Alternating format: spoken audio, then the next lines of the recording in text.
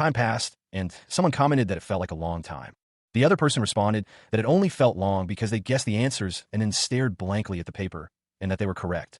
The two students continued their conversation. Elsewhere, a convoy of military vehicles moved through the city streets. Nearby, a group of men in suits sat on a bench, observing the scene. The convoy continued its advance as students walked by on the sidewalk. One of the men remarked that they weren't even real adventurers, but just students from one of the specialized high schools. Another man told him to look at the logo, stating that they were from Warrior High School. The events that occurred started without a single warning. In a sky-stained crimson, winged beast soared. Below, a monstrous dragon stood amidst the city's ruins. As the dragon towered over the landscape, terrified citizens looked on. Later, science would confirm the unbelievable. A world similar to Earth existed somewhere in the vast expanse of the universe. On that planet, a cataclysmic event had taken place. The planet was torn to pieces. The fragments hurtled through space. As a result, the remnants of that planet began flying towards Earth. The people watched in horror, and parts of our planet started to fuse with theirs. The stars bore witness. The landscape twisted and changed. The city was transformed. That was the adhesion phenomena. That was how the unusual laws of nature and a variety of monsters were introduced to Earth. The arrival of these monsters brought chaos and destruction. With the monsters' arrival, 17% of the Earth's area was affected. Humans lost control over the land. These areas became known as the danger zone. The monsters continued to spread. The situation grew increasingly dire. Among the creatures that emerged was a horned horror. Eventually, these places were called dungeons.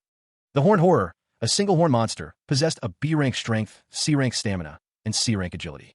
The number of horns increased with respect to the strength of the monster. The appearance of these monsters caused widespread panic. Hunters prepared to fight back against the monsters. The battle against the monsters began. The hunters engaged the monsters in fierce combat. Yusong is struck by the monster's attack, blood spraying from his mouth. The force of the blow sends him crashing through a wall. He lands hard, the impact staggering him. They had not been given any time to prepare for these monsters. The stats for a human male were Strength D, Stamina D, Agility D, Trained. Humans, as a species, did not have the ability to do anything. Yusong struggles to rise. However, they were fortunate. The monster looms over him. Disaster wasn't the only thing. Yusong grits his teeth. He manifests a blue aura around his fist. That came from the other world. The natural limits that humans, as a species, are born with. Yusong prepares to strike, and the limitations to their potential caused by the natural law of Earth. Yusong faced a monstrous figure, ready to unleash his power. The strength of some individuals was measured, with some registering a B and others an A. Chains appeared, binding a figure bathed in light. The figure remained bound, glowing with an intense blue light. The chains shattered. The power emanating from Yusong intensified. The monster loomed over him. Yusong remained defiant, surrounded by a surge of energy. He struggled against the monster's immense size. It was a phenomenon that affected all humans on Earth. The abilities awakened were different for everyone. The chosen few decided to train. Individuals who utilized their newfound potential and abilities. A dark sun rose over a city filled with masked figures. The masked figures stood ready. They sought to regain control over the dungeons. These individuals were special agents, working towards that singular goal. And so, they were known as adventurers. And that's how the era of dungeons began. The era of adventurers began. They were inspired by their strength. The entire world praised their accomplishments. Not long after that, organizations focusing on the training of adventurers were created throughout the world. The best adolescent training facility in the Republic of Korea, which has managed to produce the best adventurers for the last 25 years, was the world-renowned Soldier High School. The towering buildings of the city stood as a backdrop to the conversation, where it was revealed that even events within dungeons were being meticulously recorded and evaluated as part of a larger assessment. The discussion continued, with one man questioning the approval process for such dangerous endeavors, wondering what would happen if someone were to die. His companion responded that their confidence stemmed from a clear reason for their acceptance. The intensity of the conversation escalated, marked by a sudden, sharp exclamation. The focus shifted to a group of onlookers, their reactions a mix of awe and disbelief. One exclaimed that it was crazy how good-looking he was. Elsewhere, a figure mused that mixed-blood elves were something else entirely. The previous conversation continued, with one man questioning what the hell was going on. One of the men expressed surprise that the other was unaware of Diav Choi's frequent television appearances. It was then revealed that Diav's father was a famous adventurer and his mother was an elf. The rumors surrounding Diav Choi continued, with many claiming he was a genius. People said that he would enter the top ranks of adventurers within 5 years of graduating. Diav Choi, a 17-year-old first-year student at Soldier High, had already returned from dungeons 14 times. The conversation continued, with one man stating that the other wasn't any better than those getting angry at Diav. He added that it wasn't like Diav was an idol, questioning what was wrong with people. The tension escalated as one man questioned what the other had just said. Jaryong was identified as the speaker. Elsewhere, Yu Jaryong was seen looking at his phone, and he apologized after hearing that Lee Yunji went to a karaoke place with her friends. One man urged the other to skip work and join them after the exams were over. The other man relented, stating that he had no choice. The man wished the other good luck. Yu Jaryong was then seen on the ground, seemingly hurt. Someone wondered if he knew why Jaryong was doing all of this. In a hospital room, a young man sits beside an older patient in a hospital bed, his hand resting gently on the patient's arm. A web alert appeared on Yu Jaryong's phone, notifying him that he had not paid his hospital bills for May and June, with a total amount due of $302,521,200. Elsewhere, Diav Choi stood outside a building, receiving a message to come in, as they had work to do. Diav waved cheerfully, a wide smile on his face. Meanwhile, Yu Jaryong walked down a city street, lost in thought. Nearby, two men in suits wondered if that kid had done something to him, questioning why. Jaryong continued walking, trying to convince himself that he was just imagining things. He muttered that he didn't want to. The scene shifted to a subway station. Inside the station, a figure strung caution tape across a hallway. A voice instructed someone to say hi, identifying him as the client for today's job. Jae-won, a broker, stood with two other men. One of the men questioned if they were kidding. Another man defended their choice, stating that he was their best, even though someone thought they'd assigned their best worker. The man with the cigarette demanded to know if the other thought he was stupid, making it clear that he didn't come to be scammed by the likes of them. He punctuated his words with a threatening glare. Another voice suggested that he was being too harsh, but the first man wouldn't hear it. He demanded that the kid be removed from his sight. The man in the suit insisted that they bring him someone who was actually good at their job, or else he would make them regret it. A larger man tried to calm him down. Elsewhere, a man apologized after accidentally bumping into someone, asking if they were an adventurer. The blonde man guessed that the other was an adventurer, adding that was why he looked stupid standing behind that old man. The bald man simply stated, "Boss." The larger man assured the bald man that there was no need to continue the conversation, confident that a broken arm and leg would teach him a lesson. The panel identifies him as Lee Piljiu, a former silver rank adventurer who had returned from dungeons 81 times before retiring. The man who was bumped into turned his head. The man with the cigarette told someone to save themselves by getting on their knees and begging before the boss did anything. The man on the ground wondered what he should do. The panel identifies the man on the ground as Yu Jaryong, a first-year student at Dongkong High and a dungeon smuggler who has returned from dungeons illegally 371 times. Every day, adventurers faced a new threat. These adventurers were tasked with stopping the heinous criminals that endangered the world. This led to the question, what is dungeon smuggling? Every day, adventurers worked hard to explore dungeons. When they successfully explored a dungeon and took down monsters, they were able to attain countless treasures. However, before adventurers exited the dungeon, the treasures must be handed over for inspection. This was because lots of them had incredible strength. If such things were let to circulate without permission, they could be used for evil, which would put lives at risk. As such, the Adventurers Association must first inspect/register these treasures, and then levy taxes on them according to their worth. However, there were people that violated this rule. They entice adventurers who don't want to pay these enormous taxes and secretly pocket treasures. If these people aren't caught, then society as a whole will be at a loss. A caricature of Jae-won stands next to a shadowy figure with glowing eyes who has a bound and gagged person at their feet. Elsewhere, a message is broadcast. Everyone is being addressed. The message continues, warning that if these kinds of bad guys are seen, they should be reported to the association immediately. The white-haired man from before stand with bald observer, who looks surprised. The white-haired man smokes a cigarette, seemingly unconcerned. Meanwhile, Yu Jaryong stands before Piljiu, who is surrounded by green aura. The bald man asks if they are really going to let this happen. The white-haired man says that they're the ones who should be scared, and that Piljiu has a nasty temper. The bald man recalls that the reason behind Piljiu's retirement wasn't injuries, but assaulting teammates. Yu Jaryong remarks that assaulting teammates isn't really scary, and asks if Piljiu was an actual criminal. Piljiu recalls that the pathetic guy was only dragging him down, and that he simply disposed of some trash. Yu Jaryong's expression hardens. Jaryong realizes that when Piljiu said he disposed of some trash, he meant. The white-haired man says that Jaryong is well aware that he's trash, and that's why he purposely caused. Piljiu prepares to strike. Jaryong realizes that assaulting a teammate would be. Piljiu looked on in disbelief. Attacking him out of nowhere, Sung thought, was rude. Piljiu grunted. Piljiu lunged forward, ready to strike. Sung dodged the attack. Piljiu thought to himself that he would return. It was just a light kick. Sung's kick landed. Piljiu was sent flying back. Sung watched the scene unfold. Meanwhile, the informant watched the fight, commenting that he had brought in the most skilled person he knew. The bald observer looked on in shock. Sung remarked that with the way Piljiu looked, he thought he would be a little tougher. Piljiu was at a loss. Sung's reflexes were too fast, and the force behind the kick launched at his chin was too strong. Piljiu was sent flying. It was said that he had already reached the domain of a pro. The bald man observed that it looked like he was starting to understand, though this might not be a fight he's able to win. The informant told him to look, noting that the kid was pretty good, but that was just a single kick. The bald man responded that Piljiu had always been that way, but he could get a feel for him. Piljiu clenched his fist. Energy surged around him. The bald man remarked that he was sure Piljiu was a tank. Piljiu warned him not to stare at him like that, saying he could read between the lines. The informant remained silent, smoking his cigarette. Piljiu decided to use his tricks, declaring that he was still a smuggler scum. He declared that he would show them. After the adhesion, people began to awaken abilities that exceeded their limitations. However, every person would have different builds and talents, and, as expected, would awaken different latent abilities. Adventurers, of course, undertook training that matched their abilities, and assigned roles to themselves. The man is surrounded by a blue aura, seemingly surprised by his own power. The technique is called bulk up, and he chants iron skin. Piljiu's eyes glow with power.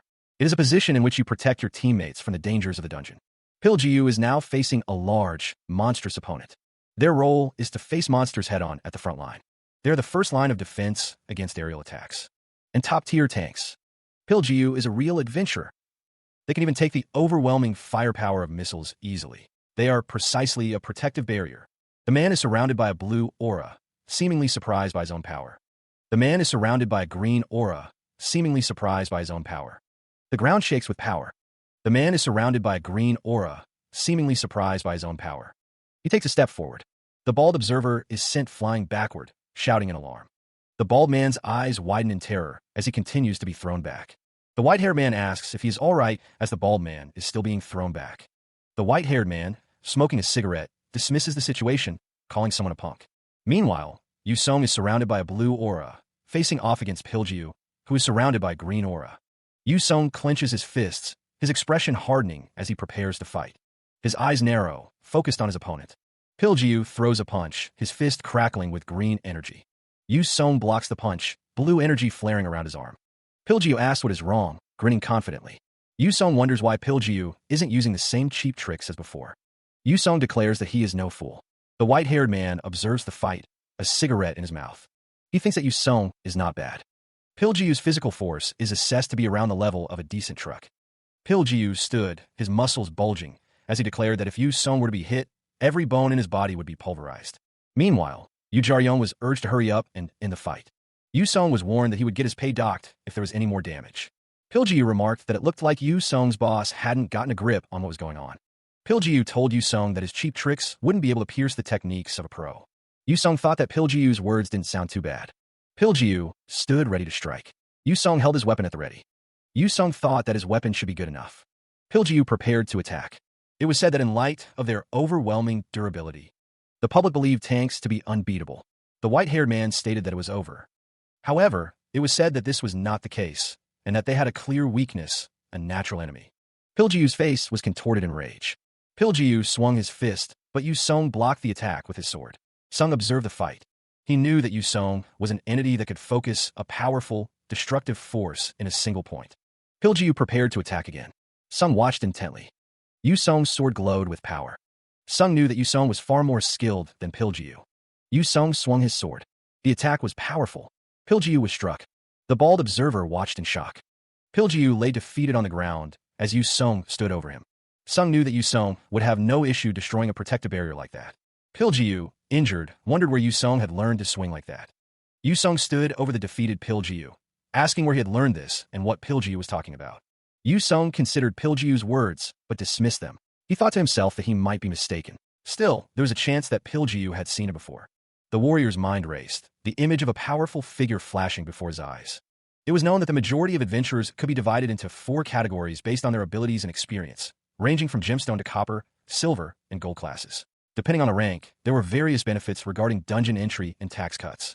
The top 100 adventurers were called rankers and were assigned color ranks outside of those 4 ranks. When he was very young, Yu Song walked down a long corridor. At that time, Yu Song thought his father was the greatest adventurer. To young Yu Song, His father was the greatest adventurer. It wasn't just because he was his father. His name was Yusong. He was one of the first-generation heroes, who could be called the first-ever adventurers. To those who haven't experienced it themselves, Yusong was one of the first-generation heroes. To those who haven't experienced it themselves, the history of the first generation is a great legend. But to the adventurers of that time, it was hell. More than anything, there wasn't enough information. What dungeons were, and what kind of monsters dwelled within, were questions that plagued the minds of many. Gekamulaths, even in their adolescent form, were monsters that now seemed easy to defeat. Considered easy to defeat now, these monsters were once a serious threat. Back then, even a single Gekamulath could pose a significant challenge. The battles were fierce, and victory was never assured. The warriors of that era faced dangers that are hard to imagine today. They were to the adventurers of that age an unknown calamity. The warriors fought with everything they had. It was a time when there weren't any skills to fight the monsters, nor the items which are so common now, and even the weapons were made of titanium alloy, erosion resistance, lowest. The odds were stacked against them. Yet, they fought on, driven by a fierce determination. In such desperate conditions, they faced insurmountable odds, but they never gave up hope. The first generation of adventurers risked their lives through trial and error. The dangers they faced were immense. The adventurers ventured into the unknown. They faced terrifying monsters. The survivors passed on their experience and accomplishments to the next generation. Those accomplishments paved the way for future adventurers. And so, they were established as heroes. Their legacy would not be forgotten. Their battles were hard-fought. One such hero was known as Dragon Slayer Yusong. He was a legend among adventurers. The title was given to the first person to ever hunt down a dragon. The news spread quickly. He was also Asia's top-ranking adventurer. That person was also my father, and I respected and revered him. The narrator believed his father was invincible, a figure of unmatched strength. That belief was about to be shattered. Yusong's father was more than anyone in the world, but even he was vulnerable. The narrator believed Yusong's father to be invincible. The young Yusong ran toward his father. The boy watched as his father fought. The cause of his father's ailment was poison. The young narrator was distraught. During his explorations, Yusong's father had come across a deadly poison. The boy sat by his father's bedside. Like any other time, Yusong's father tried to overcome it, but after decades of overworking himself, the poison took its toll.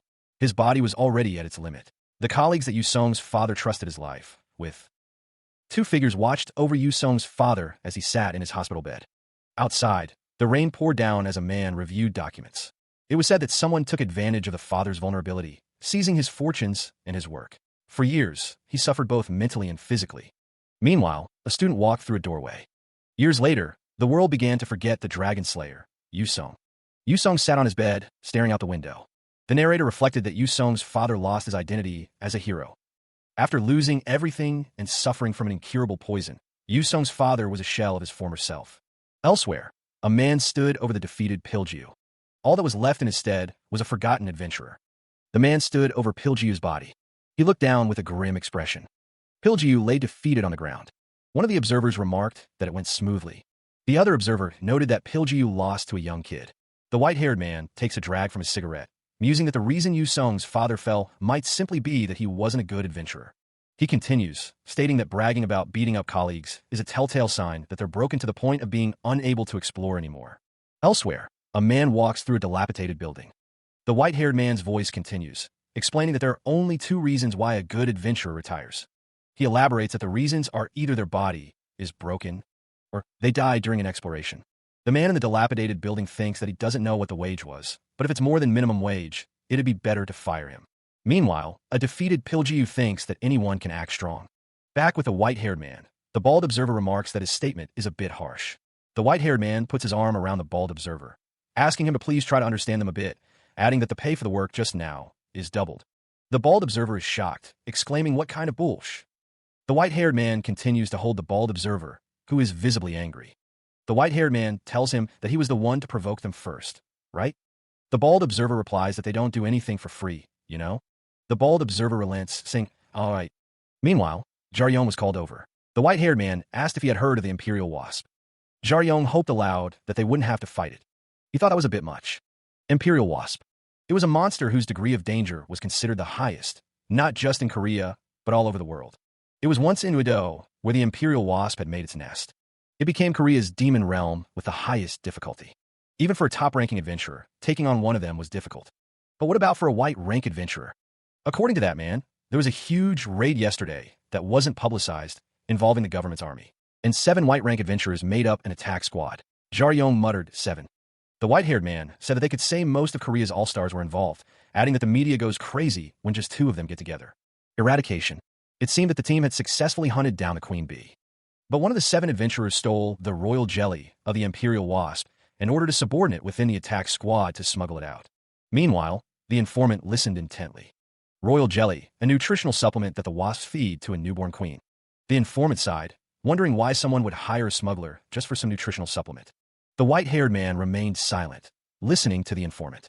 The informant continued, questioning why a white-rank adventurer would want it. Before answering his own question, they can come back from the dead. The screen displayed the word gemstone, indicating a temporary license for the Adventurer Education Center, allowing students and civilians to enter dungeons under a special reasons rank, with the association's permission required to enter a dungeon of any level. Beyond the gate, all pathways leading to the dungeons were strictly managed. The air crackled with unseen energy. The informant stood amidst this swirling energy. Of course, what he had been told wasn't the truth. The informant approached the dungeon entrance. He reached out, his hand glowing with a faint blue light as he touched the barrier. The barrier shimmered with arcane symbols and raw power. The energy pulsed, a silent warning. The informant thought to himself that he always said to be careful not to die. He stood ready, his hand glowing, prepared to face whatever lay beyond. The informant realized this job was going to be especially annoying. His expression hardened, a grim determination settling over his features. Meanwhile, Yusung watched the informant's progress. Yusung called out, questioning what the informant was doing. The informant, smoking a cigarette, was taken aback by the question. He wondered if Yusung's lack of attention was due to something else. The informant's words echoed in the air. The informant spoke of medicine that could even bring back the dead. The informant questioned if Yusung was still hung up on the past, stating that there was no point in dwelling on such things. The informant agreed with Yusung, acknowledging that even if it was considered an antidote that's second to none, Yusung realized that it wouldn't be able to cure his father's condition. He thought that if there was something like that in the first place, Yusung knew his father would have never. The narrator urged to let go of his string of hope. A lone figure stood atop a cliff, gazing at the horizon. Yusung looked up. After the adhesion, dungeons here and they were created across Earth. Among them, there are 2 considered the greatest within Korea. The first is Jeju-do, a dungeon fused with a volcanic mountain range. The other is fused with the Agar jungle. The dungeon, now a sprawling landscape of twisted structures and overgrown vegetation, had consumed what was once the heart of Seoul. The dungeon's reach extended far beyond its initial point of origin. Once known as Borame, a low-rank dungeon, it had since grown into a far more dangerous territory. With Udo at its center, the dungeon had engulfed Mapo, Yongsan, and Yongdongpo. Much of the area remained unexplored, claiming the lives of many adventurers who dared to venture within. It seemed that one of the subordinates had managed to transport something to the meeting area within the dungeon. However, after arriving at the meeting area, they lost contact. The man's fate was uncertain. Perhaps he had run away, though that seemed unlikely. It was more probable that he had suffered an accident or injury. He must have dealt with all kinds of trouble to get out of there. The informant, cigarette in hand, instructed them to go on site and retrieve what the man had, if they could find it. Jae-hwan paused, needing a moment to collect his thoughts. The informant told Jae-hwan not to get distracted and to focus on the job. The informant's words hung in the air. Yusung scoffed, asking if they thought he would run away from them. The question lingered, unanswered. He steeled himself, preparing for what was to come. He was told to be really careful. A voice echoed, reminding someone that the royal jelly of the sky wasp was precious. Humans weren't the only ones willing to risk their lives to get it. The sound of something snapping echoed through the forest. Deeper within the forest, a figure moved through the trees. The figure was sure the entire forest should be smelling like it too. The figure muttered in disbelief at the sight of a giant footprint, wondering what the hell it was. The narrator stated that others were going to be attracted by its smell. Someone ran, panting heavily. Jean Sarum, a first-year student at Warrior High, looked around nervously. Sarum was currently facing the biggest problem of her entire life. Her eyes widened in terror. It should have been an easy trip to the dungeon for Sarum's midterm. But instead, what she faced was a monster that never should have been there. What is that? The test was simple. Within the given time limit, collect as many coins that were placed within the dungeon as possible. Although it was a test used to simulate real combat situations, it had been easy. That's because it was considered a beginner's training ground. Even the monsters that happened to live there were weak and had low intelligence levels. The monster lunged, its massive form a blur of motion. Serum couldn't believe what she was seeing. It was impossible for such a creature to be here. Her expression hardened, a grim resolve settling over her features. She realized that all she had left was to hope for a miracle. And even then, she decided to fight back. Even against such overwhelming odds, she steeled herself. The Titan ape towered over her, a grotesque parody of nature. The creature was identified as a juvenile Titan ape, a monster with a 3-star danger rating. She loosed a volley of arrows. The arrows struck the Titan ape, but they barely pierced its thick hide. The monster's eye narrowed, focusing on the tiny figure before it. Sarah knew she had to keep moving, to keep fighting. The Titan ape roared, its shadow looming over her. Its massive feet crashed down, shaking the very ground she stood on. The Titan ape's fist hurtled towards her. Despite her best efforts, Sarah knew that no matter how many arrows she fired, she couldn't pierce the Titan ape's hide. The arrows flew, but they were ultimately ineffective. The arrows impacted the Titan ape's body. The Titan ape remained unfazed. The Titan ape taunted her, declaring that there was no need for it to dodge or block her attacks. The Titan ape moved in closer. It urged her to let her guard down. Jean Serum prepared to use a skill. She readied her stance. Serum belonged to a class that imbued magic on her arrow tips. Her eyes glowed with determination. She activated the skill, Flame Bombardment. The arrows blazed with magical fire. The type of magic that could be imbued on the tip of an arrow was limitless. The arrow flew. What Jean Serum decided to do was a last resort. The arrow exploded in a burst of flame. It was an explosion at the greatest magnitude she could manage. Serum watched as the flames spread. The archer thought that it should have been enough to kill any monster with a danger rank of 3 stars. Serum realized that it would only work if she could land a shot. The Titan ape stood amidst the fiery forest. The creature's massive form remained unscathed. The Titan ape loomed over Serum.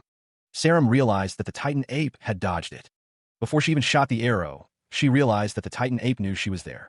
She wondered what she should do, knowing she couldn't shoot again. The Titan ape's massive feet crashed down towards her.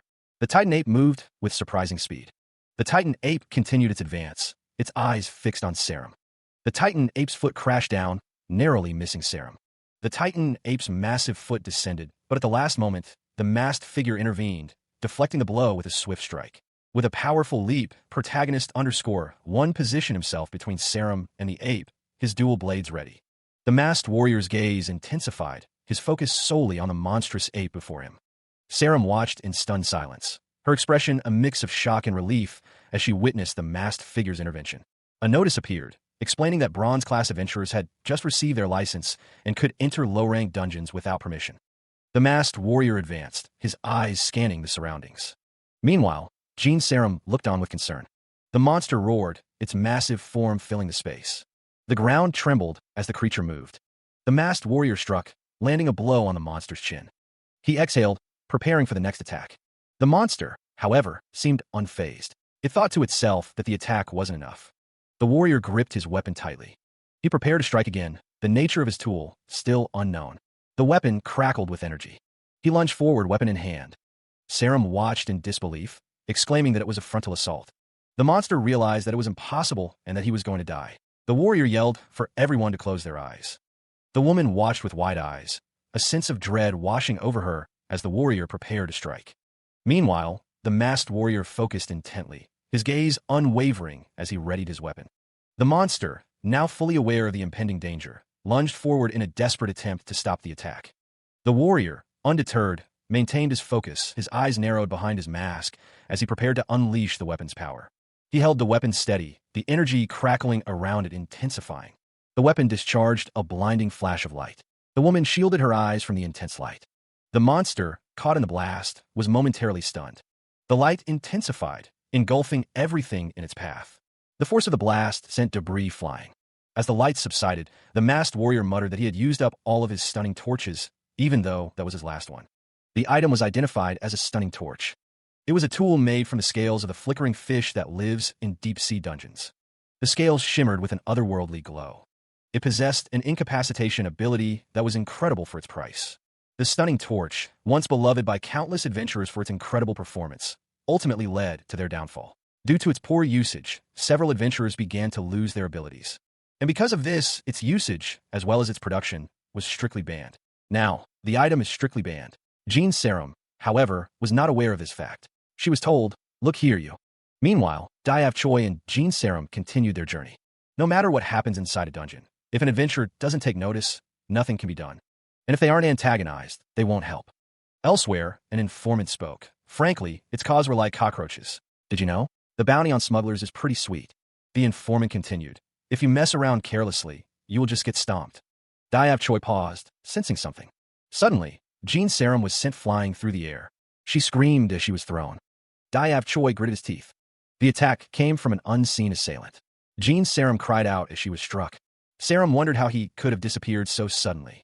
She was sure he had been right in front of her just moments ago. Suddenly, a figure moved with great speed. The figure cursed, calling himself stupid. He demanded to know what she was doing. Sarum thanked him for saving her. The man asked if she was messing with him, questioning if he looked like a fool to her. Sarum responded that wasn't the only reason he came, stating that he was well aware that she was a smuggler. The man stated that was why he wanted to offer her a job. The man's eyes narrowed. He continued to stare intently.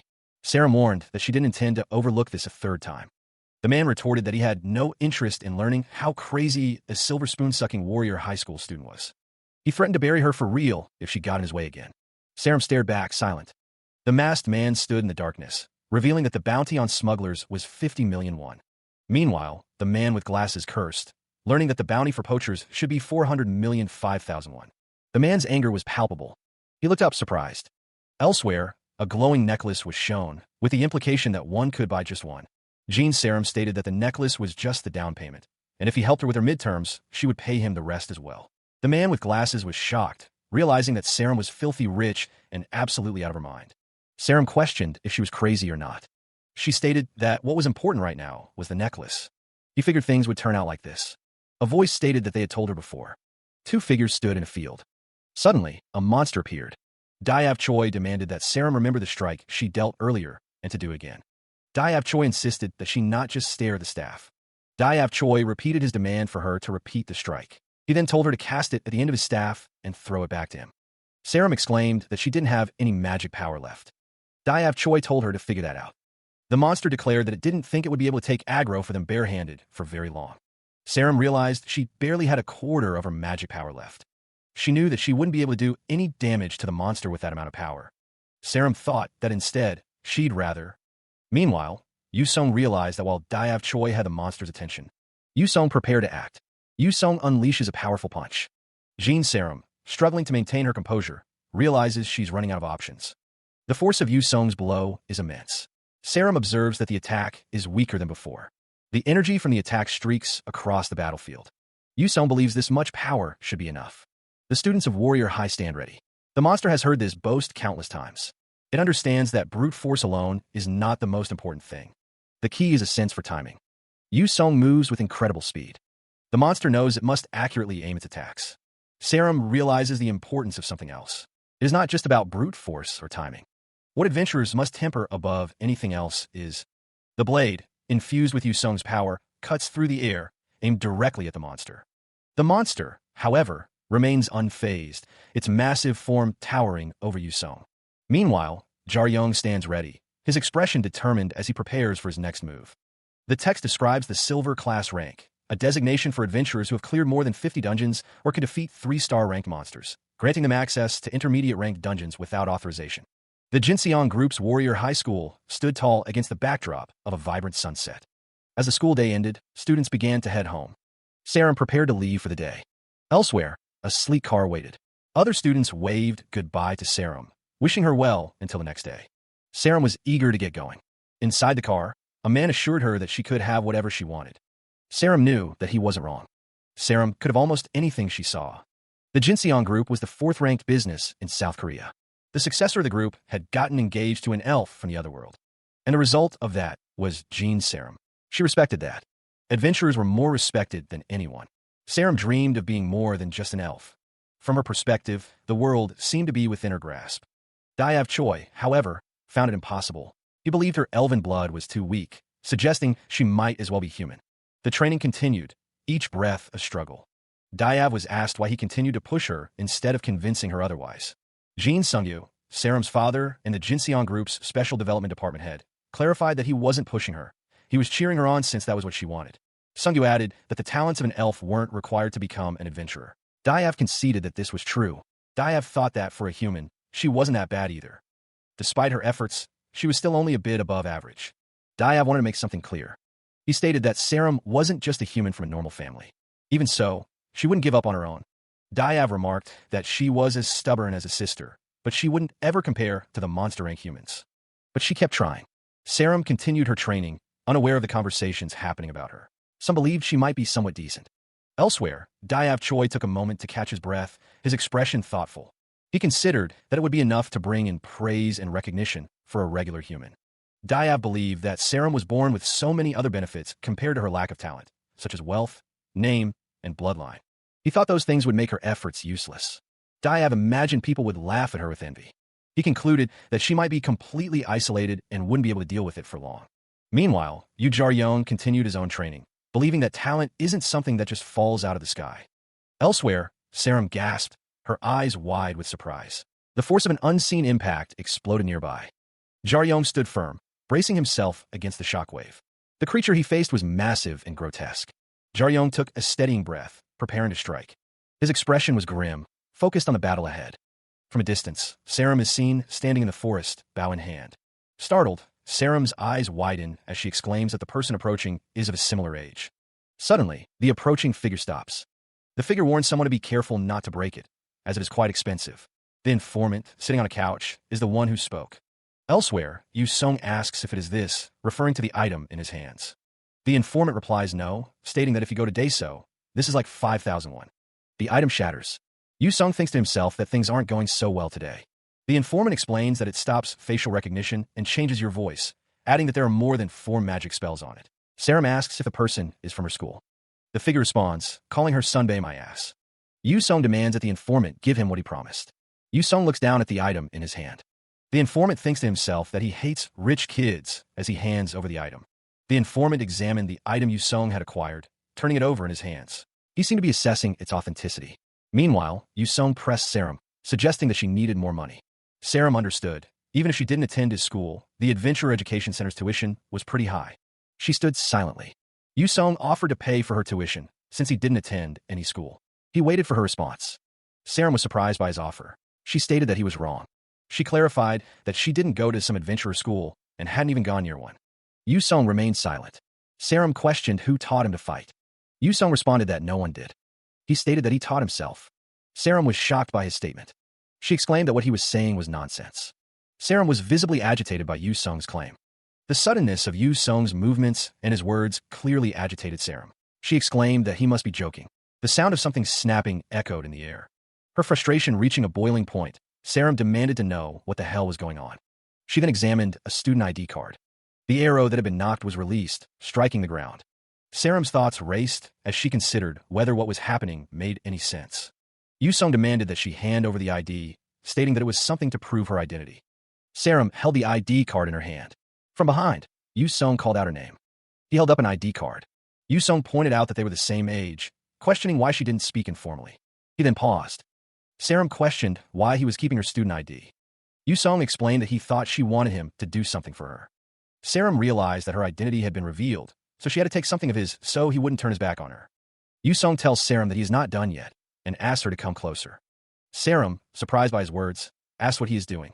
Yu Sung holds up his phone, showing her a picture. He reminds her that a smuggler's accomplice receives the same punishment as the smuggler. At that moment, Sarum's expression turns to shock. That she might smile? Sarum may have gotten involved with someone more dangerous than she thought. But the photo on the phone shows Sarum and Yu Sung posing together with a monstrous figure behind them. It was too late, and everything had already begun. The text describes the gold class rank, given to those who have defeated a 4-star monster on their own or with enough adventure accomplishments. Gold class adventurers can enter dungeons below high rank without permission and are called elite as part of the top 10% of adventurers. Well, then, the terms of the deal were set. He proposed they talk about the prices. The woman with elf ears asked exactly what he wanted her to do, and he told her to collect coins. The goal was to collect coins that had been placed in various locations throughout the testing center within the 6-hour limit. He had to find a coin box in a certain location. A coin box sat waiting. He already had 1 coin and needed to prove that he was a student. Jean Sarum realized she just needed 1 more to pass. Yu Sung knew it wasn't that far away either. The old ruins of the Eugene Mall were nearby. Sarum saw something and was confused. She realized it was not a coincidence that they had met each other. What Yu Sung was looking for was also there. The forest was dense, the ruins of a forgotten structure barely visible through the mist. Nearby, Diav Choi wondered if it was royal jelly or was something like honey that was attracting the monsters. Apparently, the substance had a strong smell and attracted monsters. Sarum stated that it didn't matter to her, but she acknowledged that Diav Choi had to go there too.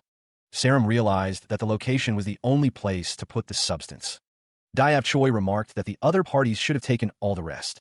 Diav Choi understood. He had been wondering why Sarum was on her own. Sarum thought it was more convenient for her that way. Diav Choi stated that they should find their coin and leave safely, as that was his mission. Sarum listened intently. Diav Choi stated that was all the cash he had right now. Sarum replied that if that wasn't enough, she just needed a bit more time. Diav Choi said he would take extra in case some emergency happened and he had to do more work. Jean Sarum questioned if they had enough stamina to continue running. The forest blurred as they moved. The trees whizzed by in a blur of green. Sarum's expression was strained as she pushed herself to keep up. Yu Jeryeong's speed was evident, leaving Sarum struggling to keep pace. The forest floor became a blur beneath Jeryeong's feet. Jeryeong's breath grew heavy as he continued to run. Jeryeong regretted accepting the offer so quickly, realizing he should have asked for more. Sarum called out to Jeryeong, asking if she could ask him something. Jeryeong told her to ask. Sarum inquired if he had really taught himself, to which Jeryeong responded that he had not entirely. Jeryeong began to explain that it was when he was a kid. Jeryeong continued to move swiftly through the forest. Jeryeong's eyes widened. Two shadowy figures lurked in the forest. The Chloraptors prepared to strike. Elsewhere, Jean Sarum continued her training. She moved with practice speed. Jeryeong had never received formal training as an adventurer, and his current abilities were hard-earned. He earned them by risking his life, but there was one exception. When he was young, Jeryeong witnessed his father's movements. The movements were precise and powerful. Witnessing his father allowed him to learn 3 movements. The first one was needle, using all of one's speed, power, and weight. The technique focused on precision. It involved stabbing the opponent's vital point. It was a simple, yet not so simple move, earned with experience, sense, and talent. It was a technique that not even the top-ranking adventurers were able to master. It required immense focus. It had been perfectly mastered by Jeryeong. Jean Sarum stood poised, bow drawn, ready to strike. With a swift motion, she released an arrow. Elsewhere, a claw raptor lay dead, bloodied from the attack. It was noted that claw raptors usually hunt in groups of at least 5. Diav Choi remarked that Sarum wasn't the only one who suffered losses because of the royal jelly. The path ahead seemed clear. However, it was noted that there were probably all kinds of monsters nearby. Diav suggested that they take a quick break before continuing. Sarum wondered what Diav had been asking earlier. She looked at him, awaiting his response. Diav denied asking anything, claiming he had only watched someone train. Diav questioned what Sarum meant and why she was asking. Sarum began to speak. She asked why he was being so sudden. Suddenly, Diav's hand glowed with power. Diav held the stamina ample in his hand, as Sarum asked if he was giving it to her. The item's minimum price was listed as 1,100,000 won.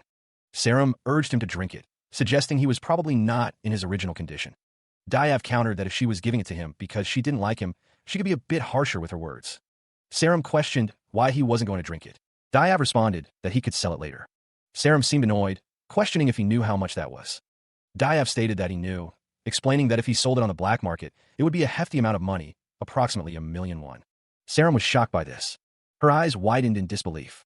Sarum stated that there was no need to rest more since he drank that, and told him to get going. Diav thought that rich kids sure were weird. Sarum reminded him that he should already know this, but they should go over it one more time just to be sure. Sarum reiterated that their goal wasn't to hunt, but to take what they needed and leave. Sarum stated that no matter what monsters were inside, they should always follow her orders and stay strong. Diav stated that he was sure Sarum had learned a lot, but his specialty was surviving. Sarum, however, didn't realize that. She was an outsider at her school, unrecognized by others. It was her first experience jumping into danger with someone as a companion. Diav told her to let's go. Sarum gulped. The pair walked towards the building. The building was dark and ominous. Diav and Sarum both looked shocked. Sarum wondered what this was. Diav wasn't sure, stating he'd never seen anything like this before either. The scene was covered in blood. The scene was gruesome. The dungeon air crackled with unseen energy. It was a place where the limits of human bravery were tested. Humans, it was said, could stand up to any situation, but there were exceptions. The only exception being the unpredictable situations that were not accounted for. Situations filled with monsters not native to the area. These monsters were dangerous even to pro-adventurers. The woman with elf ears wondered just what was in there. The man with dark hair warned her not to lose her mental state. He sensed something dangerous was in there, something she already knew. She acknowledged that he was only surprised because it was messier than he thought, but nothing had changed. Suddenly, she gasped, realizing what she was seeing. The man with dark hair charged forward, gripping a metal pipe. Before them stood a slasher lip, a monster of considerable danger. The man with dark hair prepared to strike. With a swift motion, Yu Jeryeong's weapon sliced through the air, aimed directly at the slasher lip. The blade connected, cleaving through the monster's flesh.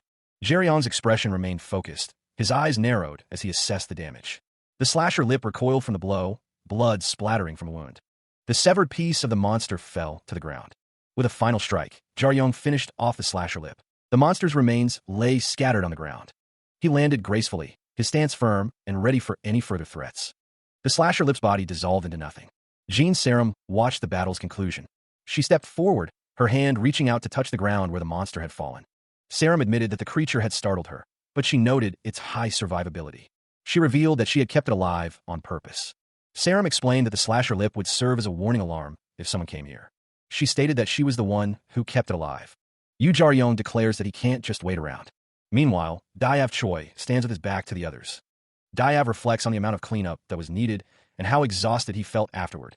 Jean Sarum, standing nearby, wonders if he is an adventurer. The man with the cap asks if Sarum said she was waiting and if she knows him. Diav observes that this isn't normal. Yu Jeryeong and Jean Sarum stand ready. Sarum's back is shown, revealing a tattoo. Suddenly, something crashes down near them. Sarum confirms that she is an adventurer, and the man with the cap says he understands.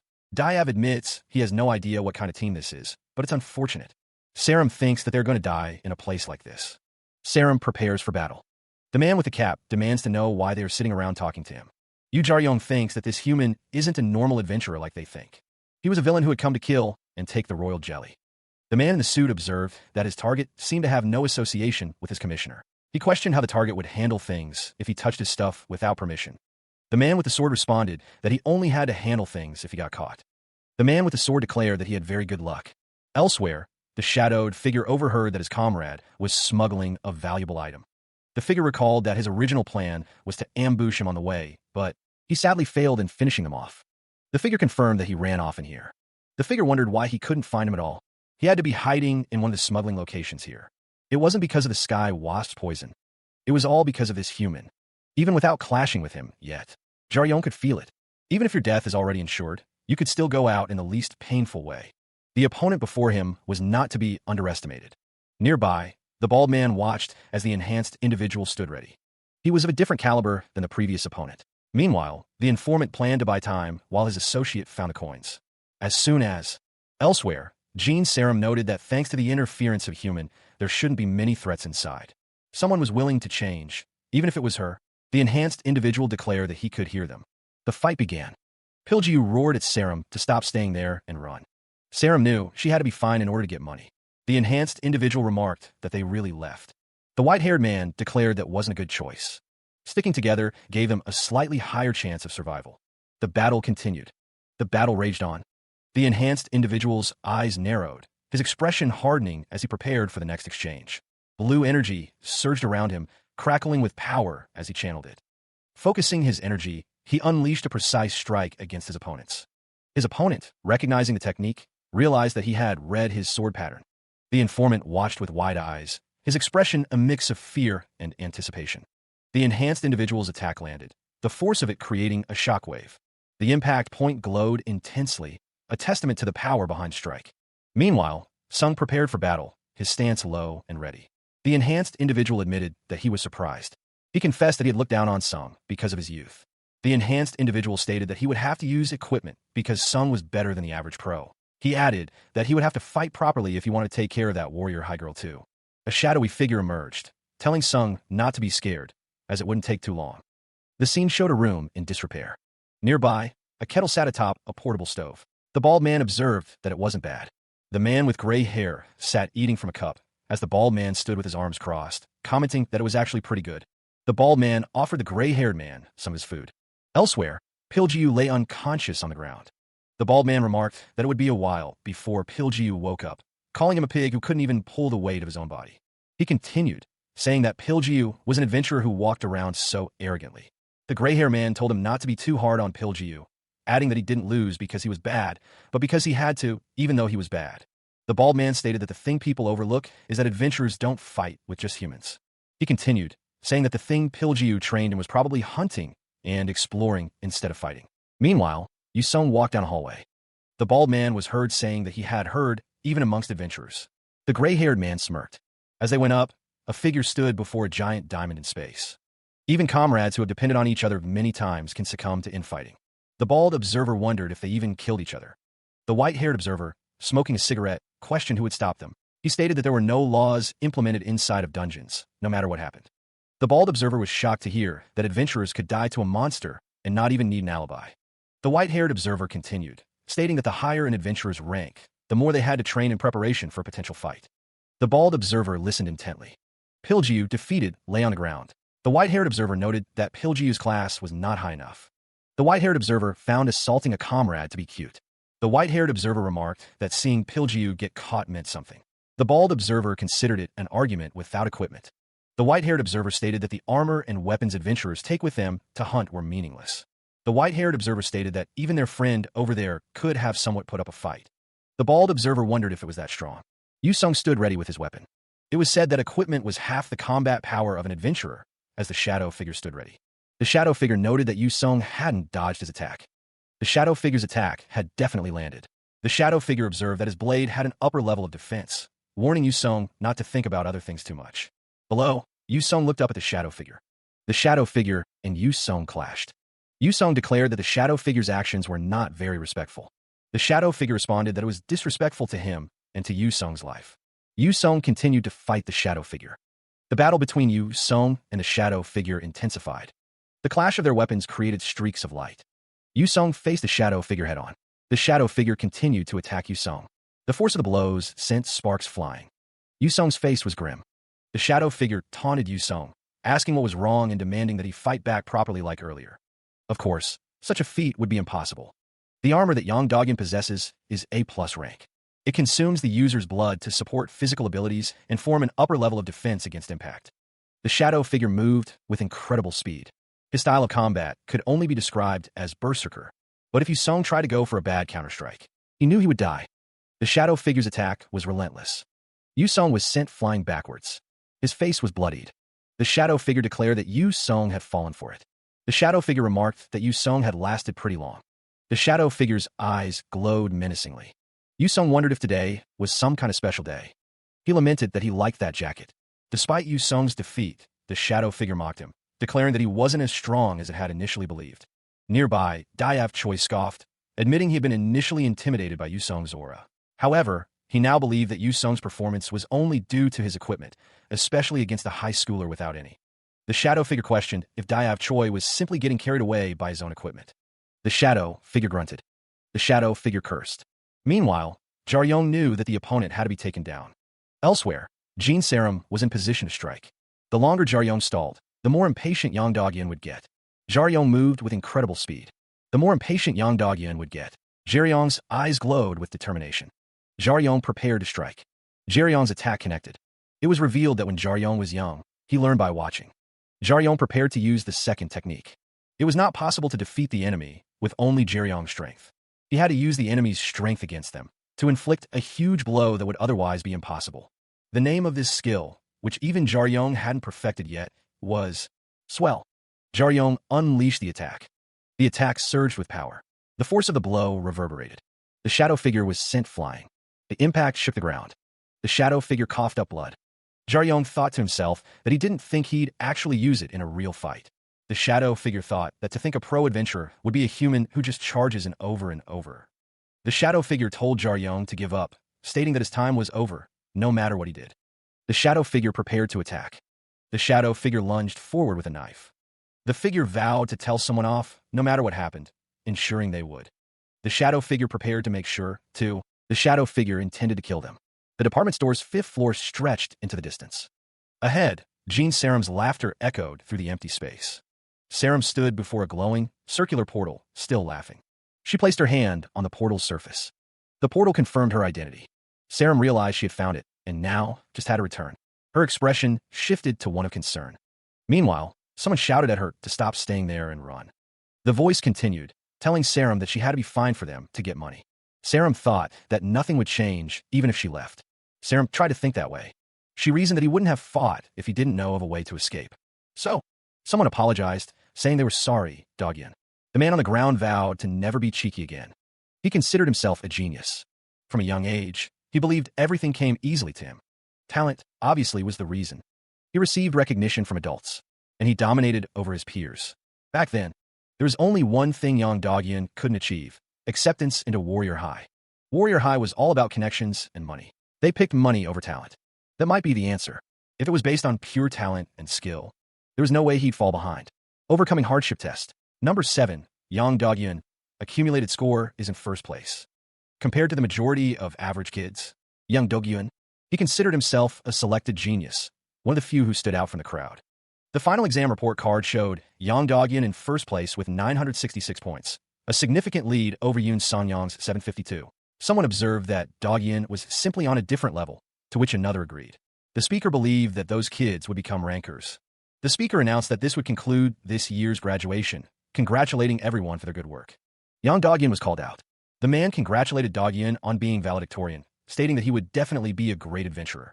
The man advised him not to become conceited and to keep going forward. Dogyan agreed.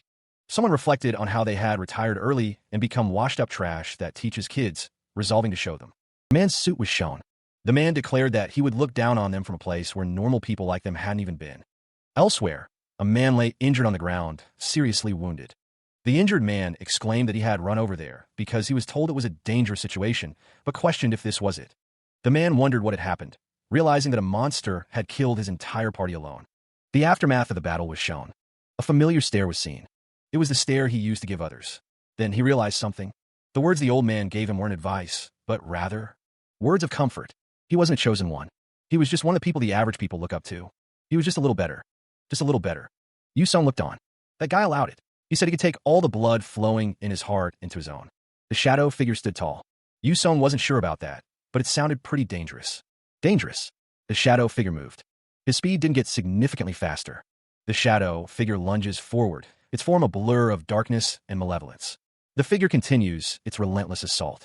It strikes with incredible speed, its movements almost impossible to follow. The force of the blow sends debris flying. Blood splatters on the ground, a testament to the intensity of the battle. The shadow figure pants, its dark form looming. Yu Song pants heavily as he struggles to maintain his stance against the relentless attacks. He realizes that he somehow managed to block the attack. The shadow figure acknowledges Yu Song's impressive reaction speed and talent. Clinging to a metal pole for support, Yu Song asks why the figure is suddenly complimenting him. Yu Song, covered in blood, demands to know why he is being complimented. The shadow figure retorts that it is none of his business. Yu Song acknowledges the figure's statement and thanks them, whatever the reason. The shadow figure declares that, thanks to Yu Song, it can now stomp on a talented person. The shadow figure prepares to strike again. The shadow figure's attack was met with a blinding flash of light. Amidst the light, Yu Song was sent hurtling backwards. Despite the force of the blow, Yu Song felt no ill effects. He noted that his body was moving without any problems. The shadow figure, reveling in the fight, demanded to see more. The air crackled with energy as the battle intensified. Yu Song's opponent knew that he wouldn't be able to maintain his current state forever. The shadow figure surmised that if it used its blood as fuel, it would definitely reach a limit. The figure planned to bait Yu Song into consuming a lot of blood and then use needle. The shadow figure declared that it already knew that. Yu Song stood firm, facing his shadowy opponent. But it was too late. The shadow figure loomed over Yu Song. A powerful blow was struck. Yu Song's face was covered in blood. Elsewhere, Jin's serum was seen. Yu Song, bleeding from his mouth, smirks. The shadow figure, eyes glowing red, tells him not to listen. Elsewhere, white-haired man 1, covered in blood, remarks on how touching the scene is.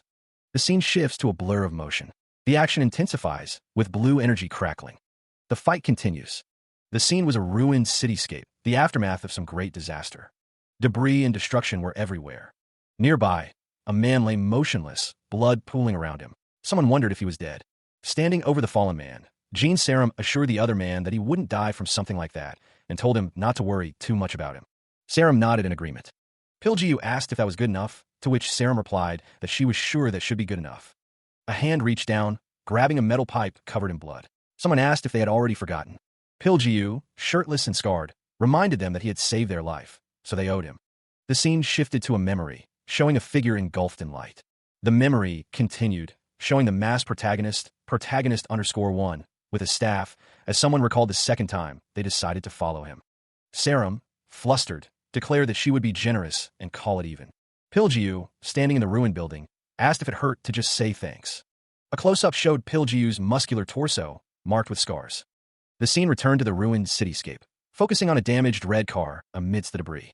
The landscape was a mix of rocky terrain and what appeared to be a body of water, all bathed in a golden light. In the distance, two figures stood on a raised platform, seemingly observing the scene. Closer now, Yu Song and Jin Sarum stood together, both with serious expressions. Yu Song had a visible wound on his jacket. Meanwhile, Sarum walked ahead, her bow slung over her shoulder. Sarum noticed a sweet smell in the air. Yu Song followed behind her, his expression unreadable. In the distance, the two could see a figure standing near a light source, with what appeared to be bloodstains on the ground. The figure was revealed to be an injured man in a military uniform, sitting in front of a glowing case. Yu Song approached the injured man, his gaze intense. Yu Song's expression hardened. The injured man questioned what Yu Song was surprised by, reminding him that he had told him about this place. He then asked if Sarum had followed him to see something special. The injured man suggested they take a look at the case. A hand reached out to open the glowing case. As the case opened, a text box stated that the scent was beyond anything anyone had experienced before. The source of the scent seemed to emanate from within the glowing case. A sweet and endearing smell filled the air, so potent it made one forget what they were thinking about. The source of the smell seemed to emanate from the glowing case. The white-haired man wondered if the sack also contained royal jelly. Diav Choi believed they should leave immediately, sensing that something might creep up on them if they stayed. Elsewhere, Sarum and Yu Song found themselves on the first floor of a department store. They noticed that the injured man was gone. Sarum, enraged, vowed that the men would pay. She declared that she remembered both of their faces. The injured man, consumed by rage, vowed to do whatever it took to kill them. He gripped his weapon tightly. His face contorted with fury as he charged forward. His eyes narrowed with determination. He struck something with immense force. The impact sent a monstrous creature flying. The injured man seemed surprised by what he had done. The injured man's attack connected, sending the monster reeling.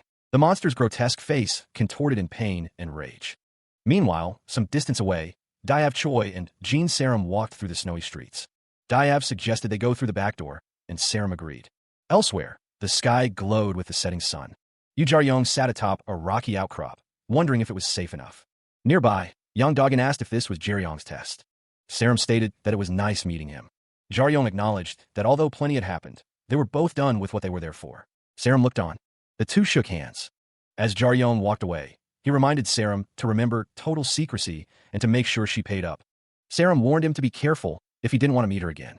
Jaryong wondered if it was okay if they saw each other again. An open container of instant noodles sat on the ground. Nearby, the informant stood, reading a document. The bald man with the glasses returned, and the informant told him not to ask, as he seemed to have had some fun. Footsteps echoed through the area. The informant stated that they should take a look. The informant smoked a cigarette. The informant held a lantern, commenting that it would have been insane if the information they had was released to the public. Elsewhere, Im Jae-won sat, and he was told good work. The informant said that he would send him money sometime tomorrow. The scene shifted back to Im Jae-won. Im Jae-won wondered if it was because of that adventurer, the one that died while fighting him. Im Jae-won thought that he didn't die while fighting him, and it shouldn't be a situation where he felt remorse. The scene shifted back to the informant. The informant was asked if there was something else that happened while he was there. The informant said there was nothing and to forget about it. The informant, cigarette dangling from his lips, asked if he could take the items in the open briefcase. He mused that they didn't appear to be royal jelly. The bald man agreed, stating that all other items, excluding the object in question, were for the smuggler to take. Meanwhile, Yu Sung wondered who the kid was that was going to eat that. The lantern glowed, its light promising to bring back the dead. It could increase an individual's limit of talent. It could do something like that. The informant explained that the effects only worked on people who hadn't reached adulthood yet. They wouldn't give it to anyone without hope. Elsewhere, Yu Jaryong was sure it was someone from Warrior High. The informant stated that he would be leaving. As he departed, Yu Sung told him to tell his father he said hi. The informant would if he got the chance. The city lay in ruins. Fires burned. Yu Jaryong thought of Warrior High. The bald man, standing against the backdrop of a fiery sunset, questioned the informant's statement. He added that they should see each other again soon. Meanwhile, the informant responded to the bald man's statement with a serious tone, stating that he was not joking. Jean Sarah mentioned that there was an entrance exam in the winter. The bald man asked if she was interested in him or something, before stating that she had a good chance. Sarum invited him to join Warrior High. She added that they only accept a handful of people at most. It was said that no adventurer could explore a dungeon alone. No matter how skilled they were, it was considered impossible. To combat the limitless situations in a dungeon, one needed to do so by themselves. That's why solo dungeon exploration was near impossible. A party was needed to overcome the challenges. Different adventurers with different talents used their strengths. They covered each other's weaknesses and overcame them together. The teams celebrated their victory. Warrior High also had political factions in each grade, and Yu Sung wondered about them. Jean Sarum sighed, explaining that if the factions were childish, they wouldn't need to worry about them. Sarum added that their grade had 2 factions. She continued, saying that the 2 in the top 3 led the factions. Sarum asked if they formed parties within the same faction and then inquired if Yu Sung was in any faction. Yu Sung listened as Jean Sarum confirmed that the teachers weren't interfering and that getting a party together was the students' responsibility. The conversation continued, with Sarum mentioning that even students outside the main factions formed their own parties. Another student interjected, claiming that Yu Sung's lack of skill was the reason he couldn't find a party. Yu Sung acknowledged that he might not become a great student, but he still believed he should be able to join a party. Sarum stated that there were 2 factions. She added that even the kids who aren't in factions have their own parties. Sarum revealed that one of the leaders didn't like him. She elaborated that the leader was intentionally isolating him. The imposing figure of the leader loomed over Yu Sung. Another student asked Sarum if Yu Sung had taken her boyfriend or something. Sarum denied it, stating that she was surviving as a solo player for now, but she couldn't survive like this in future grades. Sarum then declared that she wanted to employ Yu Sung. She specified that she wanted to employ him with his skill and with just him. Yu Sung realized that he might be able to survive. He looked at his bandaged face in the mirror. Yu Sung sat alone in his room, lost in thought. Elsewhere, Jean Sarum remarked on someone being a funny girl. The sound of a door opening echoed through the dungeon barrier. Sarum stood ready, her bow slung across her back. The dungeon barrier crackled with energy. The Gangnam 12th location dungeon barrier shimmered. Sarum considered that guy. A figure in the distance acknowledged that they heard her well and wished her good luck. Sarum wondered if he would contact her. Kong Junguk approached, and Sarum noted that he was not late. Kong Junguk, a warrior high grade 1 class 1 teacher and melee combat instructor, stood ready. Junguk asked if something was wrong, reminding her that she was still in a test, but that there was a problem. Junguk explained that in certain areas, monsters that don't live there had been spotted. Sarum realized that someone needed to be rescued. Junguk added that they were also in the area where Sarum got the coin. Junguk inquired if there had been any problems during the event. Sarum confirmed that there hadn't been any. Junguk remained silent. Suddenly, Junguk commanded Sarum to get behind him. A large, monstrous figure loomed nearby. Sarum gasped, startled by the sudden appearance of the monster.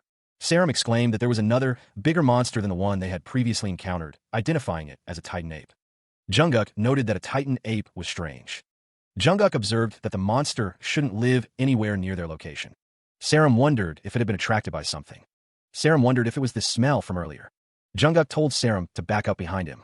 The Titan ape snarled, its glowing eyes piercing the darkness. It was stated that the teachers in the dungeon field were all former adventurers. Junguk stood ready to face the Titan ape. It was said that those who became adventurers from Warrior High often ended up abandoning their careers due to injuries. The power emanating from Junguk's fist intensified. This was how the outside world viewed them. The force of the blow ripped through the air. The Titan ape was sent flying backwards. The impact reverberated. The ape staggered. The massive creature was knocked off its feet. Fighter of tyranny. The Titan ape crashed to the ground. In her early 20s, they received the title of Ranker. Junguk thought that he couldn't do anything about daily use, but he told Sarum that she was lucky. Sarum realized that could have been very dangerous. Sarum tightened her grip on her bow. Diab Choi expressed his relief that she was safe, but he remained still. Sarum stated that they should return. She thought to herself that the one teaching her was also a warrior. Meanwhile, Junguk walked through the forest. It was said that young warriors could become teachers. The sign read, Warrior High, Practical Base Camp. The camp consisted of several dome-shaped buildings. Elsewhere, a man with blonde hair sat on the ground, facing away from a large, armored figure. The armored figure remarked that the people who went there were lucky, but then trailed off, calling them weaklings. The armored figure loomed over the seated man. Back in the forest, Diab Choi and Sarum walked together, as someone noted that one was coming as they spoke. Nearby, Junguk ordered someone to go and wait over there. Sarum confirmed that she would check that everyone was here, and then confirm the numbers and change into uniform. Sarum prepared to fire her bow. Sarum stated confidently that everything would be fine. Diab Choi responded that at least her tact was fast. Elsewhere, 3 figures stood together, clad in matching uniforms. Diav Choi questioned if that was really the case, stating he didn't think she'd be worried for him. Saram smiled in response. The archer stood ready. 6 years prior, a glowing orb of energy hovered in someone's palm. Back in the present, Zeke Esker Saram's uncle, urged someone to increase their output, confident they could go further. Jean Saram, now 11 years old, was told to pay attention and stay focused. Saram's eyes widened, and Zeke declared that was enough. Zeke remarked that she had at least improved since last time. Saram responded that it was only by a little though. Anisha Esker Saram was then told that was right, and to go. Sweat dripped down Saram's face as she looked on. She appeared concerned. Anisha's magic flared. Anisha was told that was right, and to go. Zeke thought that her looks weren't the only thing that wasn't like that of a mixed blood. It was said that Anisha had the ability to wield magic better than most purebloods. Zeke told Saram that her cousin was a genius, and if she wanted to continue on this path, she would be compared to her forever. Anisha stated that being compared was the least of Saram's worries. Anisha suggested they be careful, her expression unreadable. The warning continued, stating that they might get destroyed if they made the wrong move. Saram admitted that she simply didn't understand. The focus shifted to Jaryong, who stood with his back turned, bow slung across his back. Anisha remarked that with Jaryong's skills, he should try creating a party with her if he was so curious. Jaryong seemed surprised by the offer. He stammered, saying he couldn't, although he'd love to. Anisha stated that both of them were range damage dealers. Jaryong countered that maybe if they were on similar levels. Anisha continued, saying that although she said it was for him, it was actually a hassle for others to handle. Anisha stood with 2 other students. Jaryong reassured Saram that there was no need to worry, as he was sure there was going to be a retest. Saram responded that she didn't care about the rest. Anisha remarked that Saram really did her best, didn't she? Anisha advised her sister not to push herself too hard. Elsewhere, Diav Choi stood among a group of people. Saram struggled. Her expression was grim. The hospital loomed large against the night sky. The door clicked open, and a man stepped inside. Inside, a nurse greeted the guardian. He wondered if something was wrong. Yusong's father appeared to be suffering a relapse. A doctor spoke with a nurse. The doctor explained that the patient had an extremely rare condition. It was explained that Yusong's father was the only known case in the world of someone being infected by dragon's blood and surviving. With current medical technology, healing or improving his condition was impossible. The best they could do was to suppress his pain with medication. The doctor explained that the problem lay within the ingredients of the painkillers. The only possible antidote at this stage was the milk of an extremely dangerous monster. That monster was the Sky Tiger, a creature of immense power. Jae-won stated that money wasn't the issue. It seemed a new potion was circulating among adventurers. The ingredient for it was also the milk of the Sky Tiger. The Sky Tiger's milk used to be an ingredient you could get with enough money. However, things were different now, since it was considered useless despite being precious. Jae-won expressed disbelief, saying there was no way they couldn't find enough to save a dying person. The doctor clarified that wasn't the issue, though. The amount required to stop Yusong's father's symptoms was equivalent to the amount that's used to make 10 of those potions. The doctor was sure the government would get involved if there were enough patients that required it. But since there was only one patient in the entire world, there's no way they would give up that kind of profit. Despite the odds, they would do their best to do something. But besides the money, there's nothing much they could do without the ingredients. The man sat alone on the bench, lost in thought. Moments later, his phone vibrated in his hand. The phone continued to vibrate. Elsewhere, Jean Saram looked at her phone in surprise. Saram wondered if it was a little too late. Back on the bench, the man on the phone said that he didn't think he had a choice but to accept the offer. Saram asked if there was a condition he had in mind. He realized that he might have to look into it. He thought that it could work. The man asked if he could get some. Saram explained that her company's development team was producing that potion, and the amount he needed wasn't that much either. The man was surprised by this world, but Saram told him not to worry about it. He confirmed and asked if she had time this Sunday. Saram reminded him that he had to prepare for the entrance exam. From atop a nearby building, a voice echoed with a sense of calculated preparation, stating that there was nothing to lose by preparing ahead of time. The camera panned down the side of the building. The view settled on Yu Jaryong, who stood before the Special Defense Industry Research Institute, a guitar case slung over his shoulder. He was greeted by Jean Saram, who remarked that he was early. Elsewhere, a woman in an orange coat asked, "How are you feeling?" The informant replied that he was doing well, not too bad. Back at the institute, Jaryong asked what they were doing there. The narrator explained that they were there to measure his potential, elaborating that after the world changed, humanity was given access to powers beyond their capabilities. Before the adhesion, the talent that normal humans had was excluding magic. In the past, the narrator continued, one was considered a genius if they could get to rank C. Anything beyond rank B was considered superhuman. Excluding magic, one needed to be ranked C in the 5 categories. Sarum stated that this was the bare minimum to become an adventurer, as her stats were displayed. The narrator added that one also had to be ranked B in at least 3 of them to be considered for Warrior High, as Jaryong's stats were displayed as question marks. Jaryong wondered if it was like getting his physical done. Sarum looked on. The bald man wondered what was so complicated about it. Meanwhile, Yu Jaryong simply chuckled. He realized he should have known when Jin Sarum asked how he was feeling. Yu Jaryong stood before the Gear Crone Pro, version 9.22. Since they were already there, Jaryong figured he might as well try his best, as he had been curious for a while. He thought about his potential. Yu Jaryong steeled himself. Elsewhere, a figure in a white and gray suit stands ready, gripping a long staff. Nearby, a metallic structure hums with power. The structure rises, revealing itself to be a large, humanoid golem. The figure in the suit stands his ground, staff at the ready, as the golem looms over him. From control room, a lone figure observes the scene on a large monitor. In another part of the facility, Young Yeoman and another woman watch the same feed. Yeoman holds a mug, while the other woman stands with her arms crossed. Yeoman wondered if he had the resolve, now that he was preparing to transfer. The other woman chuckled, agreeing with Yeoman's sentiment. Meanwhile, back in the testing area, the golem's foot slams down. Back in the control room, Yeoman prepares to begin the test. The golem continues its assault. The figure in the suit braces for impact, his eyes glowing with determination. A narration box explains that the talent test is usually done in the 6th to 7th year, and the testee wears special equipment for detailed measurements. The narration continues, stating that the test pushes the testee to their body's limit in various fields. Because of the equipment's sensitivity, measuring the student's abilities proves to be a challenge. It was explained that only those with exceptional talent or extensive training could even hope to reach their limits. The testing equipment was designed to measure the limits of the student's abilities. The challenge lies in pushing the students far enough to truly gauge their potential. It was observed that Yu Sung's physique was near professional, making it difficult to push him to his limit. Despite his impressive abilities, it was believed that he should be tired by now. Elsewhere, Jin Sarum brought up the fact that Yu Sung had attended a normal high school. The bald observer expressed his curiosity, wondering where Yu Sung had failed to get into a special high school. Back in the testing area, the golem continued its relentless assault. Even with the difficulty lowered, the bald observer seemed surprised. Yu Sung had read the golem's attack pattern after dodging only a few times and found an opening to counter.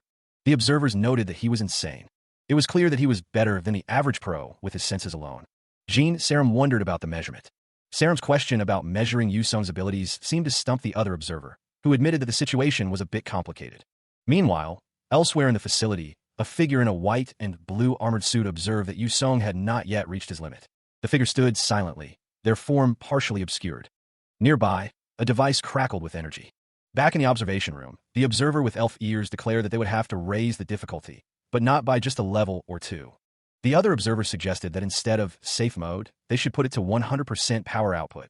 The observer with elf ears confirmed that Sarum knew it too. Sarum then asked how they could measure his limit. The observer in the lab coat admitted that they weren't sure, stating that this was a first for them as well.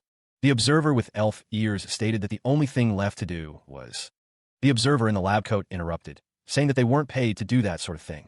Suddenly, a voice boomed out, questioning who was using the research lab without a report. The voice belonged to Zeke Esker Sarum, Jinseong Group's director of research. The observer in the lab coat noted that Zeke usually didn't come in on Sundays, while Sarum referred to him as Uncle. Zeke stated that he trusted that whatever they were doing was something they were ready to accept imprisonment for. Zeke's words hung in the air as Sarum declared that she was the one who had requested the test. Zeke questioned if she had asked for this. Sarum responded, asking if that was an excuse to cover for his servant. Zeke told Jin Sarum not to mistake herself, stating that this was her father's place, not hers. Sarum was told that there was nothing she could take responsibility for. The rumors about the director were true. Sarum's maternal uncle had been cold to only Sarum since she was young, even though she didn't do anything wrong. It was the weekend, and other adventurers that have connections to Jinseong Group use this place often. Zeke asked if there was a problem. Zeke inquired if there was a problem. Zeke wondered who that was, someone on his level. That's just Sarum's. And he also lost the measurement data. It's not like the cost is cheap either, she wanted. The explanation continued, detailing the reasons for the transfer. Zeke listened intently. The scientist nervously clarified what he meant by director. He nervously chuckled, trying to lighten the mood. Zeke dismissed the scientist's concerns, stating that even the golems in safe mode weren't enough. He declared that he would go down and face the threat himself. The scientist wondered if something was truly wrong. Elsewhere, a figure stood ready, a long staff in hand. The narrator stated that battles happen amongst adventures. It was often hard to find the limit of someone. Of course, in this case, The opponent was a few levels above the test taker. The narrator clarified that the opponent was a few levels above the test taker. Zeke stated that it was sudden, but he would skip introductions. The figure with the staff realized that Zeke didn't have much time. Zeke wondered about this guy. Yu Jar-young didn't know who he was facing. Zeke observed that Jar-young seemed to understand the situation. He declared that he would be Jar-young's opponent instead of the golems, encouraging him to try his best. Elsewhere, a man recalled that Zeke was more than human back then. The man remembered how Zeke looked at him, recalling that he was an opponent he felt he had no way of winning against. Yu Jar-young prepared for the incoming attack. Zeke told him that there was no need to worry about his safety. Jar-young gripped his weapon tightly. The air crackled with energy. Jar-young launched an attack. The attack surged forward. A nearby text box identified the attacker as Zeke Esker Serum, Jinseong Group Director of Research and Jean Serum's maternal uncle. Zeke prepared to counter the attack. Another text box identified Zeke as Korea's 7th place ranker. Zeke was identified as a white class adventurer. A final text box explained that adventurers in the top 100 are called rankers and get a color based on their ranking. 76 to 100 are red, 51 to 75 are blue, 31 to 50 are green, 11 to 30 are black, and 1 to 10 are white. Colors are based on rankings, so when rankings get refreshed, promotions or demotions happen. The blue energy crackled around the blade as it was swung with immense force. The strike continued, the air itself seeming to vibrate with the power behind it. The hunter was sent flying backwards from the force of the blow. The armored figure, however, saw no openings in Jar-young's attack. For Jar-young, the strategy was simple. Jar-young's strategy was simple. He would force an opening. He would strike with his full force. A single strike with his full force behind it. Once the opponent dodged it, he'd attack using the created opening. The blue energy surged as Jar-young prepared to follow through. The armored figure was sent hurtling through the air. The hunter's eyes widened in surprise. The armored hunter declared that his opponent was much more than he appeared. Diav Choi scoffed, finding the hunter more frivolous than he had initially believed. With a swift kick, Diav sent the armored hunter flying backwards. The armored hunter's helmeted head was seen from a low angle.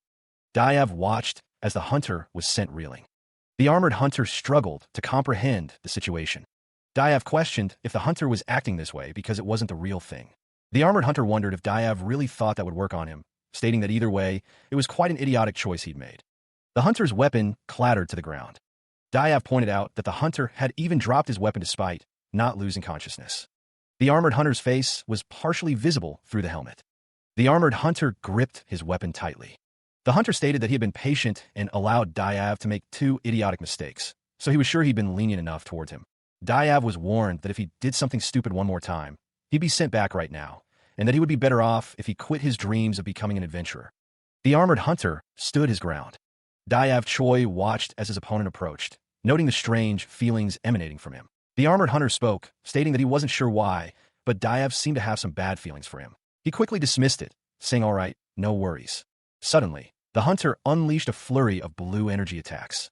Diav observed the hunter's movements, realizing he was quickly approaching again, and it was the same pattern as before. The hunter continued his assault, blue energy crackling around him. Diav prepared to counter, his expression focused. The hunter's attacks intensified, the blue energy becoming more concentrated.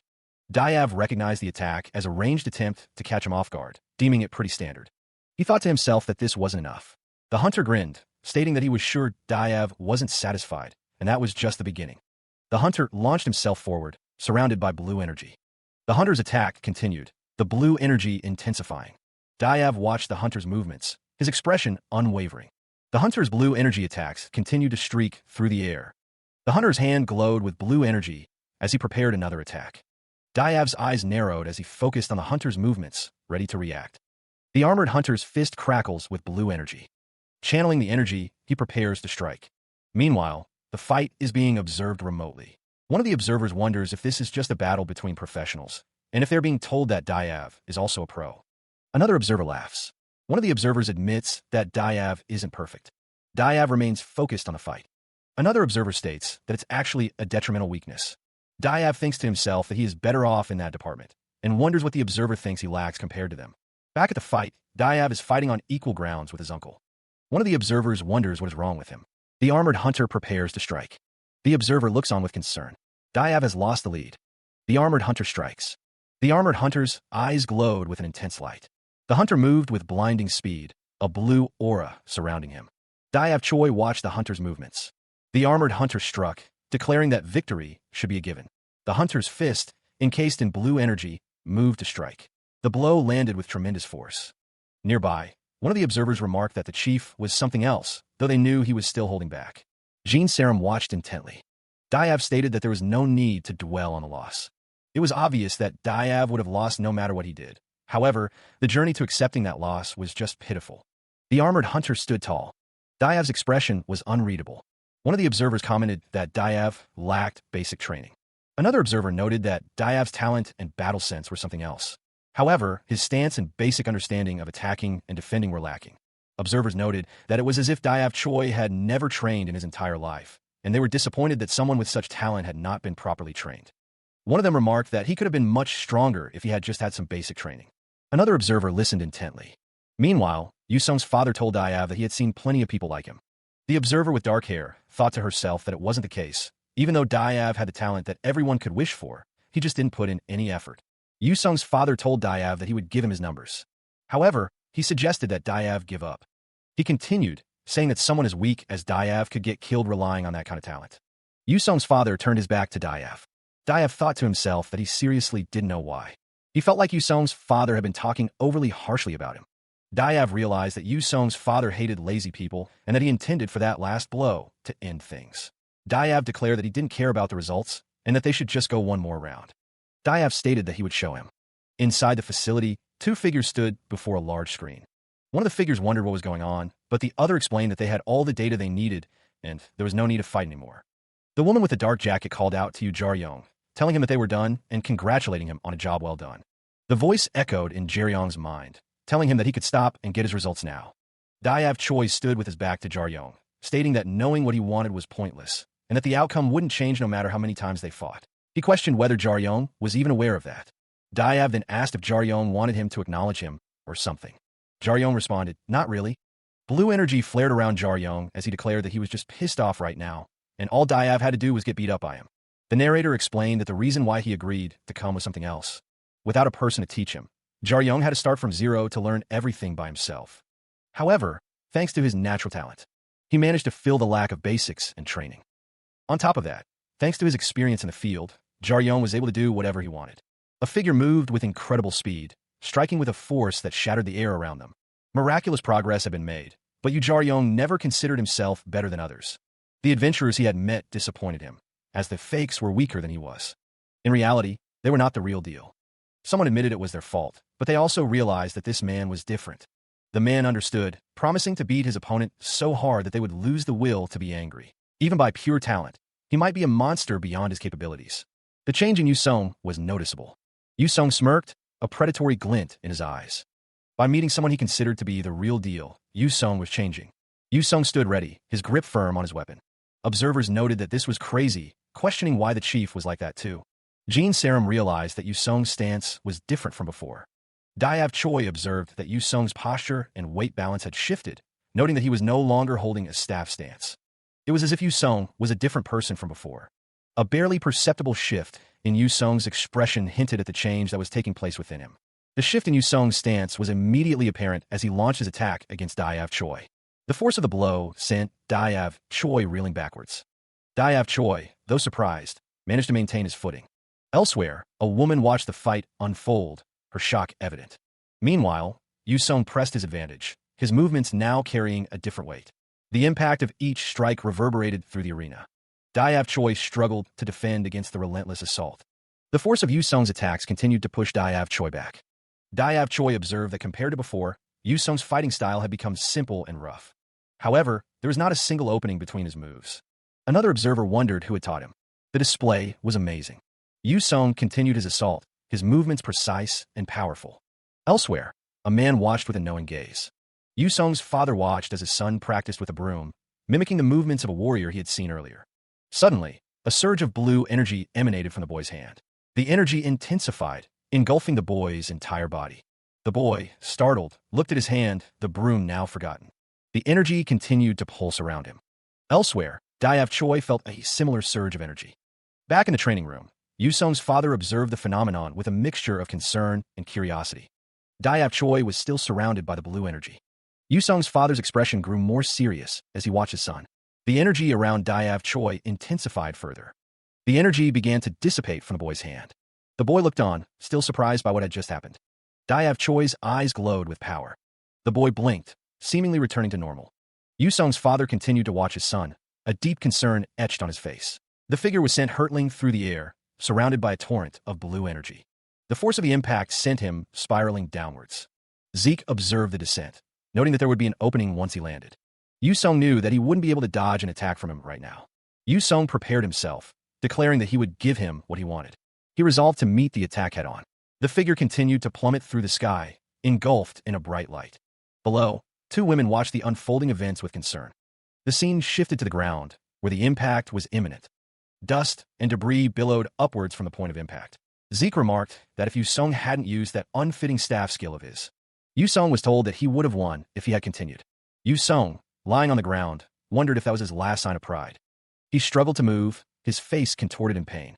Zeke stated that he had simply run out of what he had memorized. Yusong plummeted through the air, reflecting on his defeat. He knew he had only ended up getting beat up even more. Despite the beating, he thought it wasn't so bad. Zeke Eskersarum was infamous among the highest rankers for his sharp attitude. Anisha Eskersarum called out to him. Anisha told him to be quiet. Zeke's healing was due to his overwhelming skill. Zeke's hand glowed with power. He focused his power. Anisha assured him that Yusong would be fine, explaining that she had made sure to heal him of any injuries. Zeke confirmed that he had been told Yujaryong was his name. Zeke paused, thinking that he was one of only 10 white class rankers in the entire nation. Zeke realized he'd meet his son here. He was also the greatest healer in Korea. The city sprawled beneath them, a concrete jungle bathed in the fading light. Below, the streets bustled with activity, cars snaking through the avenues. Diav Choi stood, his jacket slung over his shoulder, waiting. Diav mused that he could have gotten coffee and relaxed somewhere if they weren't going to be late. The man driving simply stated that if they were late, people would assume it was his fault. Diav was told that something came up, and it took longer than expected. The driver mentioned that he heard Diav was dueling with some kid, or more than one. Diav simply responded with a huh. The driver suddenly screamed, questioning the cut on Diav's cheek. He asked if it was a cut at all. Diav wondered what it would be if it wasn't cut. The driver couldn't believe that if he's getting ready to join the school, he'd be 16. He stated that he's 17 and looks like he's trying to join Warrior High this winter. Diav sat silently. Diav recalled a recruiting event from the winter, but he didn't think anyone had passed during the 3 years he attended. Kong Jianho noted that Diav didn't even have an ID yet, but he was sure the kid had a chance, having already managed to cut Zeke Eskersarum's face. Jianho thought the young ones were getting really scary and that he needed to be on guard. He found it funny. Zeke stated that comparing people to elves wasn't reasonable, but he was sure there was no difference between the two of them. Kong Jianho, a South Korean rank 19th black class adventurer, scoffed, saying that of course there would be a difference. Kong Jianho was the leader of NYX, Korea's #1 attack squad. Jianho was sure he had the edge on him. Jianho thought that they were both in age and in talent. Diav was 21 years old and graduated from Warrior High School 1 year and 7 months ago. He had never seen this car before. The driver told Diav not to change the topic, explaining that he had ordered it a while ago and it just arrived. He added that he didn't use his money much anymore, and Diav asked how much it was. The driver responded that it was 3.5 billion, but Diav couldn't hear him. Elsewhere, a man lay on a medical bed. He sat up. He realized that all his injuries were healed and that he wasn't in pain either. The man awoke. Elsewhere, a woman questioned what the other person was thinking, asking if they really thought they could win. The response was a simple denial. The woman insisted that she had suddenly become angry and that the other person had started it. The other person asked what had started, adding that there was no way their uncle would try to fight. The woman asked if he was her uncle. She confirmed that he was, on her mother's side. The man simply acknowledged this with a huh. Okay. The woman remarked that they seemed to have a good relationship. She added that she could tell from how he treated her. The man took a sip of his drink. He asked what they were talking about. The woman stated that it was just as she said, and that she was sure he was worried a weird guy was trying to take advantage of his niece. She continued, saying that he had all the right to be worried, but that her uncle wasn't like that, and that he was such a stern person. Elsewhere, a woman asked if someone was awake. Following up on her question, a woman and a muscular man sit and discuss something. The woman asks if he is hurt anywhere, but the man assures her that he is fine. Meanwhile, a man in a lab coat smiles, relieved. The man in the lab coat thinks to himself that it's a relief they got the results back. Elsewhere, someone thinks that their chief might not seem like it, but he is the country's greatest healer. The narrator reflects that the chief was overwhelmingly strong, but that wasn't even his main role. Someone smirks. The man in the lab coat thinks that it's a relief as they got the results back. A woman and Yu Jaryong look at a tablet. The tablet displays Yu Jaryong's stats, and the woman exclaims that it's amazing. His stats include A, B in strength, A in stamina and agility, C in intelligence, D in magic, and B in patience. Someone asks if this is good. Someone tells them to shut up. The narrator explains that in order to become a first-class adventurer, one needs to have at least a B rank in ability stats. B is superhuman, C is excellent, D is average, and E is weak. However, the narrator notes that one needs a balance of stats, as a woman runs with C-rank stamina and agility. The narrator continues, stating that it doesn't matter that one's agility is high if they don't have enough stamina, as a man runs with D-rank stamina and B-rank agility. The narrator concludes that even with high strength, one can't bring out their true potential with just stats and strength, as a man stands with A-rank strength and D-rank agility. The narrator finishes by saying that even normal people have some stats with a C rank or above, but things get different when one has more than two, though. The woman listened intently. The narrator explained that strength, stamina, and agility were the core stats. From a normal human's perspective, people with a C rank in those three stats were considered 1 in 10,000, making them capable combatants. Even just having those stats would put one among the best adventurers, but Yu Jaryong had a B in strength and an A in the rest. Not only was Jaryong balanced, but his raw stats were also insane. Even within the first years of the dungeon raid department, he'd be on the same level as that monster. The man wondered what the hell he was expecting. He continued to look at the tablet. The chief that Zeke Eskersarum fought with didn't have a single stat above an A. Stats were just innate talent, he realized. They didn't represent current skill. Even with the best stats, there wouldn't be a difference between an A and a D if one didn't train. There are things that couldn't be measured, such as whether or not the skills one used suited them, their battle sense, and their experience. Although this might seem cruel, the woman explained that she'd seen plenty of adventurers that had made up that gap through pure determination. Sarum seemed to be in a good mood. Someone thanked them for the story. Someone admitted that they weren't disappointed or anything, but they just didn't have an understanding of this stuff. Someone knew someone. Someone else stated that compared to him, they still had a long way to go. Someone seemed to be confused.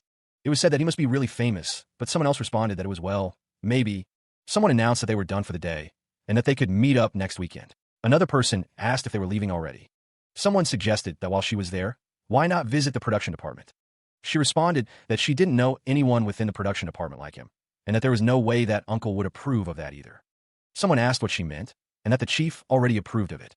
Sarum was shocked. Someone was told to get up and take him to the equipment production department. The person was told to tell them that he's his guest.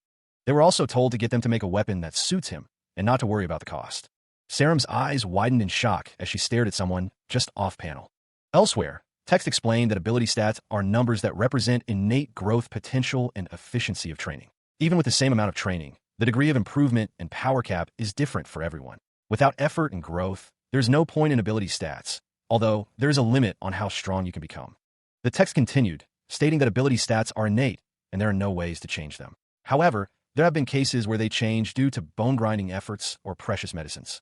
It then detailed the ability stat requirements for an adventurer license, explaining that if you have a rank E in any of the 6 ability stats, excluding magic, it is impossible to earn an adventurer's license.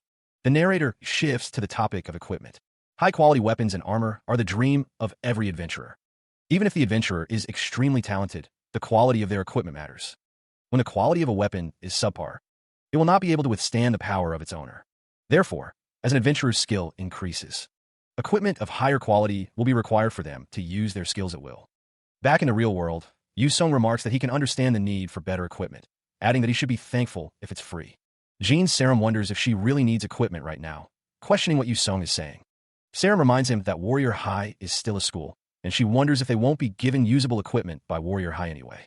Yu Song scratches his head, listening to Sarum. Sarum and the other student look surprised. Sarum sighs, saying that Yu Song is planning on joining Warrior High, adding that all of this is her fault. Sarum's companion says that if they were talking about a normal adventure institution, she'd be right. An armored figure stands tall, a sword and bow floating beside them against a backdrop of swirling nebulae. The conversation continued, with one student questioning whether Warrior High was any different, suggesting they would have ample funds.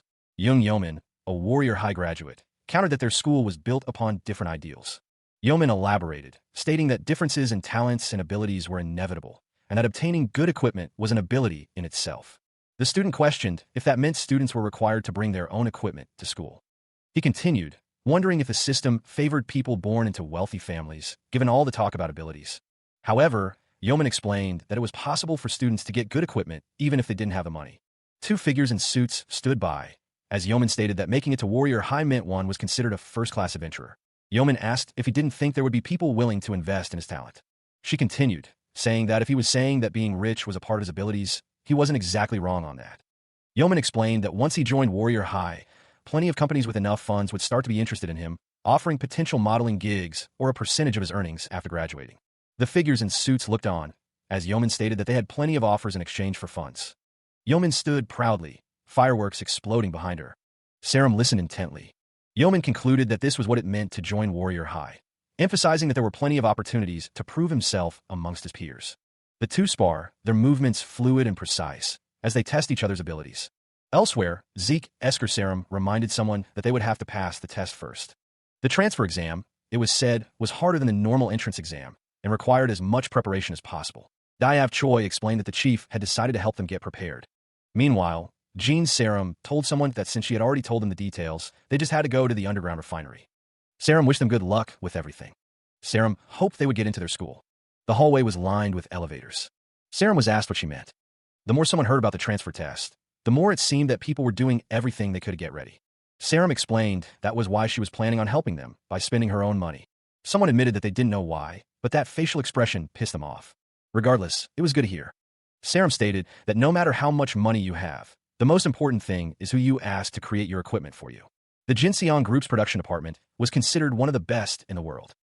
The student with the elf ears remarked that there couldn't be that much of a difference when it came to equipment. This place was also previously known as the Dungeon, Boiling Abyss. Sarum asked how it was. Diav Choi thought to himself that this wasn't a place where you could just pay to ask for equipment to be made.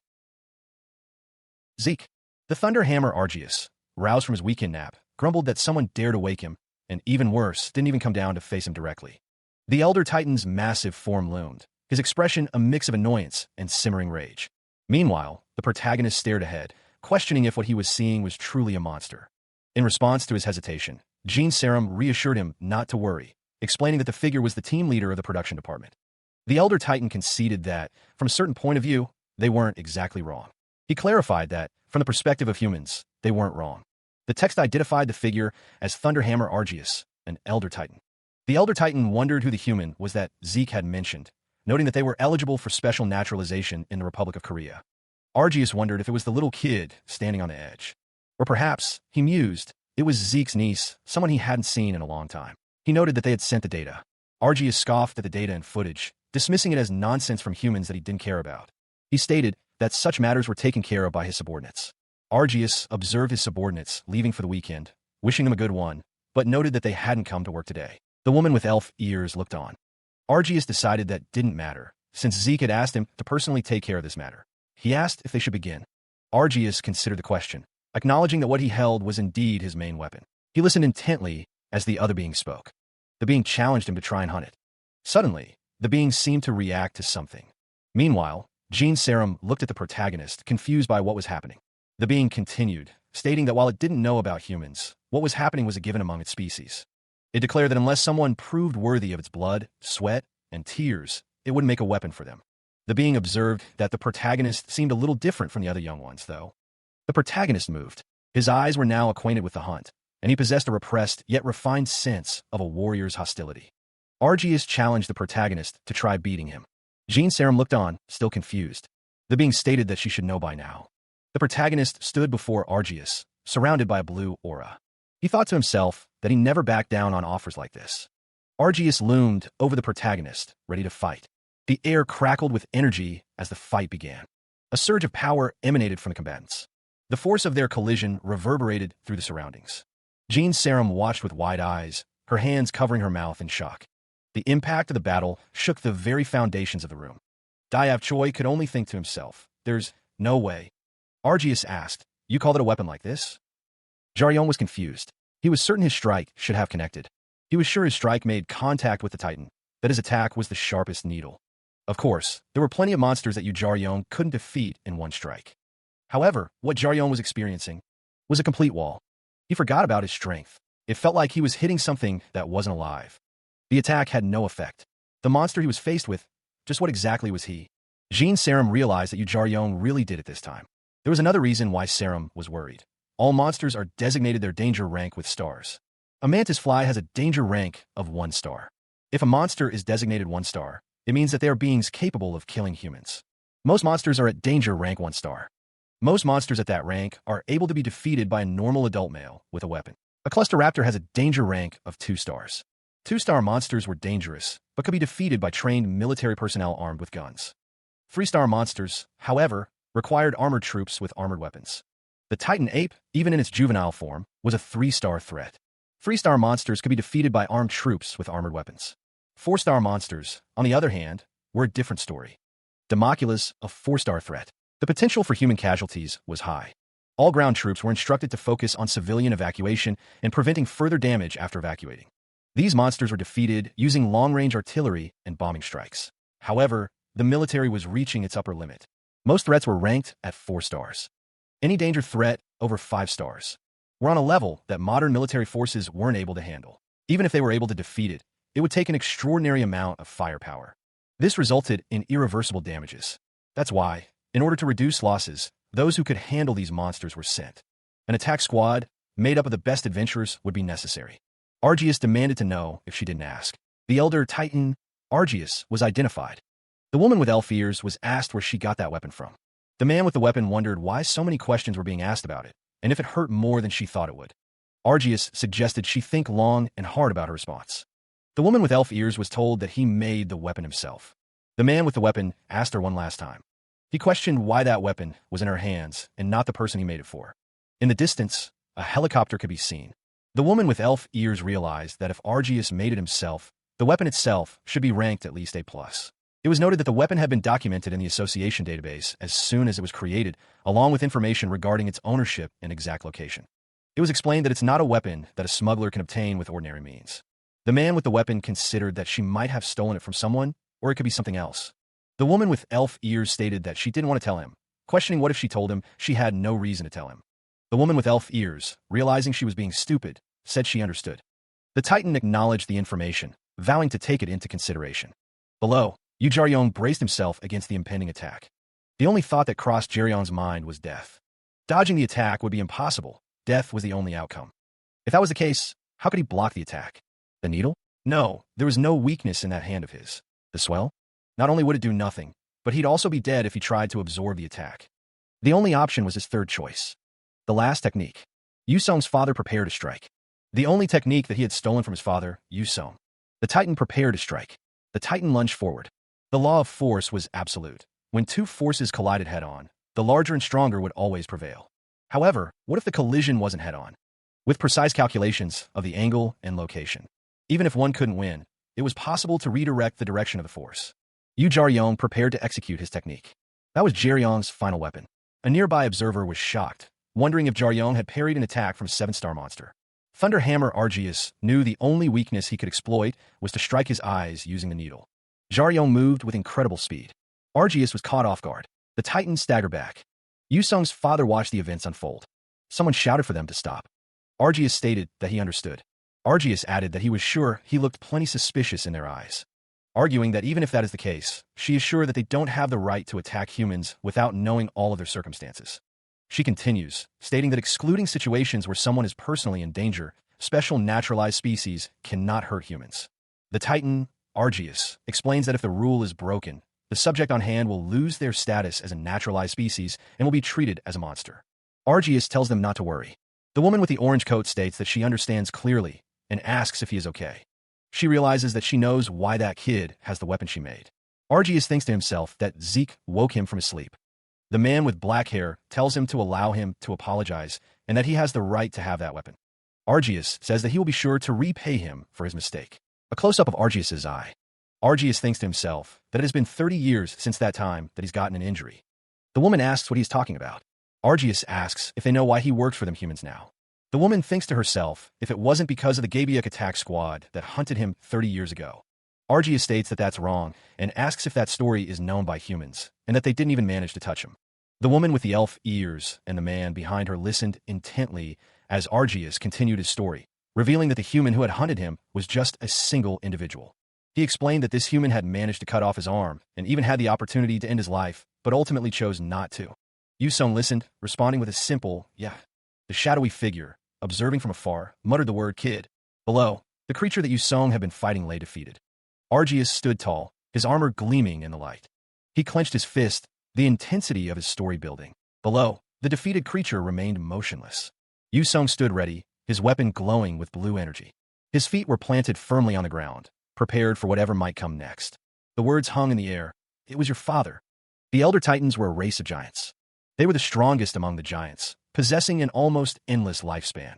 There weren't many of them, with only 10 known Elder Titans on Earth. While their physical abilities were beyond human comprehension, what they were most known for was their ability as equipment creators.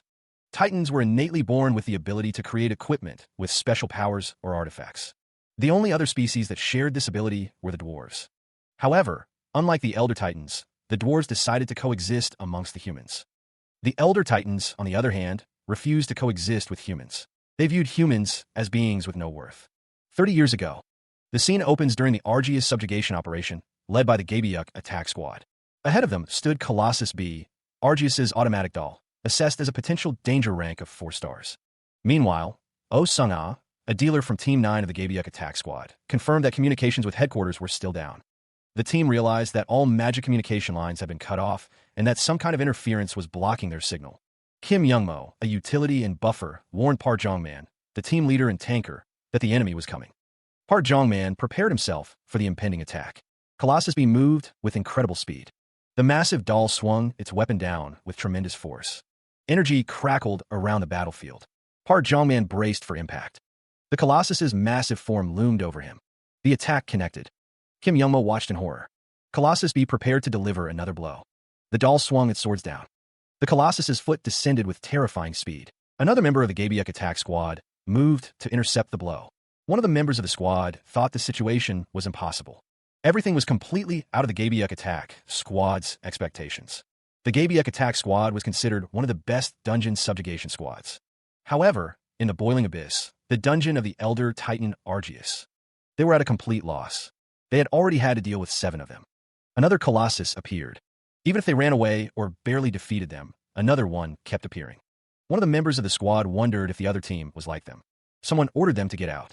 One of the members of the squad was confused. Someone was talking to them. Someone said it was going to happen. The situation was becoming increasingly dire, with the odds of everyone escaping alive dwindling rapidly. As the battle raged on, a surge of power began to emanate from one of the team members. The warrior prepared to unleash a devastating attack. A skill, Potential Trigger, was activated, promising to use all remaining energy to enhance physical capabilities. However, the skill came with a steep price. Once its active time ended, the user would be incapacitated.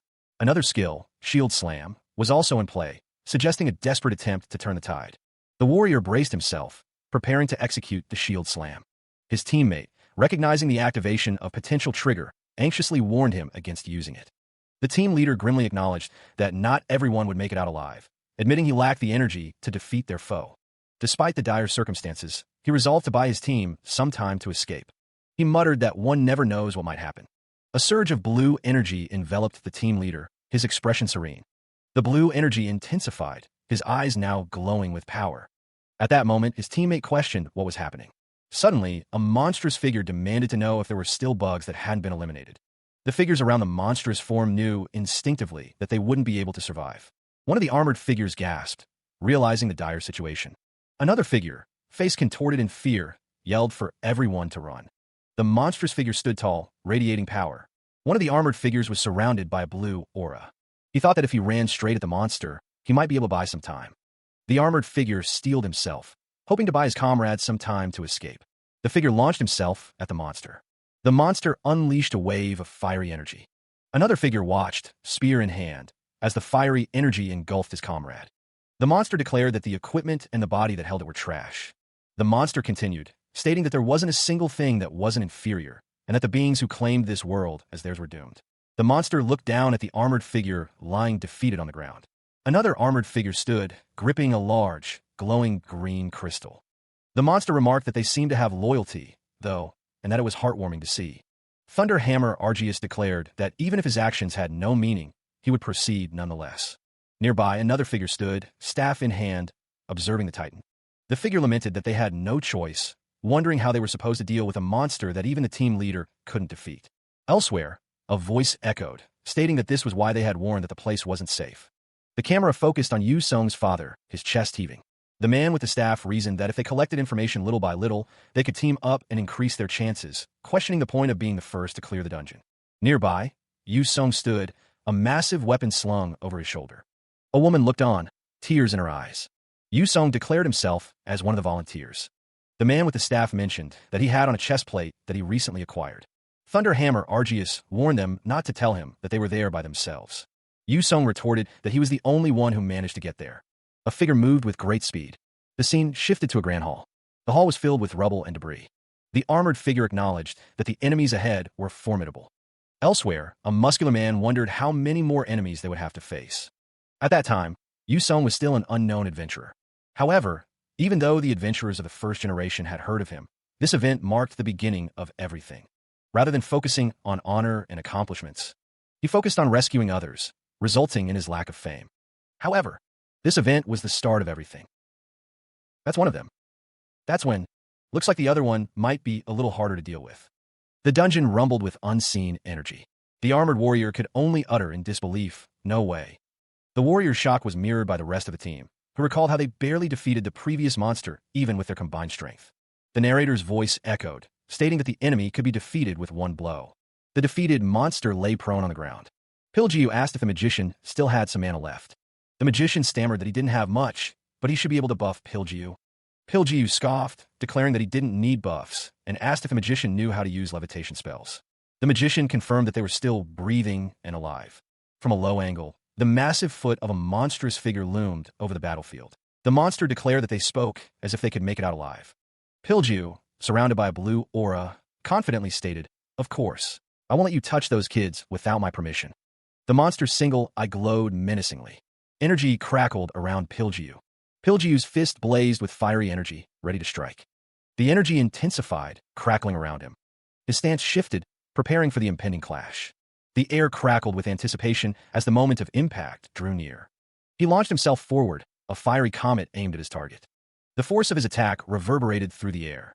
10 years after the adhesion, the world had changed. The newly unlocked potential from the adhesion allowed people to approach the level of superhumans. The technology used to develop equipment quickly improved as well, in order to better suit their stats. However, unlike the developments in stats and equipment, their adventurers still struggled. Their adventurers' execution was still lacking. The solution lay in human development. Human development, a new martial art completely separate from common logic, was needed. At the time, only a few recognized the need for a new approach. One such individual began to research and develop it.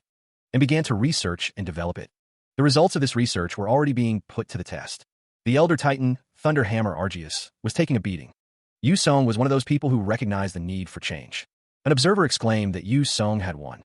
Thunder Hammer Argius could tell that Yu Song was different from the others. Argius acknowledged that Yu Song knew how to utilize what was given to him.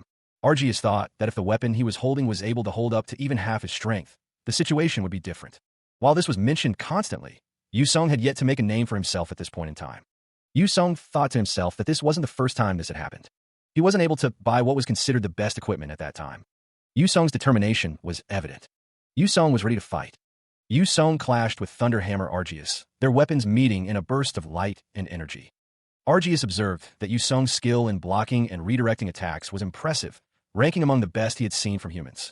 However, Argius noted that the axe Yu Song wielded was inferior to those used by other humans he had encountered.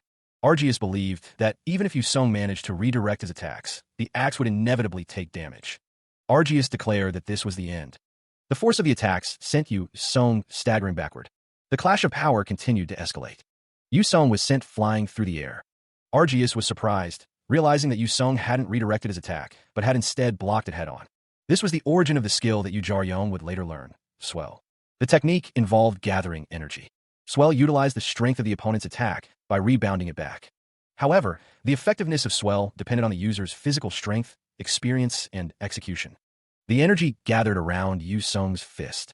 Yu Song prepared to strike back, empowered by the rebounding energy. Yu Song is engulfed in a torrent of blue energy as he prepares to strike. This was the martial art of a hero. Meanwhile, two figures observed the events unfolding. One remarked that the story was well known among humans. The story told of a hero who finally defeated the monster. Back then, it was known as the strike of the hero whom they called Father. The hero descended. The monster within him died. The moment he lost, his life wasn't his anymore, but his father's. However, his father decided not to kill him. The dungeon clear attempt that the Gaebyuk attack squad was about to fail. It was completed by a sole member of the rescue squad. It was a completely ridiculous ending to a grand story. However, the important part of the story starts after that. Elder Titans, while they may die, they would never bow their head down to those they consider to be inferior. And yet, Argius made up his mind and asked for time to be exiled by the humans. One of the observers recalled the event, stating that it was a big deal. The entire world was shocked. Eventually, he was issued his citizenship. The fact that he didn't kill anyone helped, even though he injured a lot of people. However, it didn't change the fact that he committed crimes. In order to pay for his crimes, he was given the task of working in the equipment department. But the fact that the Argius dungeon was cleared by a single person was completely different from what she learned. Argius stated that the staff was what he made to honor Yusong's father.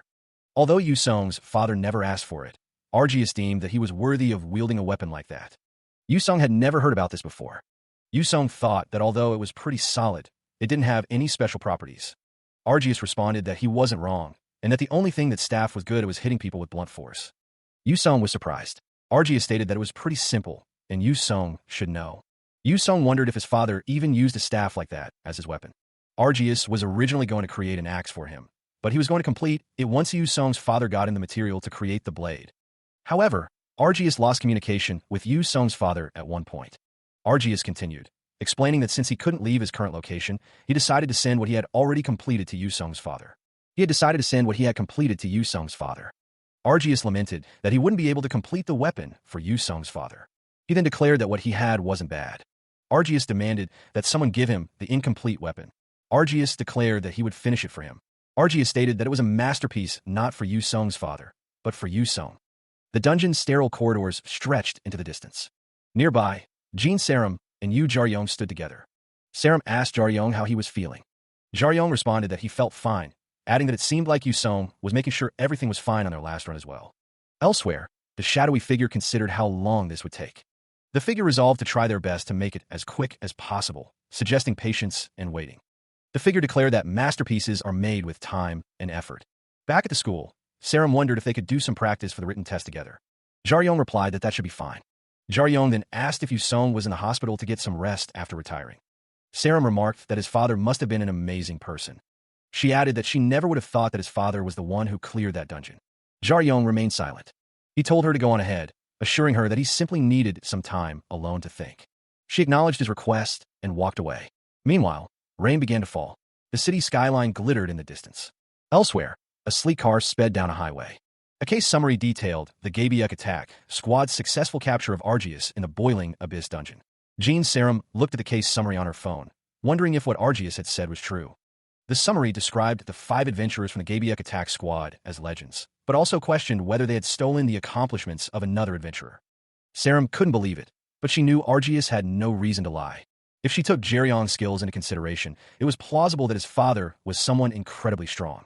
Saram knew there were plenty of similar events in the past, and there was no way to know what truly happened inside dungeons.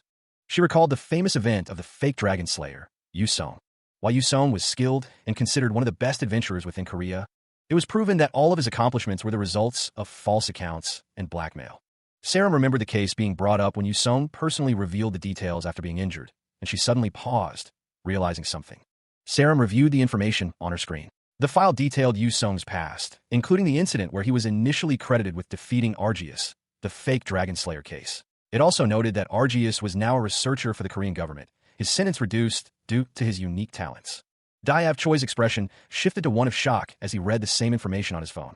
He continued to scroll through the details of the practical test scores. Dayav Choi was clearly surprised by what he was seeing. Meanwhile, at Warrior High's Dungeon Raid department, a message appeared on the computer screens, thanking the staff for their hard work. Cho Sia sat at her desk, a thought bubble indicating her concern for Mr. Kong, as she had kept him from resting over the weekend. The nameplate on her desk identified her as Cho Sia, a magic instructor for Room 1-2 at Warrior High. Kong Junguk reassured her, telling Sia not to worry, as it was her first year as a teacher. Kong Junguk thought to himself that it was important for him to review the first-year students anyway. He slammed his hand on the desk. Kong Junguk considered that not only was it hard work being a teacher, but the level these kids were performing at was incomparable to when he was here. He wondered if Sia had expected any of this. Sia smiled, thinking that the fact that first place in the practical would go to that child. Kong Junguk didn't think it was an easily predictable result. Dayav Choi continued to look at his phone with a shocked expression. Currently, in the first years of Warrior High, there are 3 students considered geniuses within their class. Coincidentally, all three of them are half-bloods. First among them is Diav Choi. Diav inherited the talent as a swordsman from his father, a current white-class adventurer. Along with the magical prowess of his elven mother, he's the perfect magic swordsman. Second is Anisha. Despite being a half-blood, she has a mana pool and mana control greater than most full-blood elves. She's considered to be able to easily reach the levels of grand magicians. And third is Tyr Velkason, a boy born between a human and a dwarf. He possesses the strength and durability of a dwarf with the flexibility and reflexes of a human, possessing the body with only the advantages of those two species. Within Warrior High, Tyr is considered to possess the greatest physical body in the world and placed first in the second semester midterm. Someone remarked that they were not suspicious of what he's capable of. Another person wondered if the first place in the practical usually goes to one of the two cliques. Someone else thought that even if the test was much easier, it's hard to think that he took first as a solo adventurer. Another person stated that physicality isn't the only thing that Tyr has. To be honest, she worried about him and wished he could do more. He had the talent and the ability to be a great leader, but it didn't seem like Cholkang had any interest in getting to know him. The camera focused on a suit. Not just the kids in the dungeon raid department were being watched. In the future, even in the second year, there was a limit to what one could do alone. It would be nice if he had a friend that could understand. He wasn't sure who could be that friend for him. He didn't think it was a problem to be that worried about. She was confused. There were plenty of times when there were things going on that they didn't notice. Although she understood that there was no limit to how much you can worry for your students. If you believe in him rather than worrying, he was sure he'd do something for himself. 4 days later, Wednesday, 11:30 a.m., the camera panned down a street. One of the men asked if that bitch really said that. The man spilled his drink. The scar man watched as two figures reacted with shock to something outside the frame. Below, a man with white hair stood with a stern expression. The man with the scar reached into his jacket. The man's expression was unreadable. The two figures continued to react with surprise as a taller man towered over them. He admitted he hadn't seen them because he was thinking about something else. One of the figures begged for forgiveness. Elsewhere, Jae-won walked down the street. Jae-won wondered why he was so unlucky. At home, a young Cholkang ate tteokbokki, wondering if it was really that good. His mother stated that although she couldn't cook it herself, of course it was good. Suk-Yubin, known for her accomplishments in Northern Europe as a famous Korean adventurer, told plenty of stories to her son regarding her memories from her home country. As a result, Cholkang naturally grew an admiration for the Korean culture and people. Thanks to these living circumstances and the natural talent that Cholkang had, Cholkang was able to enter Warrior High. Zeke Eskersaram posed confidently. After passing the special transfer test, the only issue was that the child was extremely introverted. Another man smiled. Zeke Eskersaram considered his own introverted nature, realizing that even though he wanted to talk to others, he still wasn't confident in his Korean. He worried about others making fun of his pronunciation. The fact was that even if introverts knew how to speak a foreign language, talking to others as a foreigner was not an easy task. He hated his personality. Meanwhile, another student apologized for being so loud. Another student told him that he was too loud, calling him a fucking idiot. After the first semester had passed, Cholkang had unintentionally become a lone wolf. Cholkang had unintentionally become a lone wolf. He wondered if they had a spot and why it would be full in the morning. Cholkang and another student walked toward a PC zone. Cholkang recalled going to karaoke and PC bangs with his friends. They played games and ordered tons of food. The PC zone was empty. Cholkang wondered how they did this. Someone asked why they were late when they were the one who suggested this. Cholkang stood among a group of people, some of whom were getting impatient with the wait. He wondered if he was holding up the line, but then decided he would just leave, seeing no point in being there alone anyway. A voice told him that he couldn't register to be a member there. The voice continued, explaining that he could only charge his account at that location and that he needed to register elsewhere, asking if he understood Korean. Another voice told him to follow, promising to show him how to register. The speaker wore a blue jacket. The title of the series was revealed, Warrior High School Dungeon Raid Department. Elsewhere, a man was told that he didn't have to fill out all the information. He was instructed that all he needed to do was fill out the spaces marked with an asterisk and then click to complete the registration. Once the registration was complete, he could pay at the machine in the front. The man breathed a sigh of relief, assured that he didn't need to worry. He seemed to speak Korean, but acted as if he'd never been to a PC bang before. Meanwhile, Sarum was running late. She sent a message saying she would be there at 2:30 and that she was very sorry. The man at the computer thought that if he had known this would happen, he would have come here later, or rather, he should have just gone to the black market first. He was furious. He wondered what this was. It was in the chest with the royal jelly. He wondered what it was, noting that it felt pretty smooth. He didn't think it was something to eat, though. The man examined the item. He figured he would get it appraised when he had the time, and for now, he should avoid selling anything related to the Imperial Wasp. This would be better to sell if he needed cash now. It was one of the 3 great disasters within the Agar jungles. Item, Ankle-Eyes blood. Over the past couple of decades, the creature known as Enkil, the tyrant of the land, has remained unconquered. Even though endless numbers of attack squads were created and sent to hunt down Enkil, none succeeded in subduing it. The beast remained untouched. There hadn't been a single squad that succeeded. The best that they've managed to do is collect a couple of loose scales and an extremely small amount of blood. As such, after the government forbade the hunting of Enkil, items related to the beast became worth fortunes beyond comprehension. Meanwhile, Jae-won sat at a PC bang, contemplating his situation. He thought to himself that he was going to meet up with her for lunch and then go to the black market at night, but this messes things up. Elsewhere in the PC bang, the bald man muttered that there weren't any other spots. Introverts worry about things that they don't have to. Jae-won thought to himself that it was noon on a weekend and that he didn't have anyone else coming anyways.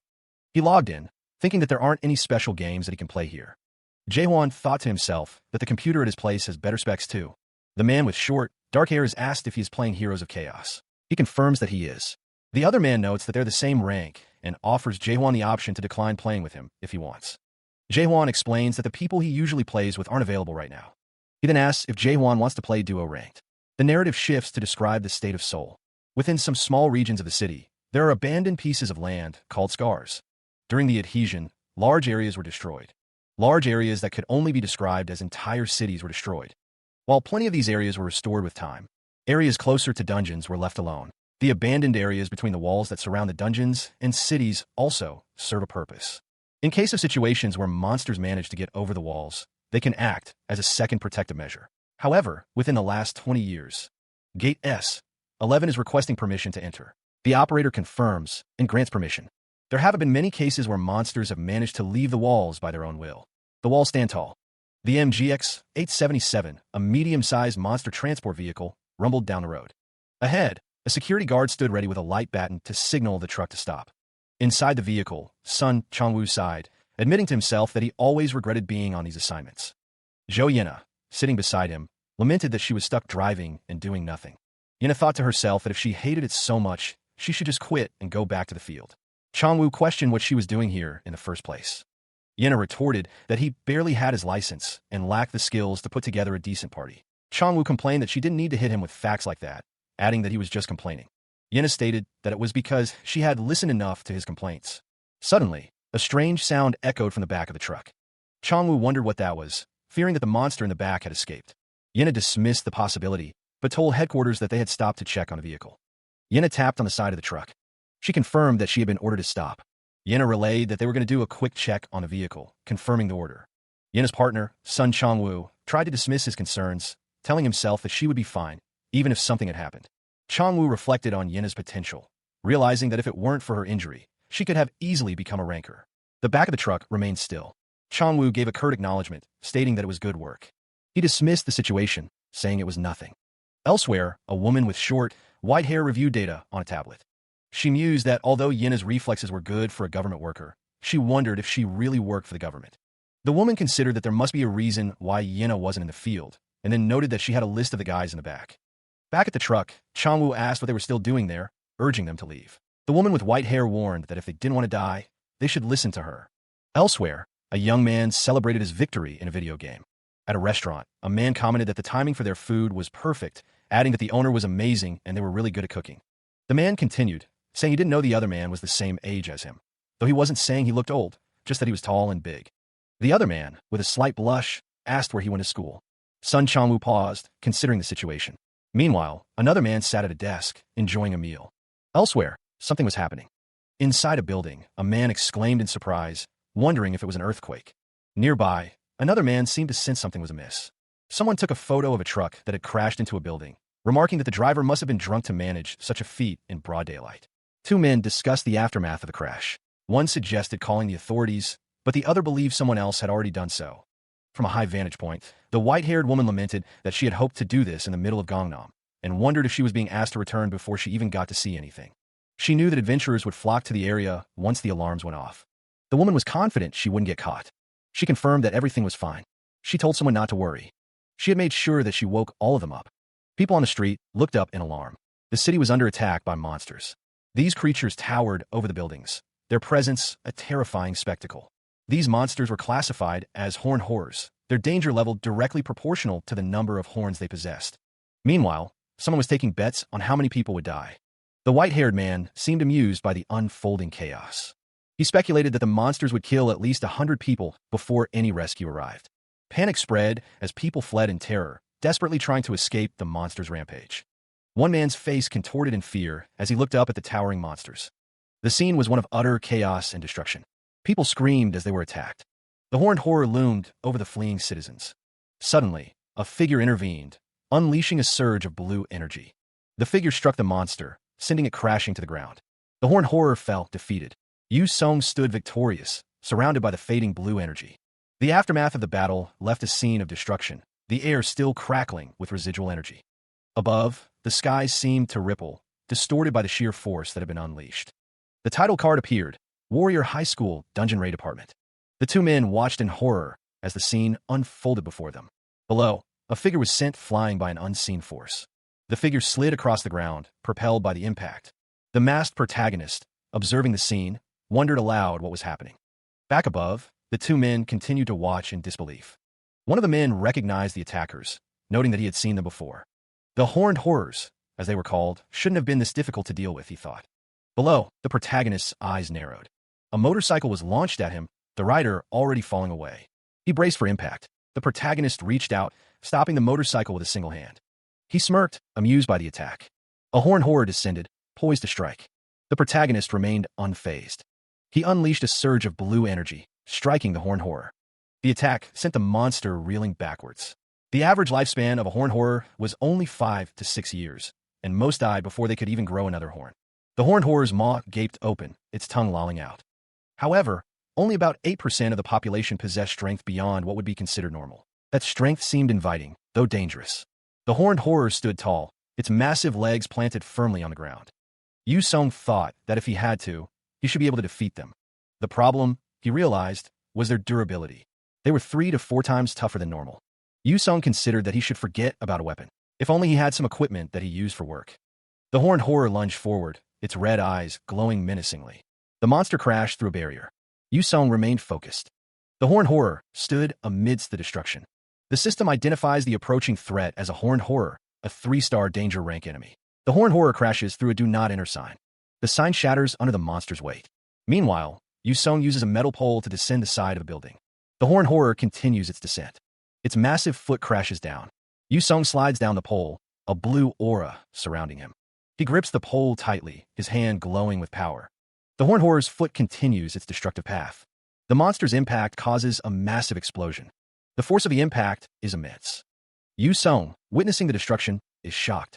His eyes widen as he sees the devastation. Nearby, civilians react in terror, wondering what is happening. The horned horror stands amidst the destruction it caused.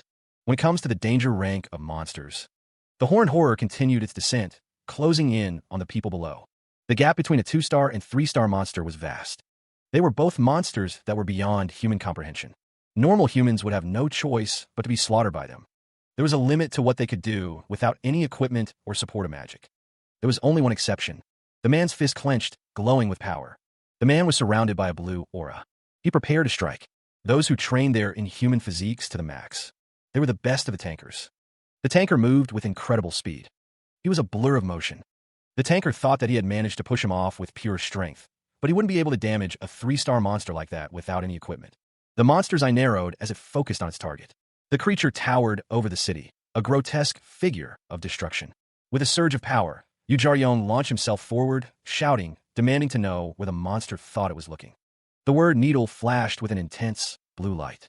Yu Jaryong struck the monster with a concentrated blast of energy. Elsewhere, the white-haired observer watched with a grim expression. The monster reeled from the impact. The white-haired observer continued to watch the events unfold. The white-haired observer's eyes widened in shock as he witnessed the monster's power.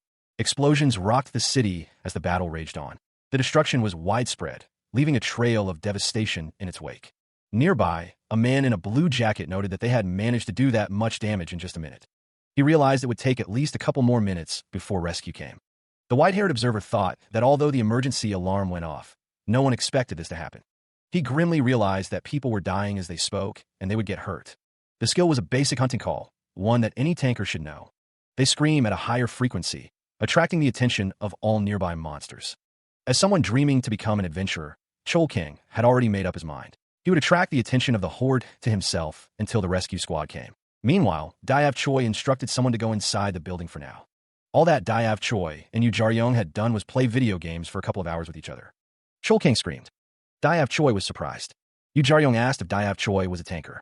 Yu Jar-young explained that the scream could attract the attention of the monsters. Diav Choi admitted that it would be dangerous.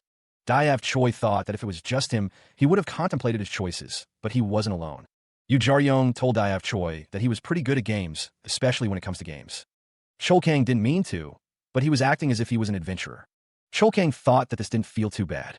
Chol Kang decided to do it and try his best. The bald man stated that he didn't have time to chat like this. Suddenly, Yu Sung found himself grabbed from behind. The captor's grip tightened. The aftermath of the battle left the convenience store in ruins, shelves overturned and debris scattered across the floor. Underneath a sturdy counter, a student trembled, hands clamped over his ears, trying to block out the sounds of destruction. Suddenly, a monstrous figure loomed into view, its shadow falling over the terrified student. Elsewhere, a surge of blue energy erupted, shaking the very foundations of the building. The force of the energy blast sent debris flying in all directions. The monster staggered back, momentarily stunned by the sudden assault. The student, peering through his fingers, watched as the blue energy intensified, bathing the area in an eerie light. A figure emerged from the light, radiating power. The energy continued to surge, rippling through the air. The city skyline shimmered as the energy reached its peak. The monster, eyes glowing with malevolent intent, prepared to strike. The student watched in horror as the monster advanced, its shadow looming ever closer. Nearby, Cho Sia paused, sensing the shift in the atmosphere. She wondered what was happening. Sia stood tall, her expression a mixture of concern and determination as she looked towards the disturbance. The bald man's eyes widen as he senses something is about to happen. He clenches his fists, bracing himself. Below, Tyr Velkason stands ready, his stance firm and determined. Ahead, the shadowy figures advance, their red eyes glowing menacingly. One of the shadow figures extends a clawed hand, ready to strike. The monster lunges forward, its massive form a blur of motion.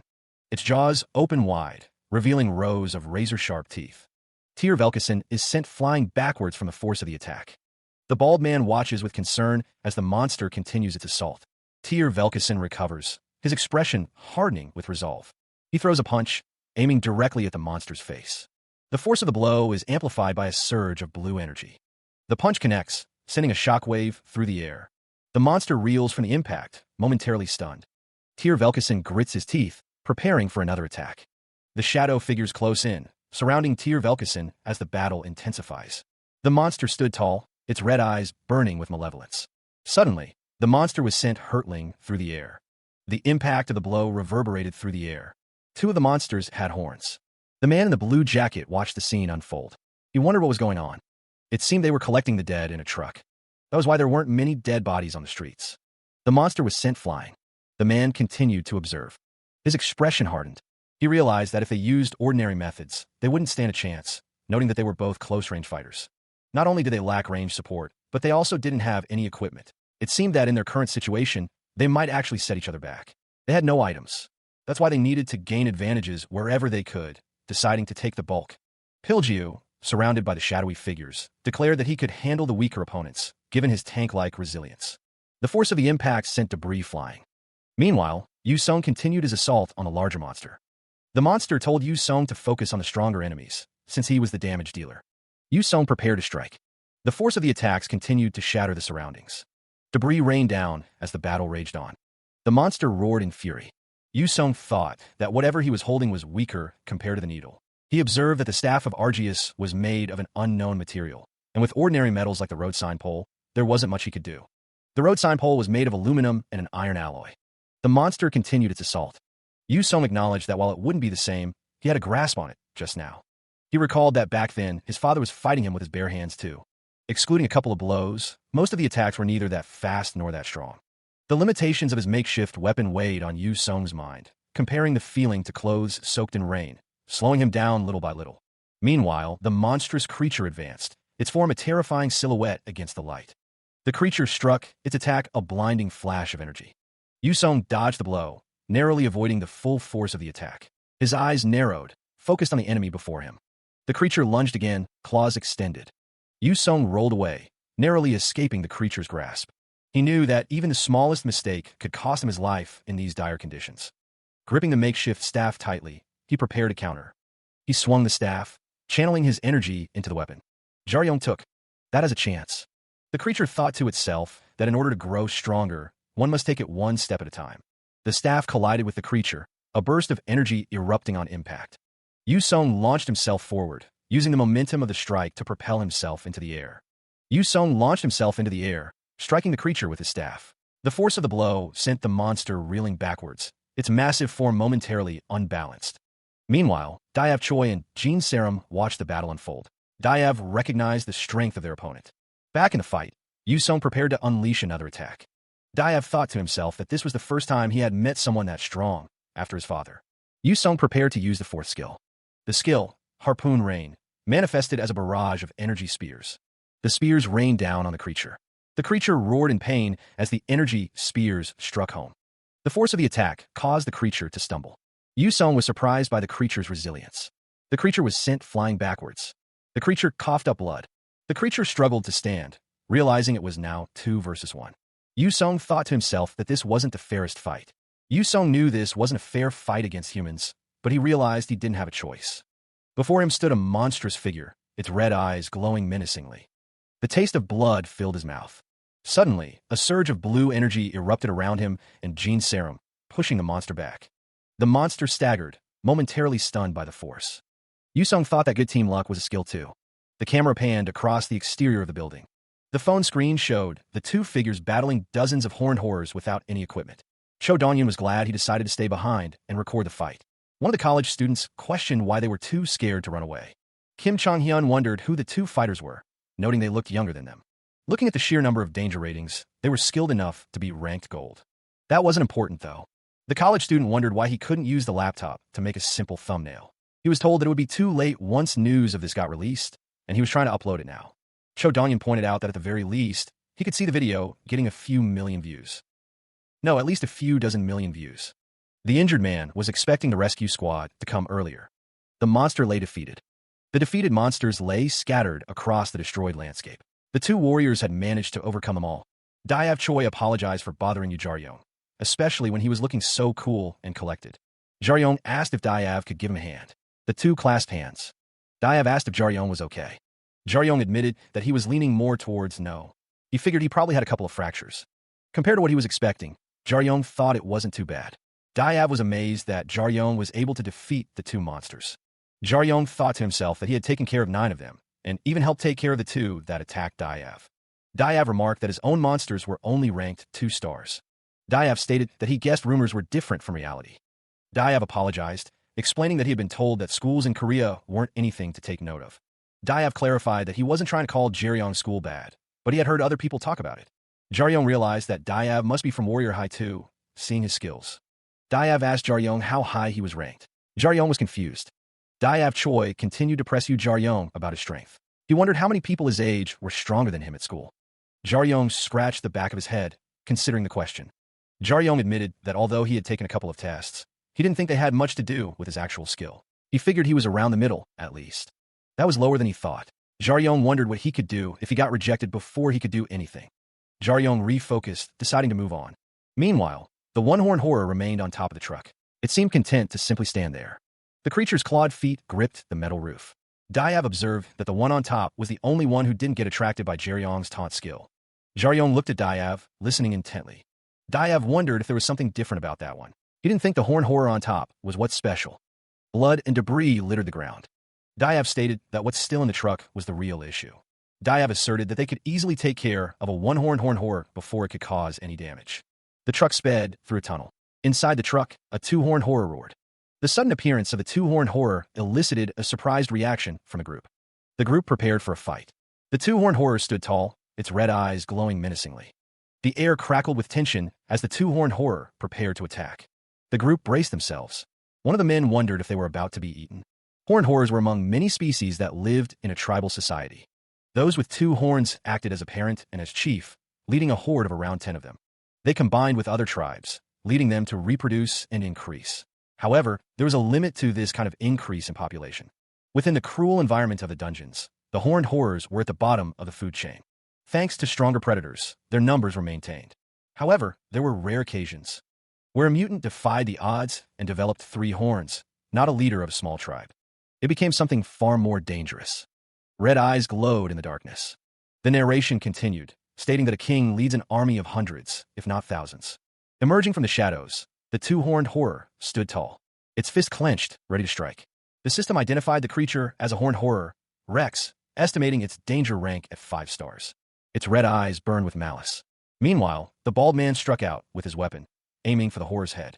The attack connected, sending a spray of blood into the air. More blood splattered as the horror reeled from the blow. The crimson liquid filled the air.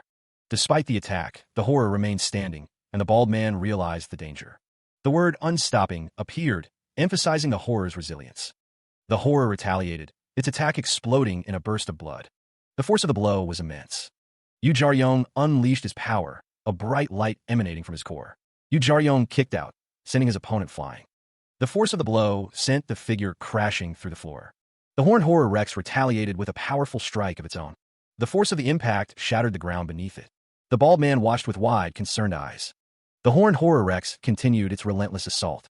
Yu Jaryong met the attack head-on, his power flaring. He was sent flying backwards from the force of the blow. The impact of his body against the ground caused a shockwave. The ground cracked and splintered under the force. The narrator reflected that if there was something they lacked, it was time. The narrator stated that these were 2 boys considered geniuses, 2 boys who would eventually be able to reach levels of greatness. However, the narrator noted that this wasn't true in their current states. The narrator spoke of resolution, courage, strength, and intuition. The shadowy figure loomed. Even if they gave it their all, there was a gap that couldn't be overcome. There was a great gap in experience and growth that couldn't be covered. Weakened, Yu Jaryong cursed. The horned horror Rex struck again. The force of the blow reverberated. Yu Jaryong was sent flying. The horned horror Rex remained. A surge of power emanated. The shadowy figure loomed, its presence growing stronger. Its power was undeniable. Current day, before Yu Sung lost himself, there weren't many people who knew much about him. And, in this world, the shadowy figure stood tall. There wasn't a single person who knew exactly. The shadowy figure was surrounded by a purple aura. What he left behind? Warrior High School, Dungeon Raid Department. 11 years prior, a confession would shake the world. A man stood before a crowd, ready to speak. That man made a confession at a press conference. He wanted to take the chance to confess all of the mistakes that he'd made up until now and ask for forgiveness from the public. That confession shook the entire world. Elsewhere, a woman sighed as she watched the broadcast. 12 hours before Cholkang and Jaryong fought off the horde of horned horrors, Jean Sarum was stuck in confusion, wondering why all of this was happening. The truth she learned last Sunday was all that was in her thoughts, including the suspect in the case of the fake dragon slayer, Yu Sung, who had falsely taken credit for the accomplishments of others. Currently, Argius is under the supervision of the Republic of Korea's government, and during his time in the country, she just didn't understand why so many people wanted to take the place of the #1 adventurer who had lost his powers. However, what Sarum didn't understand was how the situation was handled. It began with the accounts of multiple victims. Early morning news reported that Dragon Slayer, Yu Sung, forged 43 accomplishments and hid the truth following multiple reports. Yu Sung Victims United was created in the year 20XX, and many of those who suffered due to his actions have. From the reported data and reports, I'm sure they were forged. The case that they're building is shocking, but even with the forged information, Yu Sung's public image was pretty good, so the public option at the time was split. Even if it were her, Sarum thought, she would try to resist until the very end. But she couldn't understand what Yu Sung did at the time. Yu Sung's actions were not only to not fight back, but to also acknowledge all the allegations against him. The allegations seemed to surround him. After the press conference, even the supporting voices turned their backs on him. Yu Sung became known as a fake and liar overnight. Sarum wondered why he would do that. Even if there was something that compelled him to do it, acknowledging the charges would only pour oil on a fire. She admitted that she didn't know if it was just her, but there was something about his facial expression. Rather than feeling unfair, it felt like he'd accepted his fate. Sarum was sure there was something going on. She clicked the mouse, lost in thought. Sarum noticed that Yu Sung had no family. She then wondered about Jaryong, and what if he's not his real son? Sarum thought it made more sense that they're not family on paper, though they do look similar.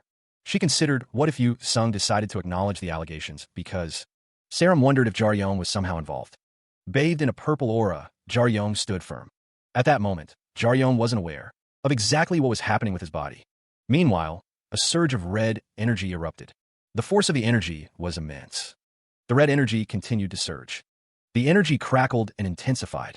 The red energy formed a figure, descending towards Jaryong. But there was one thing that he was sure about. His body could move. Jaryong prepared to fight. Nothing more, nothing less. That's all he needed to know. The figure, now fully formed, prepared to strike. Jaryong focused his energy. He prepared to unleash his harpoon rain. Jaryong unleashes a flurry of harpoons, each crackling with blue energy, as he prepares to meet his crimson-clad adversary. The harpoons streak through the air, leaving trails of light in their wake. The intensity of the attack is visible in Jaryong's focused gaze. Below, the red figure descends rapidly, a stark contrast to the blue energy converging upon it. The red figure's eyes glow menacingly as it prepares to intercept the incoming barrage. The air crackles with anticipation as the two forces draw closer. The impending clash promises a cataclysmic release of energy. The red figure, poised and ready, prepares to meet Jaryong's assault head-on. The figure, encased in crimson energy, braces for impact. The red energy intensifies, forming a shield against the incoming harpoons. The figure's demonic visage is now fully revealed, its eyes burning with malevolent intent. Meanwhile, Jaryong continues his descent, surrounded by the fading trails of his attack. The energy surrounding Jaryong intensifies, focusing his power. He prepares for the final impact, his resolve unwavering. The ground trembles as the two forces collide, the fate of the battle hanging in the balance. The force of the impact shatters the surrounding windows. Despite the damage, Jaryong thinks to himself that he hasn't defeated his opponent yet. He resolves to use the last two blows. He realizes that he's managed to create a weakness. He prepares to deliver a blow to his opponent's chin using a needle. The force of the blow resonates. Jaryong, in his current state, believes he can do this. He prepares for the final attack. Suddenly, he realizes that now is not the time. The sound of the impact echoes. The red energy figure stands tall. Jaryong realizes that all the energy in his body was used up in that one instance. The sound of an explosion rings out. The red energy figure descends from the sky. The force of the red energy figure's descent shook the surrounding area. The shadow figure continued its relentless advance. The impact sent shockwaves through the environment. The reason why adventurers have different roles is because everyone has a role that works best for themselves. The red energy figure continued its descent. Debris scattered as the figure moved. The shadow figure's eyes glowed with menacing intensity. Piljiu, battered and bruised, prepared to receive the next blow. Blood trickled down Piljiu's face as he braced himself. Even if their body were to break down, they can still manage to stand until the end. The shadow figure loomed over Piljiu, ready to strike. That's the role and the duty of a tanker.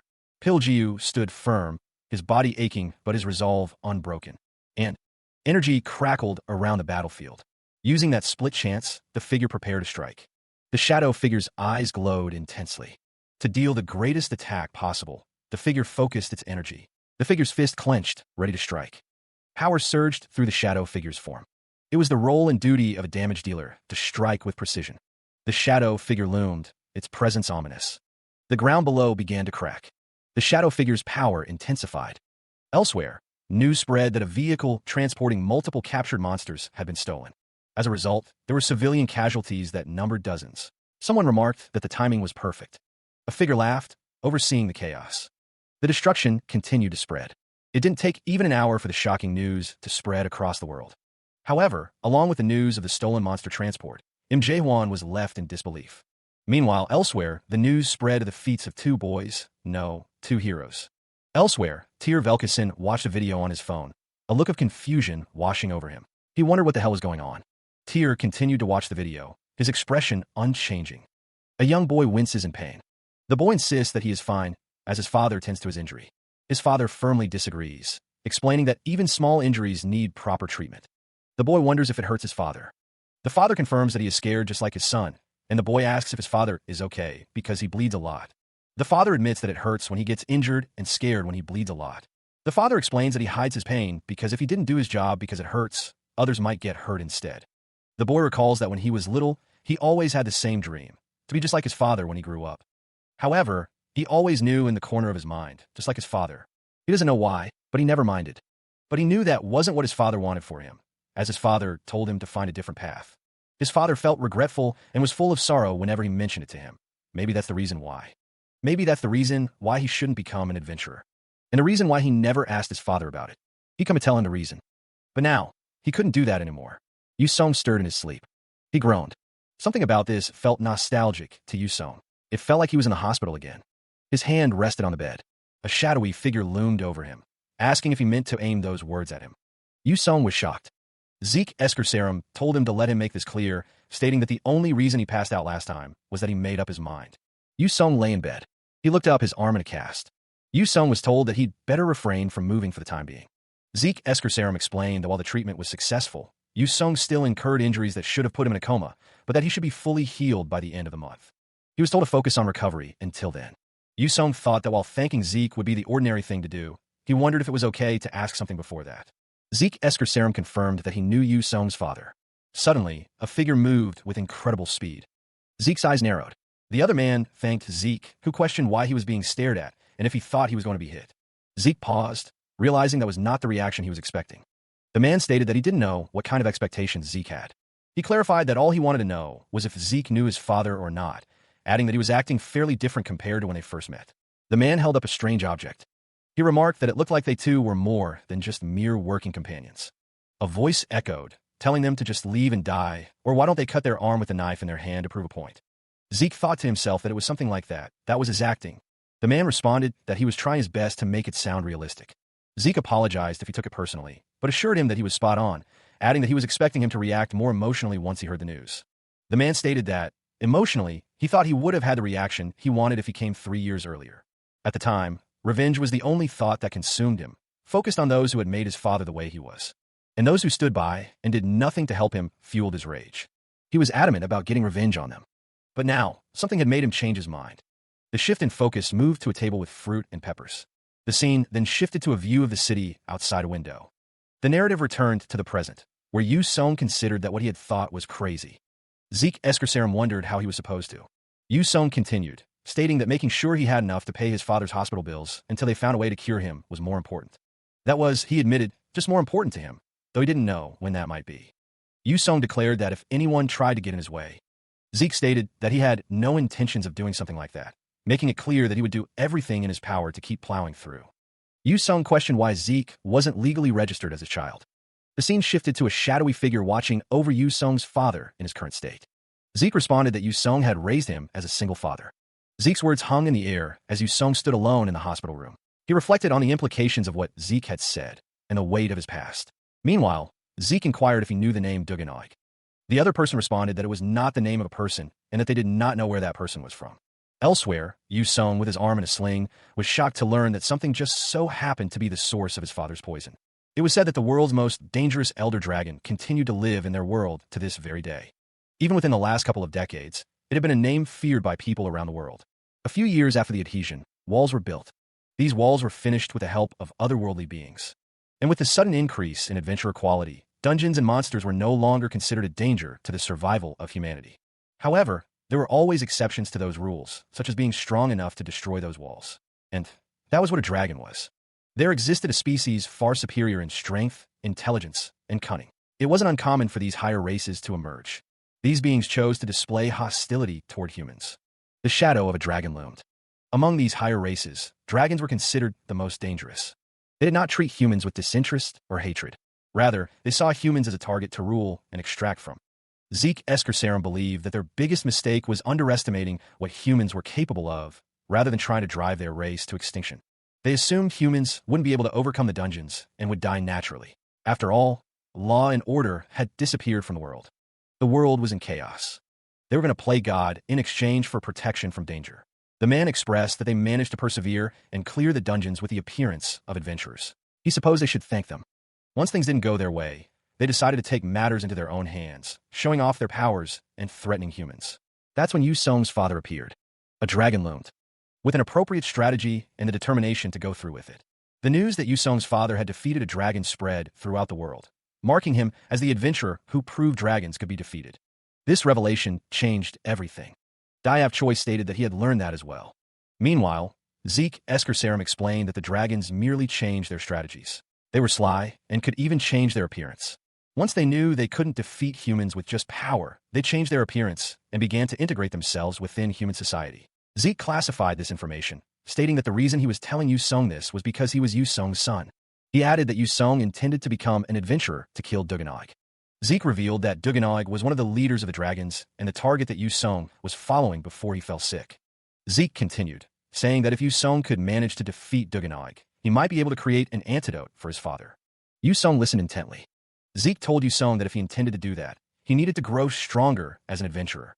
Yu Song affirmed that he would be sure to create an opportunity for himself to kill Duganog. The hospital room was sterile and quiet. Meanwhile, a man with his arm in a sling held a card, his expression unreadable. The card bore a distinct symbol and a message. If he didn't trust them or wasn't up to the idea, then he should just forget what was said and live as if it never happened. Elsewhere, a man questioned why he wouldn't be up to the task. If what he was being told was true, he would never deny that opportunity, he knew. However, he wasn't the one who got to decide that. He had already told them, if he wanted the chance, he needed to climb to the top. Dragons were sly, and they were integrated within their society. They hid behind facades and waited until they saw the perfect chance.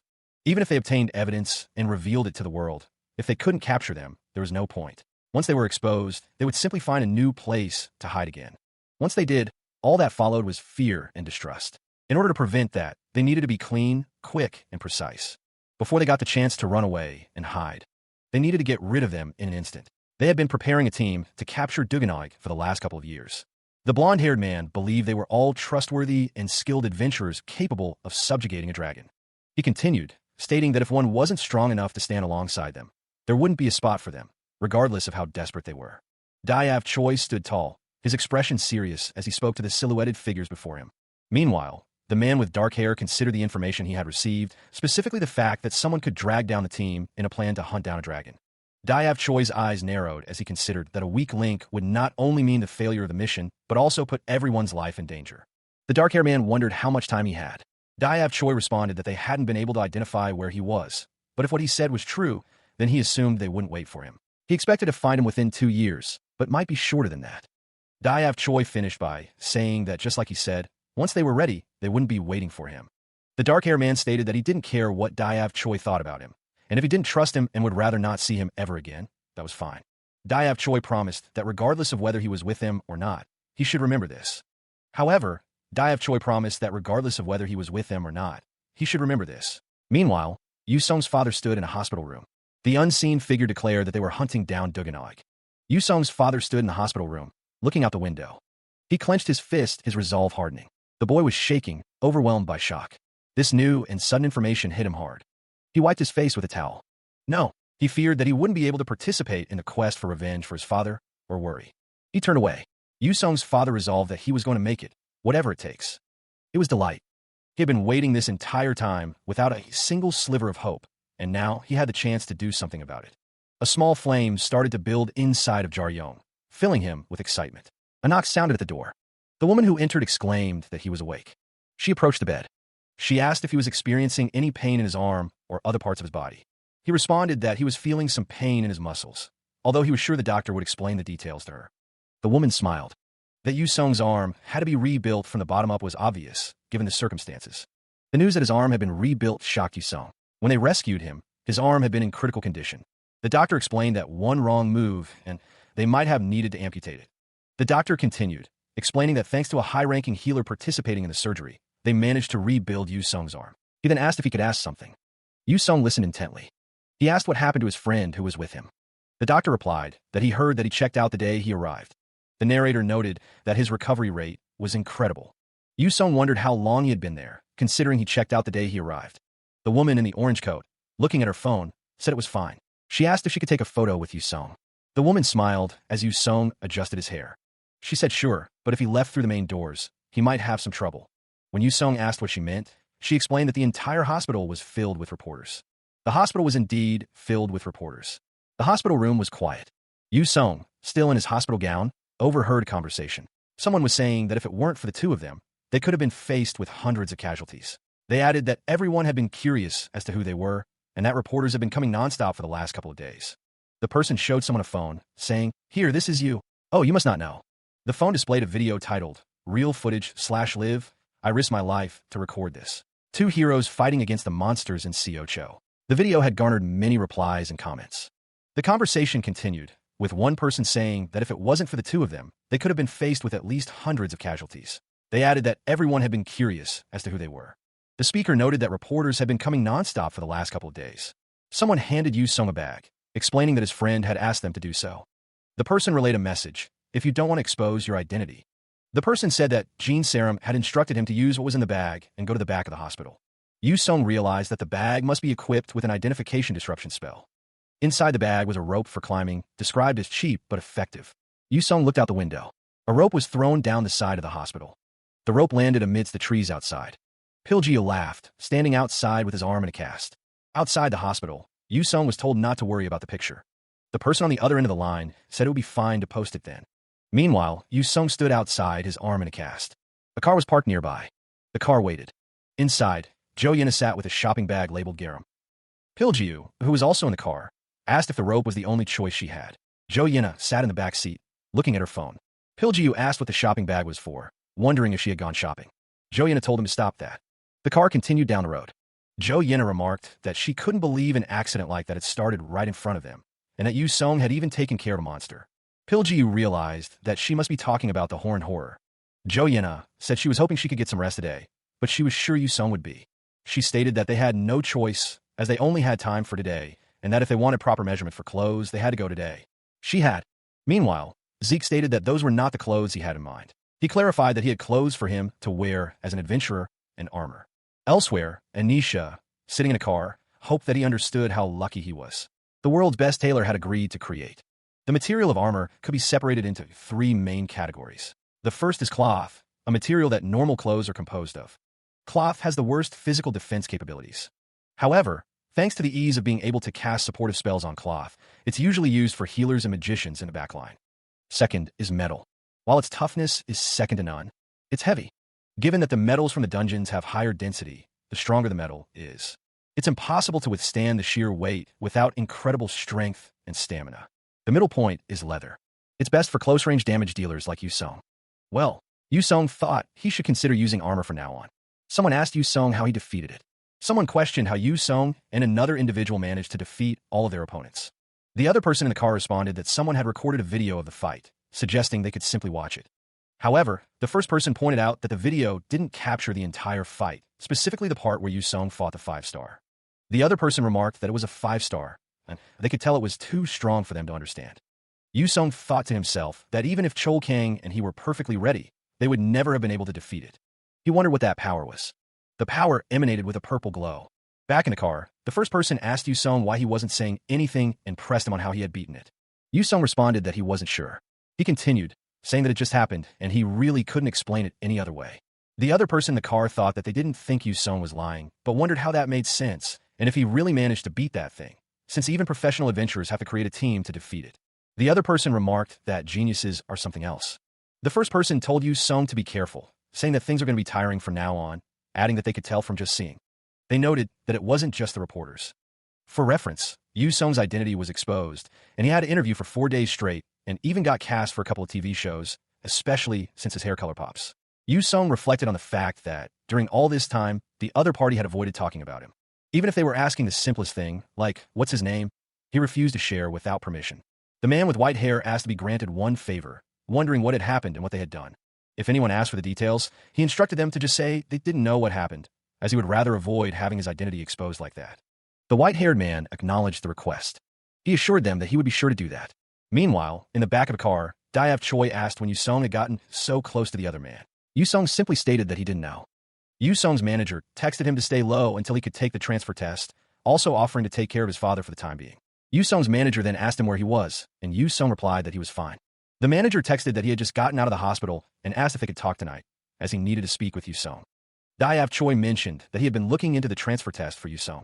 Diav Choi thought that the more he read into it, the harder he thought it was, stating that the chances of making it in the last 5 years had been 100:1.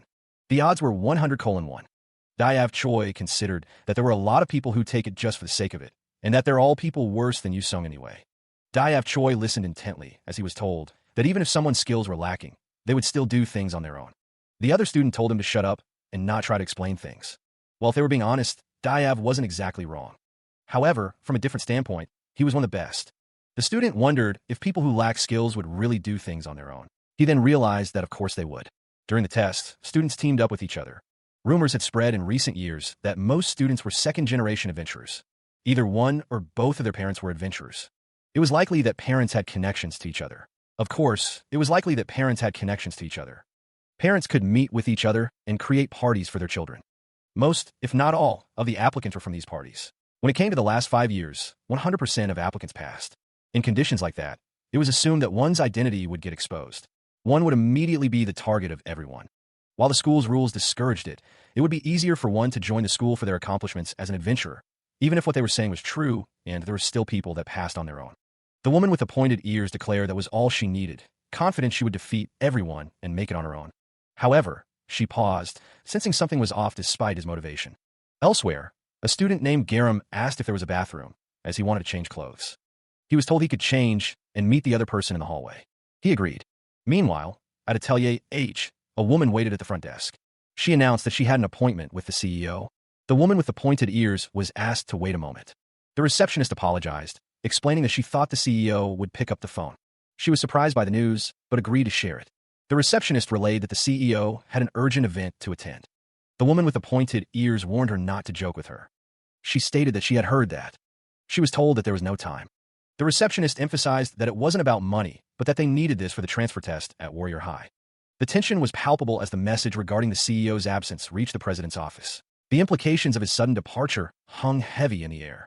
Nearby, Han Gyun paused, a flicker of recognition in her eyes as she looked at someone. Gaeun remarked that the person looked familiar, though she couldn't quite place their name. The narrative shifted to a broader perspective, highlighting a sentiment circulating among adventurers. The current generation is different from us. It was acknowledged that while this sentiment might not apply universally, it held true that adventurers of later generations were positioned to reap greater rewards. The first generation of adventurers had sacrificed their lives to devise strategies, paving the way for those who followed. But what truly set the current generation apart from the first were the conditions into which they were born. The surviving first-generation adventurers settled down, started families, and dedicated themselves to providing everything for their children. These children inherited not only the talent of their parents, but also benefited from a high-level education from a young age. The narrative returns to Jean Serum, who seemed to have a realization. Meanwhile, Han Gaeun stood nearby, her expression unreadable. It was said that a good number of people would point to Serum as someone who benefited the most within the current generation. Gun, the current student president of Warrior High, watched Serum. Serum addressed Gaeun as Sunbae, and Gaeun responded, suggesting they cut to the chase. The man explained that the CEO was his uncle, and that he was the reason his uncle had an urgent event to attend. However, the woman responded that since his appointment was canceled, she understood why he was angry. He countered that rather than say it was canceled because of him, it was because he thought of a genius idea. The man stated that she decided to give her spot to him. Of course, it was just nonsense, but he continued, stating that she yielded and he thanked her. So wasn't that great for both of them? Serum was well aware of the power that the student president at Warrior High had, and the infamous stories regarding the girl named Han Gaeun. Oh well, it looked like she was his senior, and since she had her reasons, they had no choice. The woman walked forward. Why, thank you. The man told her to get this bullshit out of his face and fuck off. Elsewhere, a woman in a suit stood before a sign that read Atelier. The man standing before her stated that she had guts. He then asked who she was. The woman, seemingly nervous, began to speak about Sunbae. The man's hand clenched into a fist. Suddenly, the scene inverted, showing a woman in a lab coat bleeding. The man remarked that something was odd. The woman asked why he was the one talking right now. The man responded that he didn't remember asking her, calling her an idiot. He told her to know her place and stay quiet. The man declared that he was Yu Jaryung. He continued, stating that he was 17 years old and his blood type was O. The man added that he lived in Gwanak-gu, Bangcheon-dong, and that his height was around 180 centimeters, but he hadn't weighed himself recently, so he wasn't sure of his weight. Finally, he stated that his favorite food was sausage and vegetable stir-fry. Having provided the requested information, Yu Jaryong realized he had omitted a crucial detail. He continued, stating that he was preparing to transfer to Warrior High and confessed to feeling somewhat disappointed. He mused that even at Warrior High, there were people who acted superior. The thought of those people caused him to think of them as horses. Meanwhile, the man on the receiving end of Jaryong's information remained silent. The man stated that he did not dislike people like Jaryong. He clarified that this sentiment only applied to those who could back up their words with action. Elsewhere, Im Jae-hwan, with his arm in a sling, reacted with disbelief upon hearing that Jaryong was a transfer student. The man on the other end of the line reminded Jae-hwan that he hadn't even made it through the regular admissions process and told him to stop acting like he did. The man then declared that this was how he did things. He asked what Jae-hwan thought, adding that it was his first time trying this out. The man stood in a room filled with blue energy. Jae-hwan simply uttered his name. The man stared back, awaiting Jae-hwan's response. Han Song-woo wondered what the hell someone thought they were doing. Nearby, footsteps echoed. Han Song-woo questioned why they were visiting him without asking. He was told that he was busy and to send them back. It had only been a week since his last incident. Elsewhere, a woman wondered if someone really wanted their father to be angry at them. The woman stood before someone. The person told her not to worry and that there was no need to apologize. The woman thanked God. The woman thought that someone's stubbornness looked like nothing much would happen from it. Someone said that she was just like the rumors, or even worse. She only cared about skills and didn't even remember people's names unless they were on par with the student council. Someone called for another to come over. Someone wondered what exactly that person was at their school, noting that she didn't look like a normal sunbae to them. She was the student council president. In other words, she was the strongest person at their school, and any student of special schools were given temporary licenses. With a gemstone license, students are permitted by the association to enter dungeons, but only under the supervision of a professional adventurer. Students can use their time during breaks and weekends to explore lower difficulty dungeons with pro adventurers. With this, they can gain experience for when they become adventurers themselves. However, a few rare exceptions exist. The Warrior High School Student Council is composed of the few elites who possess unimaginable talent within Warrior High. They're a group of people unofficially recognized as professionals, and they have enough influence. They talk with the board of directors to influence their rights and responsibilities. But they also work with professional attack teams. They participate in large-scale raids for monsters 5 stars and beyond. As such, the student council members at Warrior High are considered unofficial pros within the adventure community, and they're mostly rumored to be the next rankers. It was said that the student council president is a 3rd year, so she's 2 years older than them. Han Songwoo leaned against the wall, saying that was all right. It was said that the president should be the case, but she's a 2nd year. Someone asked if she failed a year, but another person said that's not it. She stole the original president's spot. Yang Dojin's expression remained unchanged. Meanwhile, Han Geun stated that the school was strictly based on skill. It was explained that the earliest one could enter the student council was the 1st semester of their 2nd year. And of course, Geun's Sunbae managed to enter it as soon as she became a 2nd year. And right away, she unsheathed her sword. That's when the greatest event in their school occurred. And before the 1st semester was even over, she challenged all of the Sunbees within the student council. She managed to defeat everyone, including the president, within the student body council, and became the youngest president. Yang Do-gyun remained silent. Han Geun told him to stop with the nagging, stating that she was leaving. Geun was thankful that nothing else happened. Yang Do-gyun proposed that they make a bet. Geun thought that he looked pretty busy too, so she would make it quick. Yang Do-gyun had heard that she was pretty famous within the school. Geun proposed just one bet. If she lost, he was all his. Yang Do-gyun is asked if he is crazy. Yang Do-gyun acknowledged that it was a bet, so he was sure there was something he needed to do if he lost. Yang Do-gyun was pleased that Han Geun understood things quickly. The narrator explained that shadow sparring originated from an old martial arts training method and was a basic training method for hand-to-hand combat. The narrator continued, stating that whoever touches the opponent first or forces the opponent into an unfavorable position loses. Yang Do-gyun stated that if they did that and he lost, he would give up his time with Yu Jar-yeong to her. The narrator explained that since it was based on the individual's agility and skill without risk of injury, if she lost, it was a method used universally by everyone. Yang Do-gyun stated that when he transferred next year, he wanted Han Geun to give him the student council president position. Han Geun thought that he had to be crazy and that there was no way she would agree unless she was crazy. Han Geun found the wager interesting and accepted it. Han Geun and Yang Do-gyun stood facing each other. Han Geun called out to Yu Jar-yeong. The Atelier H durability test room stood tall, its exterior a grid of windows reflecting the sunlight. Inside the room, rows of mannequins stood ready for testing. A sudden impact reverberated through the room. 2 figures stood in the aftermath, their postures suggesting a tense exchange. A woman stood with a determined expression, her body radiating a faint blue aura. Nearby, Yu Jar-yeong stood with his arm in a cast, a similar blue aura surrounding him. Across the room, Han Geun watched with her arms crossed, her expression unreadable. Her thoughts were interrupted by an outburst. Are you insane? Geun reminded Jar-yeong that the chairman was a rational person and that the situation could be resolved with a simple apology. She added that he still had a chance. Geun continued, stating that even if he won, there was no way she would simply hand over the student president position to him, and that he wouldn't win. Jar-yeong questioned what she meant, realizing that even if he was perfectly healthy, he still wouldn't stand a chance, because she was too strong. Jar-yeong wondered why Geun made that wager knowing he would lose. Geun responded that if that was the case, then the time they were spending there was just a waste, but Jar-yeong told her not to worry about it. Jar-yeong stated that he understood why she was confused, but asked her to trust him. In the end, it wouldn't be a bad trade. That's what he had said, but the other wondered what they could gain from a fight where they already knew the outcome. The thought occurred to one observer if he was going to lose on purpose to get on her good side, but another dismissed the idea, believing he wasn't foolish enough to try something like that.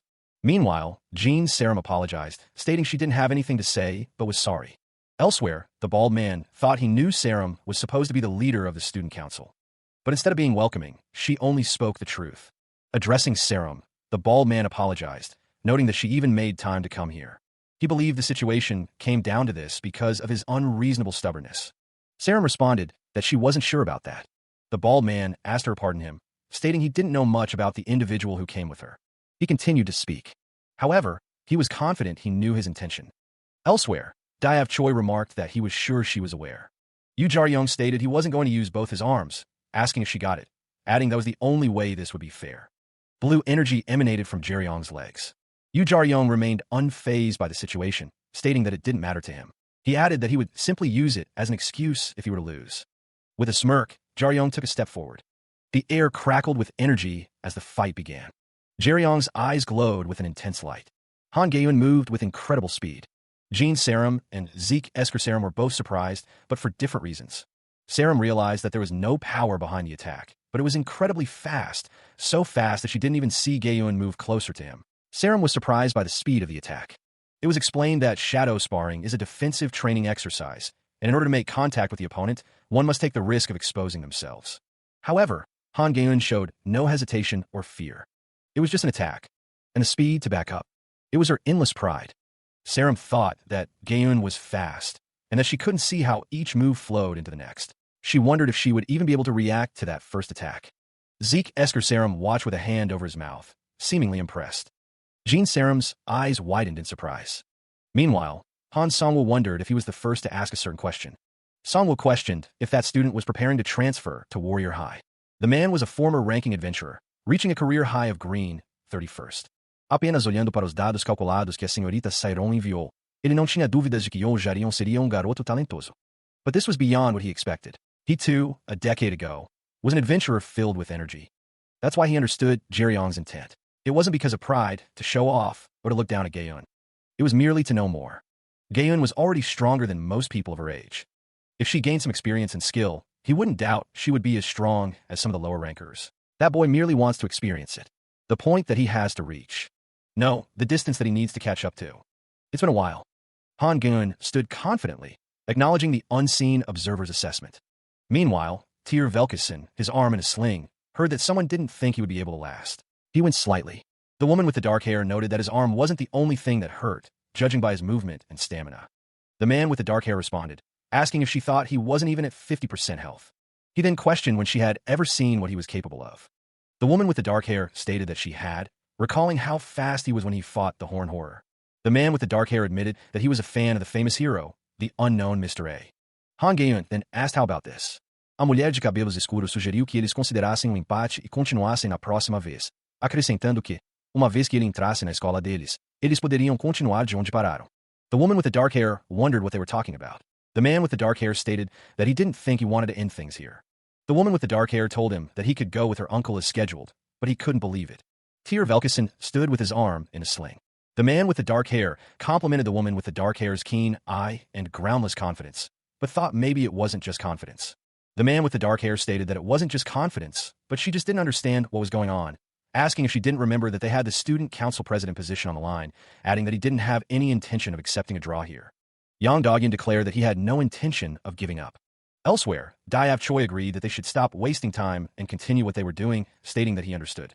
The observers believed that Yu Jar-young was bluffing. They reasoned that there was nothing to gain, even if they continued, and that the chance he just wasted was the best outcome he could have hoped for. However, Jean Sarum admitted that she personally liked people with ambition.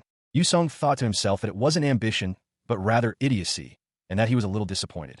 The blue energy around Jar-young intensified. He took a step forward. The woman in the orange coat noticed that he moved first. Jar-young moved with incredible speed. The ball man watching was shocked by the sudden burst of speed. Jae-young's attack landed with tremendous force. Sarum realized that he had been holding back this entire time, and she said no. The woman in the orange coat thought to herself that she was completely wrong. The bald man realized that Jar-young wasn't merely trying to gauge his strength against Han Gaeun. At most, their previous encounters had only consisted of 30 short sprints. But in those short moments, he had perfectly learned and copied her movements. Someone observing noted that it was never a matter of winning or losing, calling Jar-young a monster. The reason why he asked for this chance was to steal Gaeun's skill. So this is how you do it. Jaryong had worked as a smuggler since he was little. Dodging, that's how you should move. And there was one rule that he always followed, no matter what happens. Someone asked what they were staring at, suggesting they continue, stating there was more he wanted to see from them. Never. Technique, it was said, is not just a strike with enough force to knock someone out, but even the build-up to the smallest steps. To bring out the full potential of an individual, people devote their time and passion to build experience. The optimized stance and movement to the way of breathing. What makes all of these small details important, above all else, is time. People devote their time and passion to build experience. Gaining knowledge through repeated success and failure. There is no way to overcome that knowledge on your own. This knowledge is then passed down to future generations for further improvement. Even with impressive talent, thanks to natural talent, there is no way to overcome that knowledge on your own. Yu Jaryong was able to steadily grow stronger by himself. However, when he reached 17 years old and his physical growth began to slow down, he was faced with the truth. There was a barrier that had halted his growth. In order to grow stronger, he needed to break down that wall. Daev Choi questioned what Gyun was so hesitant about, stating that he believed he had made himself clear. Han Gyun retorted that Daev Choi kept saying they could continue this later, but she was pretty sure she would get into Warrior High. Daev Choi responded that he guessed Gyun had thoughts like that to avoid losing. He added that she had mentioned that she would gladly teach a junior like him. Daev Choi stated that he understood. Meanwhile, Yu Sung's father asked if he remembered what he had asked for last time. Yu Sung replied that he didn't care though. Yu Sung stated that he would listen to him, but in return, Yu Sung's father shouldn't stop him. Han Gyun questioned what Daev Choi meant, asking if he wanted to see her dodge. Han Gyun stood ready. Daev Choi stated that it was alright. Daev Choi prepared to fight. Daev Choi challenged Han Gyun to try and make him dodge her attack. Power radiated from Gyun as she prepared her strike. Daev realized that he couldn't predict her next move. Gyun launched her attack. It was explained that when it comes to human motion, there are connections between each movement. Each movement has a precursor and a subsequent movement. When watching someone, one subconsciously predicts what's next, assuming they'll continue walking or prepare for something. This was Gyun's advantage. By skipping the movements in between, it becomes difficult to predict what will happen next. Not only is it difficult to predict what will happen next, but this is the result of decades of work. The technique was created by Han Gyun's father. He was famous for being able to successfully pull it off. Flash. Gyun's attack landed. Following her attack, the observers looked on.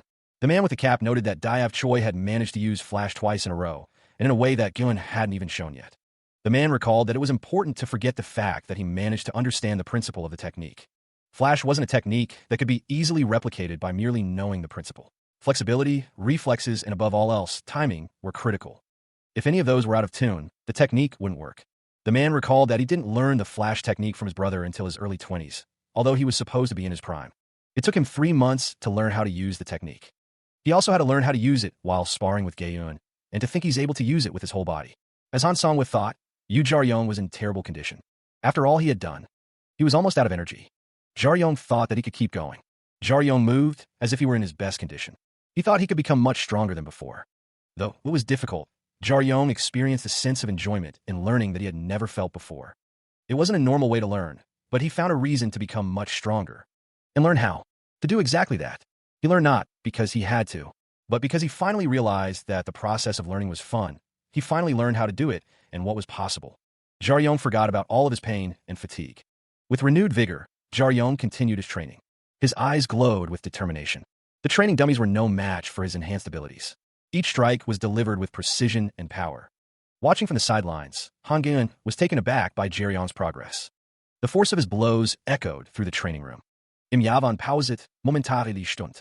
He thought to himself, seriously, didn't I say not to stop us? Well, he was glad that things ended before Yu Sung had to get involved, though. Lying on the ground, the man in the white shirt stated that the situation was unfortunate. Nearby, the woman with the bun declared that she had lost. The man in the white shirt remained on the ground. The woman with the bun stood over him, a question mark appearing above her head. She questioned what he was talking about, reminding him that she had said she wouldn't use her hands. The woman reiterated that he had said that on his own. The man on the ground admitted that he hadn't expected her to keep up that statement in the first place, adding that regardless of whether she used her hands or not, he still got hit. The man in the white shirt looked up. The woman with the bun stated that he was acting like this because he was embarrassed by what happened, urging him to be honest with himself. The man in the white shirt sat up as she stated that she believed there was no real reason to decide who won the spar. Elsewhere, Im Jae-won admitted that it was his fault for not handling things on his own. The man in the white shirt suggested that they call today a draw or a learning experience. Jae-hwan told them that they could settle it later. The man in the white shirt asked if that's what Jae-hwan suggested. A shadowy figure told someone to listen to them. The scene shifted, leaving the shadowy figure behind.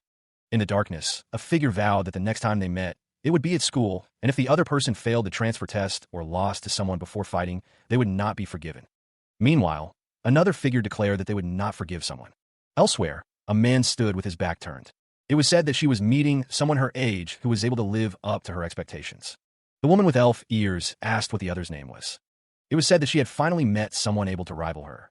Jean Sarum confirmed that she was the one sponsoring him. As an adventurer, it seemed that someone was not completely useless. However, she was experiencing joy for the first time. Sarum was told that she had an eye for people. The scene focused on her legs as she walked. It was not only Yu Jar-yeong that day. The scene shifts to an office space, where two figures are seated. One of them, seemingly in pain, admits, "This is killing me." The other, revealed to be Jo Yena, responds sharply, stating that nobody told him to do something like that. He retorts that she can tell him off later, adding that he feels like he's going to throw up, but that he was seriously surprised. Yena states that the result of the duel is one thing, but she never thought that he would admit defeat. The man argues that even by decision, he thinks she won, though he admits he's not sure, since she started using her hands despite the rules. Yena reveals that she broke those rules first. He recalls when he took off his arm sling and started fighting. Yena reflects that neither of them were fighting with the intention of winning the duel, and that when it came to crossing the line, she was the first one to do it. She admits that she knew there was something different about him. He recalls that during the final moments, he tried everything. Yena thinks that if she was in the same position, she would have used her hands too. She continues, thinking that there was no other option, and it was only fair. He wonders what would happen if she and the president fought at full strength. Yena seemed lost in thought, prompting the man to ask why she had fought in the first place. The woman with elf ears turned her head, startled by the sudden noise. The man looked surprised, questioning what was happening. Suddenly, two figures appeared in the doorway, their forms silhouetted against the light. Yena turned her head towards the door, her expression unreadable. A delivery man and another individual stood in the doorway, the delivery man thanking them for waiting. The delivery man carried bags of food. The table was laden with pizza boxes and a can of soda. A discarded slice of pizza lay on the table, a silent testament to the meal's aftermath. The older man apologized for the trouble his niece had caused, suggesting he should have taken them out for proper food. The man with dark hair replied that he was just thankful they brought food at all. He added that he didn't really have good taste in food, and as long as there was a lot of it, he was fine. It was noted that he had finished a large-sized pizza in under 2 minutes. The narrator noted that adventurers, especially close-range dealers, consume an average of 5 times the calories needed by ordinary people. He admitted he never really thought about it, but that the man had been unconscious for the past 4 days without eating anything.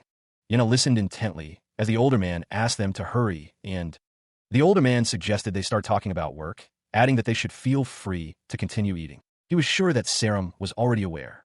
Meanwhile, at Atelier H, the man with long hair explained that his atelier didn't deal with leather, but rather a material that exceeded the abilities of leather. He continued, stating that unlike most places that used plant fiber, they used the fibers from high-rank monsters as the main ingredient. One such monster was the mountain spider, a danger rank 4 monster. The man explained that they used their patented techniques to produce the perfect material, creating a blend that perfectly suited the user. Another monster they used was the Gigamoth, a danger rank 6 monster when hatched. The man stated that once they finished the final coating stage, he explained that it created a lighter and stronger material compared to leather, and that when it came to Jar-yeong. Elsewhere, a computer screen displayed data received from the Jinseong group. The man with long hair continued, saying that he had already seen what Yu Jar-yeong was capable of. The woman with dark hair asked what it was. The man with long hair responded that, like he said, the last step in creating the fabric was coating, a process that involved coating. He added that the fabric was coated in oil to increase its integrity and various resistances. The woman with dark hair confirmed that he had already mentioned that. The woman with dark hair stated that she just had one issue, something that she continued to question. The man with long hair explained that the issue was that gathering the highest rank oil, at this current moment, was near impossible, specifying that the oil they used was the oil from the ravenous whale from the deep sea. The narrator explains that although supply was limited, they had a contract that practically gave them a monopoly. However, due to unexpected circumstances, the hunt rate has dropped to 0. The ravenous whale lurked in the depths. While they had materials that could replace it, the man assured them that there was little to no difference in quality between the two coatings. Even if that was the case, it would be considered a breach of contract, a mistake that should have never happened. The woman with dark hair stated that even if Jar-yeong refused to work with them, she had nothing to say, but after all this time, if that was their intent, she could personally introduce them to a master leather craftsman. The craftsman created defensive armor using leather, And of course, he would be sure to pay for the cost and time that it would take to create everything. Diab Choi listened intently.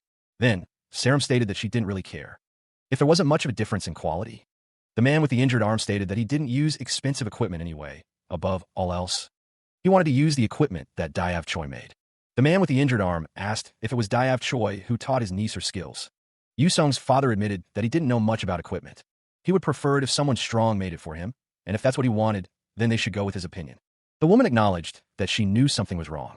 The man with the injured arm considered her to be a strong person. It had been over 10 years since the man retired, but he admitted that it still felt nice to hear such praise. He understood, promising that if he was trusted, he would do his best to live up to their expectations. The man extended his hand. The man with the injured arm shook his hand. He recalled a large-scale raid that he had been excited for, hoping to get some incredible material that he could use. He then asked if they had heard about the Imperial Wasp. The man with the injured arm flinched. He had heard that royal jelly was a rare item that only they could drop. The man added that there was another drop that was considered to be the dream material, and that it was the most famous among equipment manufacturers.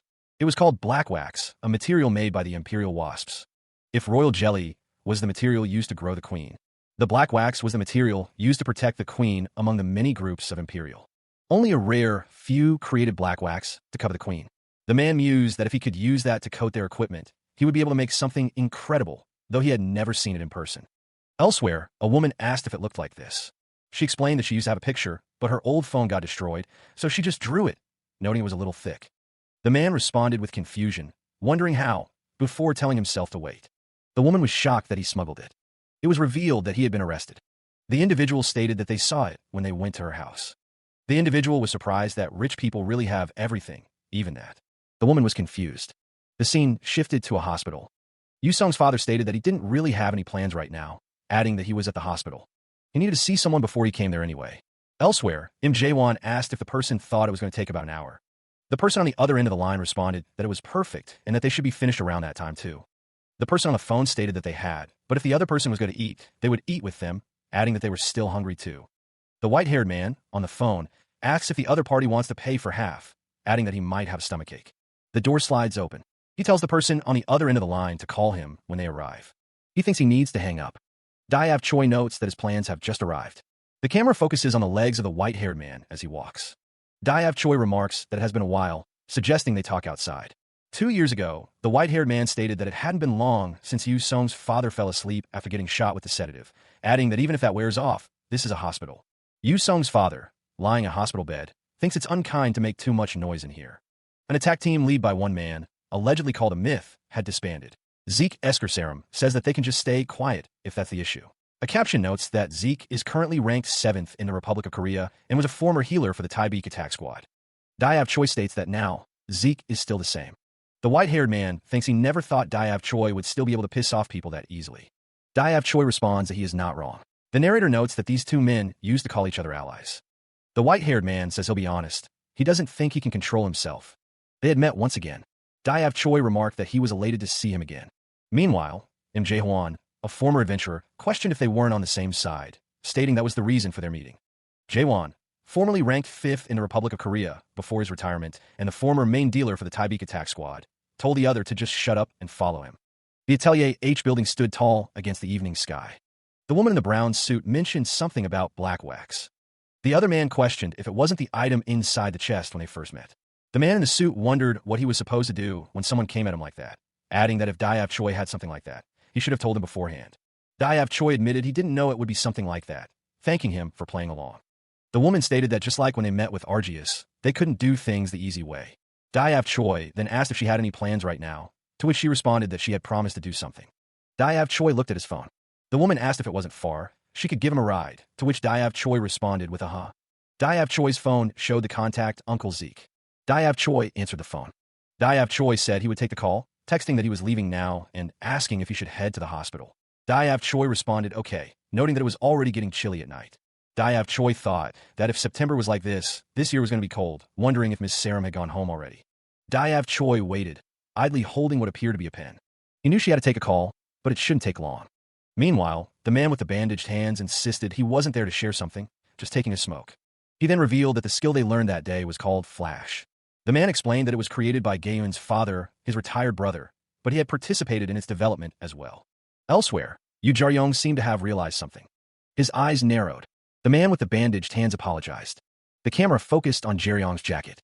Jaryong thought to himself that the creator of that skill would be there. He realized he should have thought about that. The man with the bandaged hands asked to be allowed to apologize for using the skill without permission, promising not to use it again. The man with the bandaged hands insisted that wasn't why he brought it up, believing he was misunderstood. He continued, stating there was no special ownership or copyright when it came to the skills of adventurers. Jaryong realized the only thing was that they become hesitant to teach others the skills they developed. It was explained that even if a skill is easily copied, it's not a crime if someone manages to learn it on their own. The man with bandaged hands believed that the skill was bound to be used by everyone at some point. Meanwhile, the woman stated that the skill wasn't easy in any way. The man with bandaged hands chuckled, reminding Jaryong that he had claimed to have never learned skills properly. The man with bandaged hands admitted that he initially thought Jaryong had a weak base. However, seeing Jaryong's face during the duel cleared it up for him. He continued, saying that a passionate child like Jaryong would never have gotten lazy and skipped the basics. He wasn't sure why that happened, but the man with bandaged hands didn't think it was for him to question. However, he wanted to give Jaryong some advice that might be of help. He told Jaryong that he had a real talent. With some time and effort, Jaryong was bound to show off his true strength, not just getting into warrior high school. But becoming one of the great adventurers wouldn't be hard for him. Dayav Choi chuckled, stating that was what Jaryong's skills were capable of. He explained that this world, especially the adventure business, was not a place where everyone just admired each other's strength. Dayav Choi stated that, of course, there would always be people who acknowledged Jaryong's power and looked up to him. On the other hand, there would also be plenty of those who envy him. They'll try to control him, but if they fail, they'll try to destroy him. So, Yu Jaryong wondered if he was being told to hide what he was capable of. He questioned what he was capable of. Dayav Choi asked if he was being told to avoid the attention of those dangerous people. He responded that it was the exact opposite, questioning why he would hide that talent of his. The man with bandaged hands took a moment to collect his thoughts. He explained that it wasn't something that he could hide anyway. The man continued, saying that if he played it small, people would only look down on him, and that instead, he should just do whatever he wanted. He advised Yu Jaryong to show off his true self, a genius that nobody could approach. The man with bandaged hands told him that as long as he was capable, he should do everything that he could and steal as many skills that he deemed useful. Yu Jaryong listened intently. The man with bandaged hands finished by saying that even if someone were to cause an issue about that, he shouldn't bow down like he just did. Yu Jaryong seemed to take the words to heart. Instead, he should be sure to raise his voice, because he wasn't the one wrong. The bald man with bandaged hands continued his advice, stating that Yu Jaryong should consider the people who allowed him to steal those skills. He clarified that it wasn't about right or wrong, but about the right of the strong. The bald man further explained that even if a skill was stolen, if one could use it properly and bring it to the next level, it could truly be considered theirs. He expressed that he understood how Jaryong felt. The bald man took a puff from his pipe, adding that this world of adventurers was ruled by the strong. Elsewhere, a woman with a top-knot hairstyle stated that her niece's personality, just like Yu Jaryong's, was on the extreme. She added that people might say she should round her out as an adult, but she had no intention of doing so, as she was a picky and boisterous genius. Suddenly, a woman's voice called out to Yu Jaryong, stating that she was sure he would also. Elsewhere, a woman with elf ears answered a call, surprised that the other person was there too. The man on the other end of the line questioned why she should take the call. The man with bandaged hands stated that he knew that he was taking them there. Elsewhere, a man with dark hair answered his phone. The caller apologized if he was interrupting something and that he didn't intend to contact him so soon. A man in a white suit asked if the person on the other end could come there right now. Elsewhere, a woman and a man react with surprise. Below, someone states that they understand. Meanwhile, another man states that he will be right there. The scene shifts to a dimly lit, dilapidated subway entrance. The question is posed, is there really a secret path to the dungeon? It was explained that unofficial entrances to the dungeons are all over the closed subway stations. Elsewhere, a woman asks if they should go. Someone observes that this one is theirs. Elsewhere, it is stated that he is inside and that someone came faster than expected. Dayav Choi states that he wasn't planning on calling, but the person he called would rather die than be healed and carried by him. Someone states that they don't know what's going on, but it seems like they're not on good terms with him, wondering if they fought with the manager. The man wonders who he is, stating that if he knew he would be this fast, he would have asked for Adshirt. The shirtless man, Piljiu defeated adventurer, complimented the other man's eyes. The man in the suit questioned if he was the one who managed to land a hit on Zeke Eskerserum, adding that he was pretty famous in their attack squad. The man in the suit admitted that he didn't know his name, though. Piljiu defeated adventurer was informed that the captain wanted to meet with him. The man in the suit suggested that the captain might be looking to call dibs on him, but he was told to stop the pointless conversation. Meanwhile, Zeke Eskerserum stated that they were heading out, and there was no point in staying there any longer. Zeke Eskerserum began to walk away. As Zeke Eskersarum walked away, Anisha Eskersarum told him to call her later. Yang Dogyan expressed his disbelief, stating that when they told him Yu Jaryong needed help, he thought he was in a serious condition. Yu Jaryong sat alone in a desolate, fiery landscape, stating that his body and pride were in shreds and that he was in a pretty serious condition. Injured Man 1 called someone a cowardly bastard, wondering why he came with him, but it turned out he wasn't alone. The injured man sat perched on the edge of a precipice, the fiery depths below reflecting in his eyes. He seemed unfazed by his wounds, his posture relaxed despite the clear signs of a recent struggle. Nearby, the informant wondered what the light was, questioning if the sun had already set. He already knew the answer, but asked if he had a lighter. Then, the injured man asked the informant to bring him something. Elsewhere, someone claimed to be too tired to move. The world around them continued to burn. The destruction was widespread. The chaos continued. Meanwhile, Diav Choi demanded to know what they were fighting about. The informant corrected Diav Choi, stating that he was just going to burn him to a crisp. The informant thought the young one he came with was impressive, noting that he wasn't a tank, but his defensive skills were pretty solid. The young one stood nearby. The informant's companion told him that he had something to tell him, musing that if he trains for a decade, he might become a big shot later on, maybe half of his father. The informant stated that, as a poacher, he was free to do it whenever, but if it was about becoming an adventurer, he had a condition. The informant wanted him to perfectly understand what he was about to teach within a month. The informant thought it wouldn't be easy, since it's not in the same category as his talent. The informant acknowledged the unspoken question, a faint smile playing on his lips as he prepared to elaborate on his condition. He extended his hand, a swirl of green energy coalescing in his palm, hinting at the nature of the lesson to come. The words hung in the air, a promise and a challenge. He would be teaching magic. The man with white hair extended his hand, asking if he had said the word magic. He responded that he wanted to ask what he was talking about, but for now, he would wait. Scattered cigarette butts lay on the ground. The man with white hair asked if he was okay, suggesting that if he couldn't stand, they should sit down. He realized he had no choice. He told him to get on his back. He reflected that making coffee with his own beans seemed really hard at first. But with practice, he understood it wasn't all that hard. He thought that there were mistakes made along the way, but it was fun learning. If he knew he'd enjoy it this much, he would have started earlier. He poured coffee, thinking it would have been a nice hobby to enjoy during his prime. He told him to stop talking about things like his prime. Jae-hwan, who was 26 at the time, said it was as if he was really retired. He responded that was because he really was retired, and in order to fix this, he was told that he could do it, just kill that Duganog. He didn't even have to do anything, just request a target and a location, then recruit an attack squad. He thought that even if he did, there's no way that it'd be approved. The bald man, agitated, paced back and forth. He was sure Yu Song's father knew the situation he was in, and that he would win if he just did. That was why he was so upset, wondering if they were really going to let him win like this. And it wasn't just the Duganog. The bald man continued to pace, agitated by the countless rumors. He believed everyone would have died if it wasn't for Yu Song's father. Meanwhile, Yu Song's father, his face scarred and weary, resolved to do it. As long as he could get better, it was fine. He would take care of everything. He thought to himself that once he recruited an attack squad, he would find the Duganog and make all those bastards talking about him beg for mercy. Elsewhere, the bald man noticed that Yu Song's father was awake and asked if he was planning on sleeping late again. Yu Song's father introduced the bald man as Uncle Jae-hwan to a little kid. Jae-hwan was told to say hi too, and Yu Song's father clarified that the child's name was Yu Jaryong. The child politely greeted Jae-hwan. Yu Song's father stated that this was his son. Yu Song's father asked Jaryong if he could go play by himself for a bit, explaining that dad needed to talk with Uncle for a little bit more. The bald man acknowledged that they were having dinner with Uncle too. Jaryong thought to himself that he wouldn't be able to last much longer. Back with Yu Song's father, he realized that Zeke had made a painkiller recipe for him, made from the milk of the sky tiger. He knew he'd start to develop resistances for that too. Yu Song's father knew that even at best, he wouldn't be able to recognize people in front of him in the next 3 to 4 years. He knew that his decision-making, memory, and even cognitive skills would start to deteriorate. That's why, in order to prevent that, he asked Jae-hwan for a favor. That was likely the first time Yu Song's father had ever asked for a favor. If something were to happen to him, and he couldn't be the father figure that child deserved, he wanted someone to protect him. That man named Yu Song had never shown his weak side to anyone, and this was the first time he had asked for a favor. He wanted his son to have a life unlike his own, a normal life.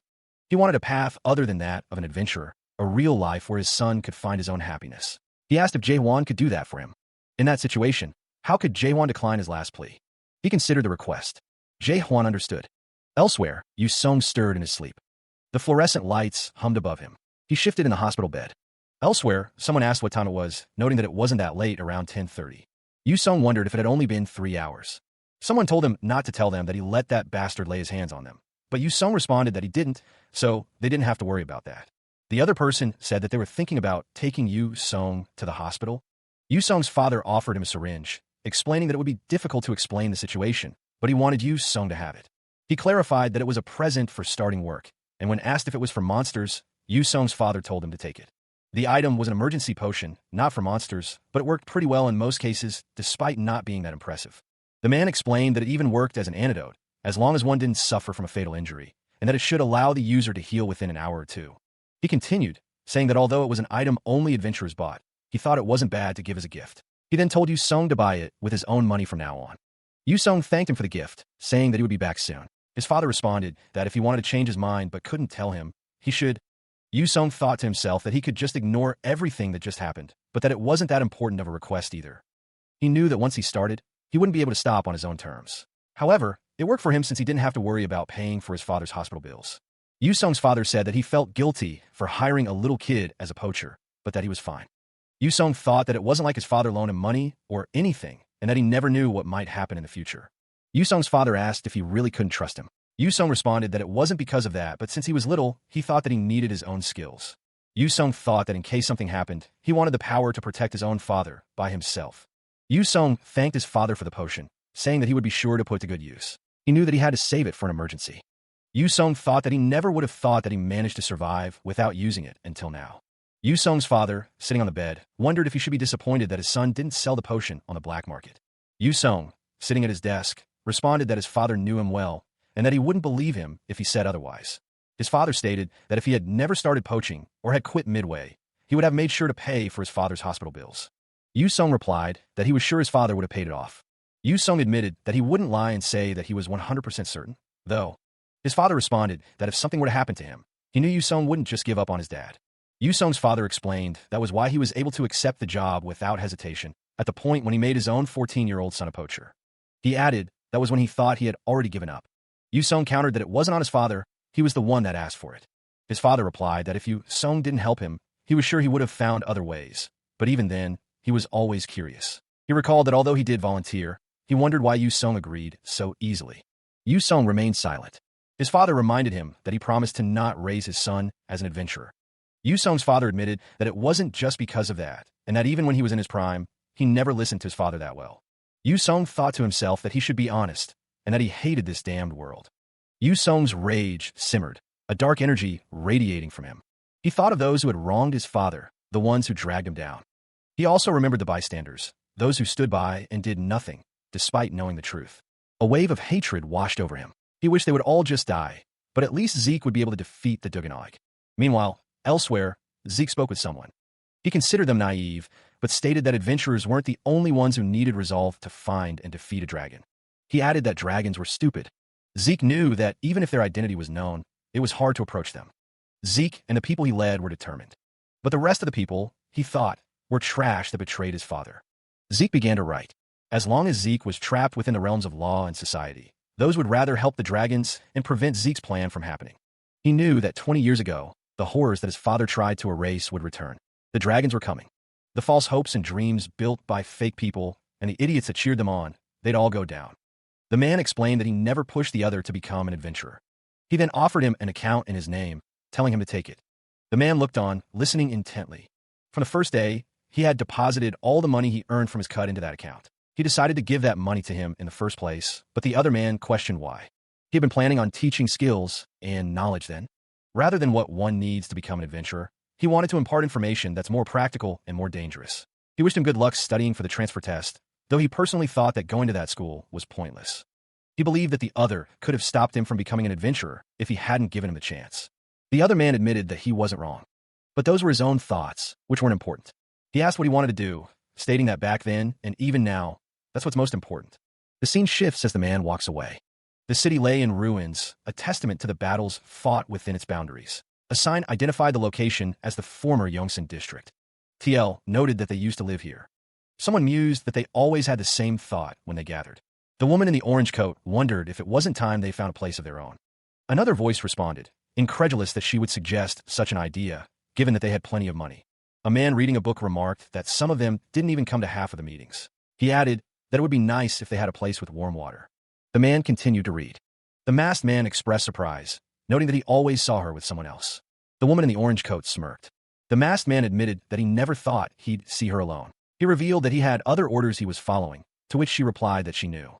The masked man stated that he was complimenting her. He added that since she didn't have her guardian, he thought she'd be looking for that bastard. The woman in the orange coat responded that if that wasn't the case, maybe he was just holding in his tears. The masked man warned her to say one more word if she wanted to die. The woman in the orange coat called him a lonely bitch. The woman in the orange coat questioned if the masked man was barking because he was scared without his owner. She added that even if he didn't do anything, she found it cute that he was resisting. Meanwhile, the masked man thought he wouldn't be punished for fighting a fellow member. The woman in the orange coat stated that he was the cause of everything anyway. She added that he kept bringing up base and shit, and if she died, what was the point of these excellences? The woman in the orange coat stood with a menacing look on her face. From a distance, the bald man observed the masked man and the woman in the orange coat. Suddenly, the woman in the orange coat felt a presence. The masked man stated that the stone was strange and that he had no intention of interrupting their argument. The bald man stated that since they had work to do, he hoped they could take care of things after they finished their jobs. The masked man thought that if they had more work to do because of the two of them, he was sure no one would like that. The masked man admitted that he thought he was acting stupid. The woman in the orange coat remarked that it looked like he got to live because of him. The masked man questioned why she kept ignoring his calls, realizing that she had ignored his calls 4 days ago. The woman in the orange coat thought there was no need to answer. The masked man was annoyed. The bald man told the masked man to go back and kill the rescue team, stating that that's all he had to say, so what's the point of continuing that conversation? The woman in the orange coat insisted that their plan had a point, arguing that it was successful and that there was no need to cause any more problems.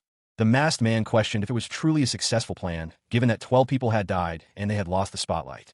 The news reported on the heroes who prevented the disaster, mentioning one injured in the hospital, but failed to mention the civilian casualties or the stolen vehicle. The bald man's associates lamented that the last 4 days had been filled with news about those kids. The bald man stated that if it weren't for those two, the Adventure Association would have faced backlash. It was noted that the vehicle storing the Living S-Star lacked proper security. As a result, the vehicle was stolen and caused civilian casualties. The bald man's group had hired the media and paid the families of the dead to distract the public. The bald man's group directed the focus of the public at the two boys, not at their mistake. The bald man exclaimed that it would have been better if he had gone back and killed them. He reasoned that even if they killed thousands of people, the moment they were identified, their actions would be considered terrorism. The bald man believed that the Adventure Association would redirect their focus on catching them, but that a group like the Association wouldn't go down for something petty like this. However, if they continued to create holes like they did, the Association was bound to fall eventually. The masked man agreed, asking what they had to do now. Someone asked when everyone arrived, wondering if they had taken too long and complaining that if the other person was there, they could have told them. A man covered in blood stood with a weapon in hand. The bald man responded that he didn't want to bother the man while he was enjoying his hobbies. He noted that it had been a long time since he had seen Yoonggil. Yoonggil, covered in blood and holding a chain, responded to the bald man's question about his hobbies, stating that he was simply doing his job. The bloody scene spoke for itself. Yoonggil admitted that he enjoyed it, though. Elsewhere, another man dismissed Kang-hyuk as unimportant, but acknowledged that he had managed to get his name on the rankings. It seemed Kang-hyuk had been stealing behind his teammates' backs. They had met with him in disguise and brought him to this location. Kang-hyuk was currently ranked 97 and was the main tanker of Attack Squad JGY. The man continued, noting that even though Kang-hyuk was the magne, his team had been pushing for his growth. Yet, Kang-hyuk stabbed their backs and turned to the shadows. The bald observer explained that this was a secret hideout used by adventurers, usually within dungeons, like a base camp for people to use. The location was safe from monsters and contained a hideout, medical equipment, and items to use. That was its original purpose. However, there weren't many teams that used them for pure intentions. They used the fact that it was an area hidden from others to do whatever they wanted. The man in chains was asked to repeat what he had told them, as they were sure everyone would love to hear it. The chained man stammered, mentioning a party at the shadow. A masked man questioned if they were talking about civilians. The masked man pointed out that they were adventurers in the ranks, yet they were spending time with poachers. The masked man told him to keep talking. The masked man warned him not to be nervous, or he might just kill him, adding that their leader had connections to these people. The chained man remained bound, bloodied, and helpless. Meanwhile, the man being interrogated revealed that the people brought to the party differed each time, including rich folk, businessmen, and celebrities. The man continued, stating that they had drinks, painkillers, and potions with soothing effects. Elsewhere, someone surmised that the operation created addicts who couldn't satisfy their cravings with ordinary drugs, driving them to the dungeon for more. It was reasoned that it was better to do drugs in the dungeons. Under the pretense of protecting adventurers, the outside world couldn't get involved. The chained man claimed he had no choice, stating that when he first came, they told him it was all like this. The masked man stated that their attack squad wasn't the only one before asking what the chain man was so scared of. The masked man smiled, stating that since the chain man spoke up and told them everything, why would he try to hurt him? The chain man stuttered, and the masked man said it was unfortunate, but it was time to say their goodbyes. The masked man prepared to cast a spell. The chain man was killed. It was tonight, and no one was allowed to leave. It was reported that adventurers and civilians enjoying drugs were killed by wild monsters. That, the narrator stated, was all the world would hear of. The masked man questioned if they were hunting attack squads. One of the men wondered if it seemed like it would be fun and asked what was wrong. Another man responded that it was a little weird that it was just the four of them and that he never imagined that Doryong would be left out from a case like this. Another man asked if it was because there was no need to hold back. He continued, asking if they could just kill them all if things got out of hand, stating that the four of them were the best option when it came to pure lethality. A man in a suit supposed that one could say that. He stated that a slaughter like this was what they had all been waiting for. The man with white hair was informed that the target was an attack squad trying to grow its influence in the modern world. One of the men noted that he always talked as if he was not part of them, and that there were 2 gold class, along with CE bankers. It should be more than enough to relieve some backed-up stress. Be sure to enjoy it to your fullest. The group of men moved forward. Once their bodies were found, the stench would wake up this rotten world, and soon, the era of Team Scar would come. 1 month later, a taxi drove down the road. The driver confirmed that they were almost there. The passenger noted that the time said he would arrive at 6:13, so 2 more minutes. He added that he had just gotten out of the cast that morning, and it felt good. The passenger was on the phone, listening to someone tell him that they told him he needed a week or 2 more of neurorehabilitation. He responded that it was good to hear, and it looked like they had some time to spare. He was informed that his equipment should be finished around then, too. The woman in the orange coat waved, remembering something she had forgotten to mention. She called out, spotting the car. She wondered why she had needed to take such an expensive taxi for an hour to get there. Meanwhile, the man with the cap looked up, surprised. He thought that they were the only ones using the place for the next 2 days, and they only had the weekend to get ready for the transfer exam. The woman in the orange coat mentioned that she had heard he was getting tested by his manager for the next month. She also forgot to mention this. She explained that she had met him in the morning when she got the cast off, and he said he wanted to help her get ready for the transfer exam. The woman in the orange coat looked worried. She thought that since he seemed to know some stuff that might be useful, and above all else, she heard he was a classroom friend. The man with the cap looked down at the other man. The other man was shocked.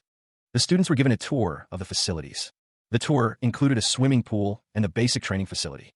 There was also a lounge. The students were told that they could have whatever food or beverages they liked, mostly healthy stuff, and that there was also a weight room. The guide explained that if they wanted something better, they could use the spa on the 4th floor. The guide's companion stated that this was all her uncle's private property, and there was nothing to be surprised about. The guide explained that there were times when his uncle brought people here to rest and train, and when it wasn't in use, it was left like this, which was how he got permission for them to use it. The companion asked if he meant them, also mentioning that he forgot to mention something. The guide's companion asked why he was calling a friend that. She told him to be quiet, because Suk Cholkang could hear them, and that she didn't know why he brought him along. The companion was concerned that Suk Cholkang could hear them. The guide asked if she had ever tried talking to him. She said of course not, and that it wasn't just her, but the entire class. She continued, saying that no, the entire department avoids talking to him because he's from Juggernaut. The woman in the orange coat watched as Cholkang was called out for wandering off. He was apparently known for being picky and noble, ignoring even the best students. She wondered why he would even consider her. Diav Choi, noticing Cholkang's distraction, told him to stop goofing off. The woman in the orange coat seemed confused by the exchange, but Diav Choi told her that they could take a look later. Cholkang apologized, explaining that it was just an equipment brand he had always wanted to use. Meanwhile, Yu Jaryong realized that Jean Serum was the one who had been helping Yu Song. He wondered if Yu Song was on bad terms with her or something, and if he didn't want to come, he could go back. Yu Song responded that, in the first place, he didn't have any acquaintances at school. Jaryong thought to himself that Jean Serum was scary and pretty cool. Jaryong wondered if there were 2 people at Warrior High named Jean Serum. Yu Song didn't think they were talking about the same person. Yu Song stated that she was really impressive, although he didn't have a sense for things like that. Yu Song continued, saying that he had never seen Serum bow down to anyone in the school. He added that she always looked so strong and had her head held up high, but he didn't know about her grades. Yu Song thought that, at the very least, he could tell she was internally a strong person. Yu Song could tell there were plenty of people that hated Serum from the beginning of the first semester, even then. Yu Song thought that he could use this weekend to work together in a study group. Yu Song's father asked what he means by studying, reminding him that he needs to get ready for the practical test, which is only a month away. Yu Song responds that he doesn't think it's that odd. He explains that even though they call it a practical test, it's more about habits and knowledge that he should already know and wonders where it might take place and what kind of theme there might be. Yu Song recalls that he mentioned analyzing the situation and developing a plan and states that he is sure that's important. The group stands outside on a paved area.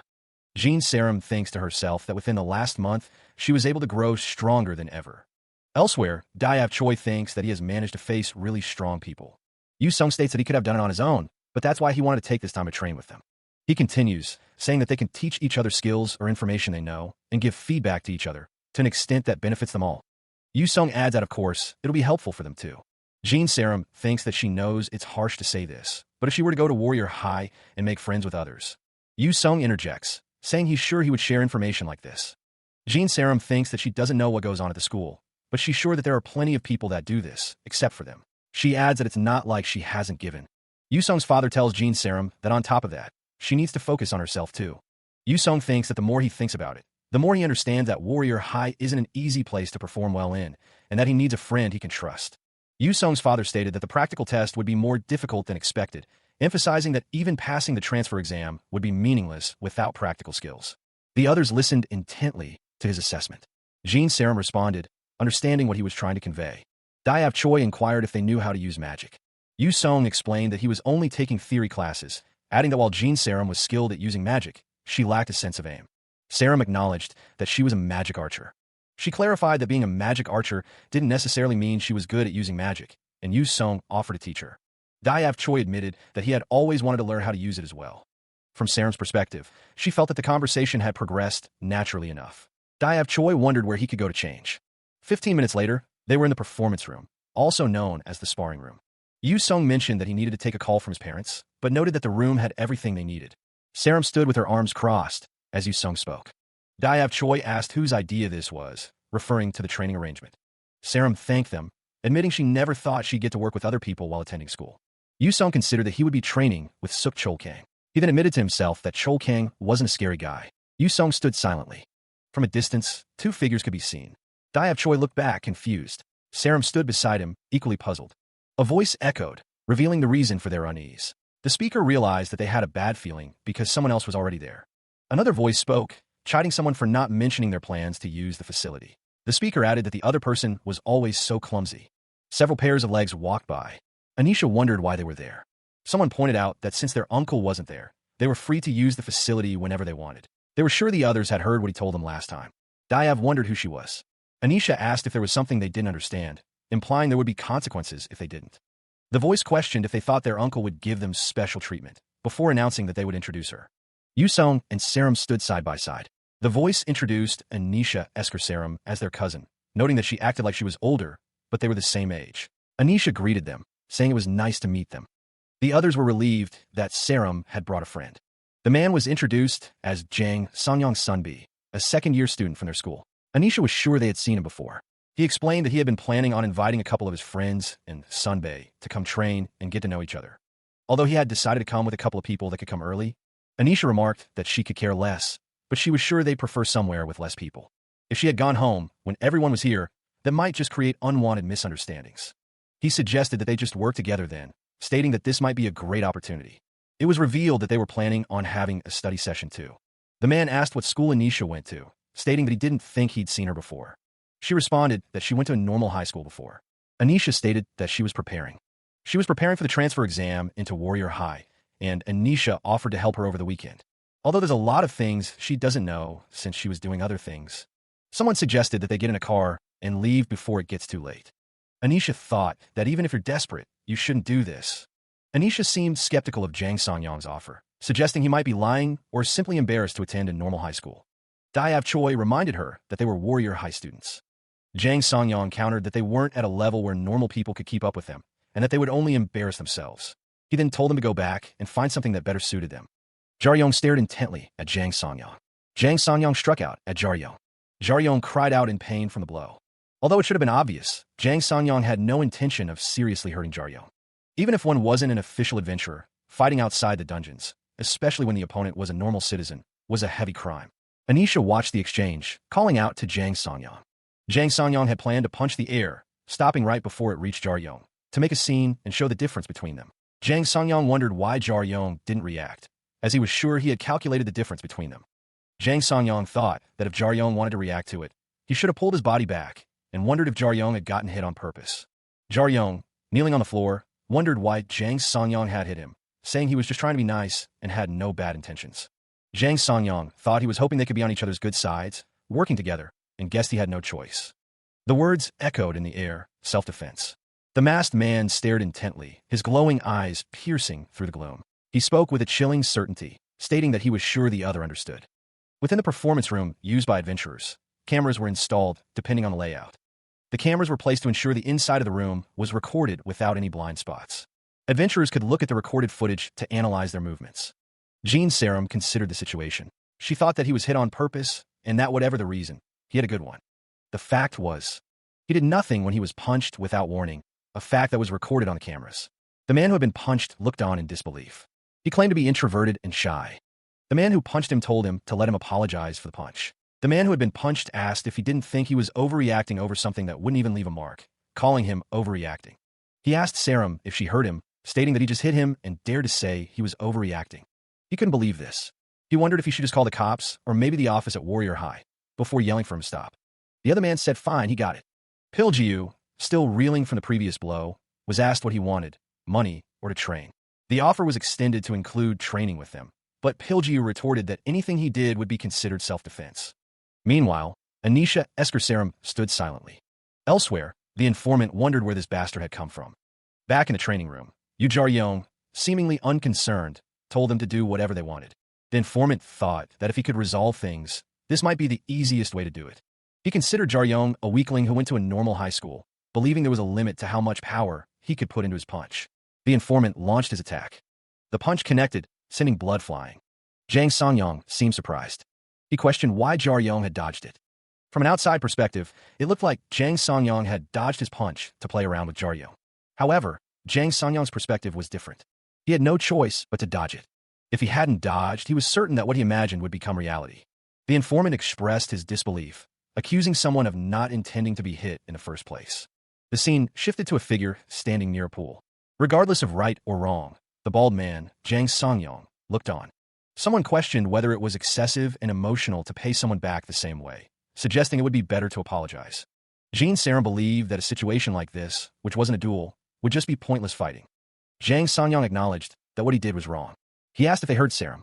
Someone stated that they could choose, asking if they wanted a duel or would rather just fight. From a distance, Jang Songyong watched as Yu Jaryong prepared to fight. Energy began to gather. Yu Jaryong, enraged, questioned who they thought they were messing with. Yu Jaryong launched an attack. The informant was struck by the attack. The force of the blow sent the informant flying. The informant was sent crashing through the air. The force of the blow sent blue energy rippling outwards from Jaryong's fist. The punch, though intentionally weakened, still carried a significant impact. Jaryong's eyes seemed to convey a cold message. He was ready to end things. That single blow was enough to shatter the pride of a Warrior High School student. The energy continued to surge around Jaryong as he prepared his next move.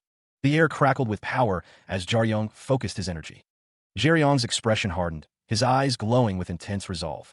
The informant, now on the ground, muttered that he had Jaryong. Jaryong moved with blinding speed, closing the distance between them. His foot slammed down with unstoppable force. The attack was described as unstoppable. The force of the impact reverberated through the area. The informant's eyes widened in shock as he realized the extent of Jaryong's power. Jaryong declared that he would hit him in the body a couple of times. The informant was sent crashing down. The informant crashed to the ground after Jaryong's brutal assault. Jaryong landed heavily, his foot impacting the floor. Nearby, Han Geun looked on, surprised by the turn of events. Zeke Eskersarum stood beside her, a slight smile on his face.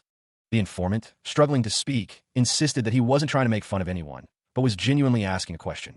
Jaryong reflected on what he had imagined the fight would be like, admitting that the reality was quite different. He had hoped to try going all out. He thanked his opponent for playing along without trying to harm each other, noting that there were recordings of their interaction. Jaryong stood over the informant, who remained on the ground. Gaeun apologized if this was the conclusion of their interaction. Jaryong thought that the informant was similar to what he had experienced before. The informant wondered aloud if he should have just gone easy and left, and suggested keeping the recordings of what happened today, just in case. Gaeun questioned if he intended to do something with the recordings, stating that what had already happened was plenty. Jaryong asked if she was stupid, and questioned what she would do with the recordings, stating that he wanted her to look at them. He assured her that she could clearly see what happens. Jaryong reflected that he had tried to limit his movements and move at a slower tempo. The blue aura around Jaryong's legs pulsed with contained power. He admitted that he was disappointed that the fight had not met his expectations. Gaeun questioned if he had been trying to record the fight to show her something. Jaryong wondered if there had been any real reason to go to such lengths. He clarified that he was referring to the girl in the dress, the one who kept bothering him with pointless things. Gaeun stated that it was obvious that the girl did not intend to hide the fact that she hated him. The camera panned down to the girl in the dress. Gaeun remarked that she did not know what Jaryong was like at school. Jaryong told her to be clear, adding that, based on what Cholkang had told him, he did not think she would be willing to bow down to others. Jaryong stood firm, his expression unreadable. He stated that he was not prideful about himself, but he also was not one to be taken advantage of. Gaeun acknowledged that they had an agreement, but her school life was still precious to her. Jaryong countered that he did not think it was beneficial for them to be isolated from others. He added that Cholkang was there too. Gaeun looked at Jaryong with a surprised expression. The battle continued, the sounds of destruction echoing through the environment. Below, a figure fell through the air, crashing through the environment. The impact was forceful, the figure's expression one of pain and shock. Nearby, Anisha Eskersaram expressed her disbelief at the situation, addressing someone as Sunbae.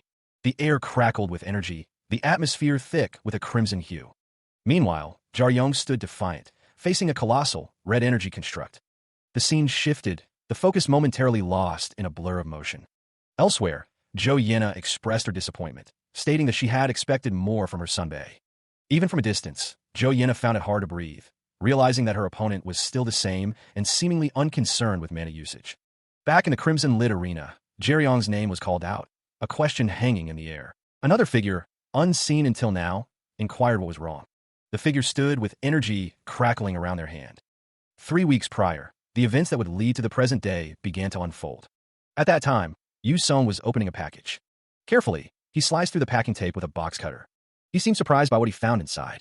Yu Song remarked that he wasn't expecting much. He thought the contents looked like trash. He noted that he especially couldn't use the In-Kill's blood anymore. He recalled that if a force puts the user's life in danger, magic will spread throughout the body to absorb it. He realized that was what it should be capable of. At that moment, he could tell that it was being activated in his pocket. A surge of red energy erupted around him. He thought the only reason he was able to get out of that incident without any big injuries was because of this. But the power he felt moments later was different. He wondered if that was also a result of the In-Kill's blood. Yu Song reasoned that there was no other explanation for it. It must be a secret power that he never knew about.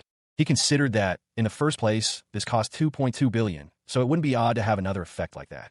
Yu Song, still processing the surge of power, paused, a thought striking him. The figure before him was worth 2.2 billion. He was certain that the feeling he had now was the same as before. But why now? He wondered if this meant the power wasn't caused by In-Kill's blood. The woman with elf ears questioned how much his sister had agreed to give him. She continued, suggesting that since his sister wasn't paying him much anyway, he should switch sides. Another woman, with dark hair, told her to stop playing around with other people. She asked what kind of joke they were playing, wondering if this was really happening. Even if he was inferior, he still managed to defeat a second-year student from their school. They should forget about him not attending their school, and consider that it was odd that he wasn't well known. Someone else chimed in, saying that they were sure there was a reason why he couldn't apply to their school. They reasoned that a personal crisis, or things like that, could all be resolved with money. The first woman asked if money was the only thing he had to offer. She clarified that that's not what she meant, and asked what else he had to offer, talent, connections, or a good reputation. If it wasn't that, she guessed the only other thing he could offer would be her patience. Although he hadn't seen it himself, someone was trying to ruin Jo Yena's school career. The man held up a glowing purple orb. He admitted that he could never understand what she was truly going through. He knew that there was a person who cursed at her despite being shitty herself, and talked behind her back while causing problems. He asked if, as Jean Saram's sister, she knew something. The scene shifted. The scene intensified. The man sighed, considering his options. He decided that he had no choice and that this week's meeting was cancelled, adding that he could care less about the people there. Yanawa reminded him that they had already invited the others. Yanawa was told that she was too kind. She was asked how she could still care for them after what happened, even if they were Sunbaes and their team leader. A man struggled against a wall. Yanawa stated that this was merely a way to create connections to the student council. Although this was a waste of time, it wasn't like they didn't have any alternatives, so they should just forget about what happened today. Someone asked if she was her sister or something like that, but they were cousins. However, the woman with elf ears hoped that, if the money from her sister wasn't important to him, he at least had a proper idea of what he wanted, because it would influence his entire life. The man listened intently. The woman shook her head slightly. Meanwhile, another woman with silver hair was being led away by a man in black. She thought that she would rather avoid a situation where Anisha paid more attention to him. She couldn't say that Anisha had a nice personality, but when it came to him, Anisha would do anything. Since she knew about him now, she would try to do anything to stop him in his tracks. Spreading information about him would be just the start, and that's what scared her. The man in the gray tracksuit stated that he couldn't feel anything right now. The moment it stopped was right then, when Anisha called off the magic giant. Did that mean that power didn't come from Enkil's blood, but it came out because it felt magic? It was a power that reacted to magic. Yu Jaryong was asked if he was okay, as he seemed off. He confirmed that he was, and that he was positive that he needed to learn it now. Magic. Yoonggil lay prone, recovering from the recent events. Suddenly, a figure loomed over him, shrouded in darkness. Meanwhile, Jaryong was reported to be awake.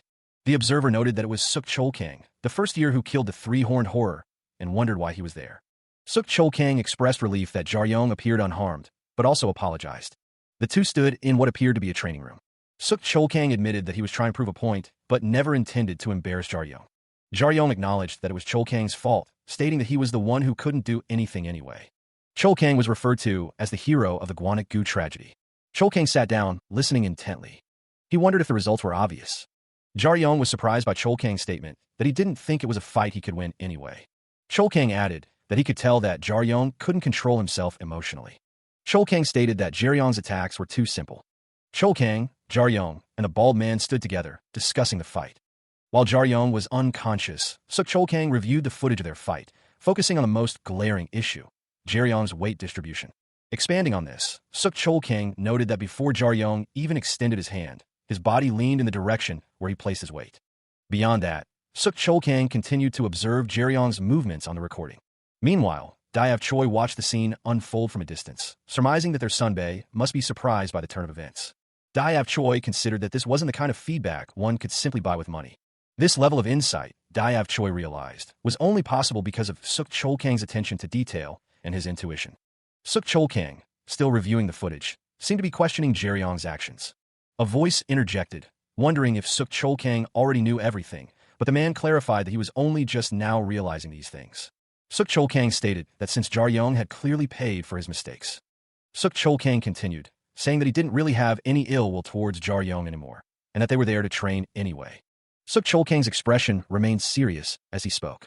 Suk Chol-kang explained that he thought this could help them be on better terms, and he was sure Jaryong would like this kind of information, instructing him to leave after he was done reading it. Suk Chol-kang offered to send it to Jaryong later if he gave him his number. Diav Choi, observing the scene, couldn't believe those bastards had left their sunbae like this. Diav Choi thought to himself that Suk Chol-kang must be sad.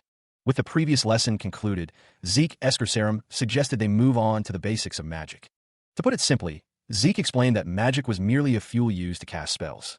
He added that one's magic stat represented the quality of that fuel. The white-haired observer questioned whether it was quality, not quantity, that mattered. Zeke confirmed that if they looked at the total amount, elves had about the same. Zeke reminded them to remember the analogy to fuel. He continued, explaining that even if one stacked newspapers, they wouldn't burn as well as coal. The amount of magic, he stated, depended on the amount. Illustrating the point, a chibi version of Bald Man 1 appeared, followed by a chibi version of protagonist _ narrator, and finally a chibi version of Jean Serum. This, Zeke explained, determined the scale of the spells one could use. Serum pointed out that a C rank was the bare minimum for those trying to be a magician. Zeke stated that one had to be at that level to use effective attack spells and useful buffs. The white-haired observer listened intently. Zeke thought to himself about a buff that he could give himself, wondering if he could use it to recreate the effects of Enkil's blood. Serum asked if they thought they could learn it within the weekend. She expressed her disbelief that a beginner wanted to learn magic within 3 days. Zeke responded that he would never get used to her being like this, adding that it took about 1 to 2 weeks to even get used to using magic. He continued, stating that all the buffs he learned were long-ranged, and that he thought he could help her with that. Zeke stated that he was fine with teaching them, if they were fine with learning from someone like him. The focus shifted to Jang Sanyong, a second-year student at Warrior High, specializing as a close-range damage dealer in hand-to-hand combat. Regardless, he considered this his specialty. The logo for the Warrior High School Dungeon Raid Department was displayed. The school building stood silent against the night sky, illuminated by the soft glow of the moon. Inside, Yu Song exclaimed in awe as he successfully manifested a small flame in his hands. The spell, known as Flare, was described as a basic fire spell capable of burning between 400 and 500 degrees Celsius. Across from him, Zeke instructed him to maintain the flare and focus on his inner self, observing the process with a critical eye. Zeke told him there was no need to be surprised, and that it would be stranger if he couldn't produce a flare. Yu-sung acknowledged that at least he knew he had some talent, wondering what he should do next. He wondered if he should create a bigger fire, or maybe try water now. Zeke instructed him to continue maintaining the flare and to focus on the inside. Elsewhere, a man sat in a meditative pose. He thought that there was nothing more stupid than someone telling you to feel the magic, wondering how he was supposed to feel the magic if he'd never used it before. Zeke remarked that although it might seem like a puny excuse for a spell, it was different now. Zeke explained that although Yu-sung might not be able to feel it, the magic within his body had been awakened, and that this might be the best state for him to try and feel it. Yu-sung stated that he understood, resolving to not let that flame die out and to focus on the inside of his body. Zeke thought that he didn't think Yu-sung would understand any of this, and that worst case, they might have to do this the entire weekend. Yu-sung felt something sharp and ticklish, like static electricity, coming from his lower stomach and spreading to the rest of his body. Zeke observed that it hadn't even been a minute, and Yu-sung was already getting the hang of it. The sensation was amazing to Yu-sung. He felt like his body was filled with circuits. He wondered how many circuits there were, estimating at least hundreds. There were two main parts within the human body to handle magic. The core, located in the abdomen, created the magic. The circuits stretched from the core. The circuits supplied the magic. The amount of circuits was 127. Elsewhere, Anisha Eskersaram asked if Zeke could play any instruments. Zeke admitted that he learned the piano until he was 10. He didn't think he had much talent, though. It should be easy, then, as it was similar to playing a piece on the piano. Anisha listened intently. Zeke then demonstrated the D-rank spell, Thunder Sphere, which created and launched an electric-filled sphere at 200 kilometers per hour. Although it wasn't lethal, its large range made it ideal for limiting the movement of multiple enemies. Zeke asked if Anisha saw him use any chance or complicated movements when he cast this just now. He held the Thunder Sphere in his hand. Unlike what most people think, magic wasn't as complicated as people made it out to be. Most spells, it turned out, happened within the body without any external movement. To illustrate, he suggested thinking of the piano. The image of hands playing the piano keys appeared. That was how one played a piece, Zeke explained, drawing a parallel. The circuits in one's body were like the keys on a piano, and magic and spells were the same. Those circuits, he continued, were how magic was sent through specific pathways, in a specific order, and at a specific time. That was a better explanation than simply saying the amount of magic depended on the amount, he thought. That was how one used magic, like a piano with over 100 keys. The question arose, were there any risks or side effects that came from using magic? Zeke assured her that easy spells would still manifest, as long as the mistakes weren't too big, though they might lack quality.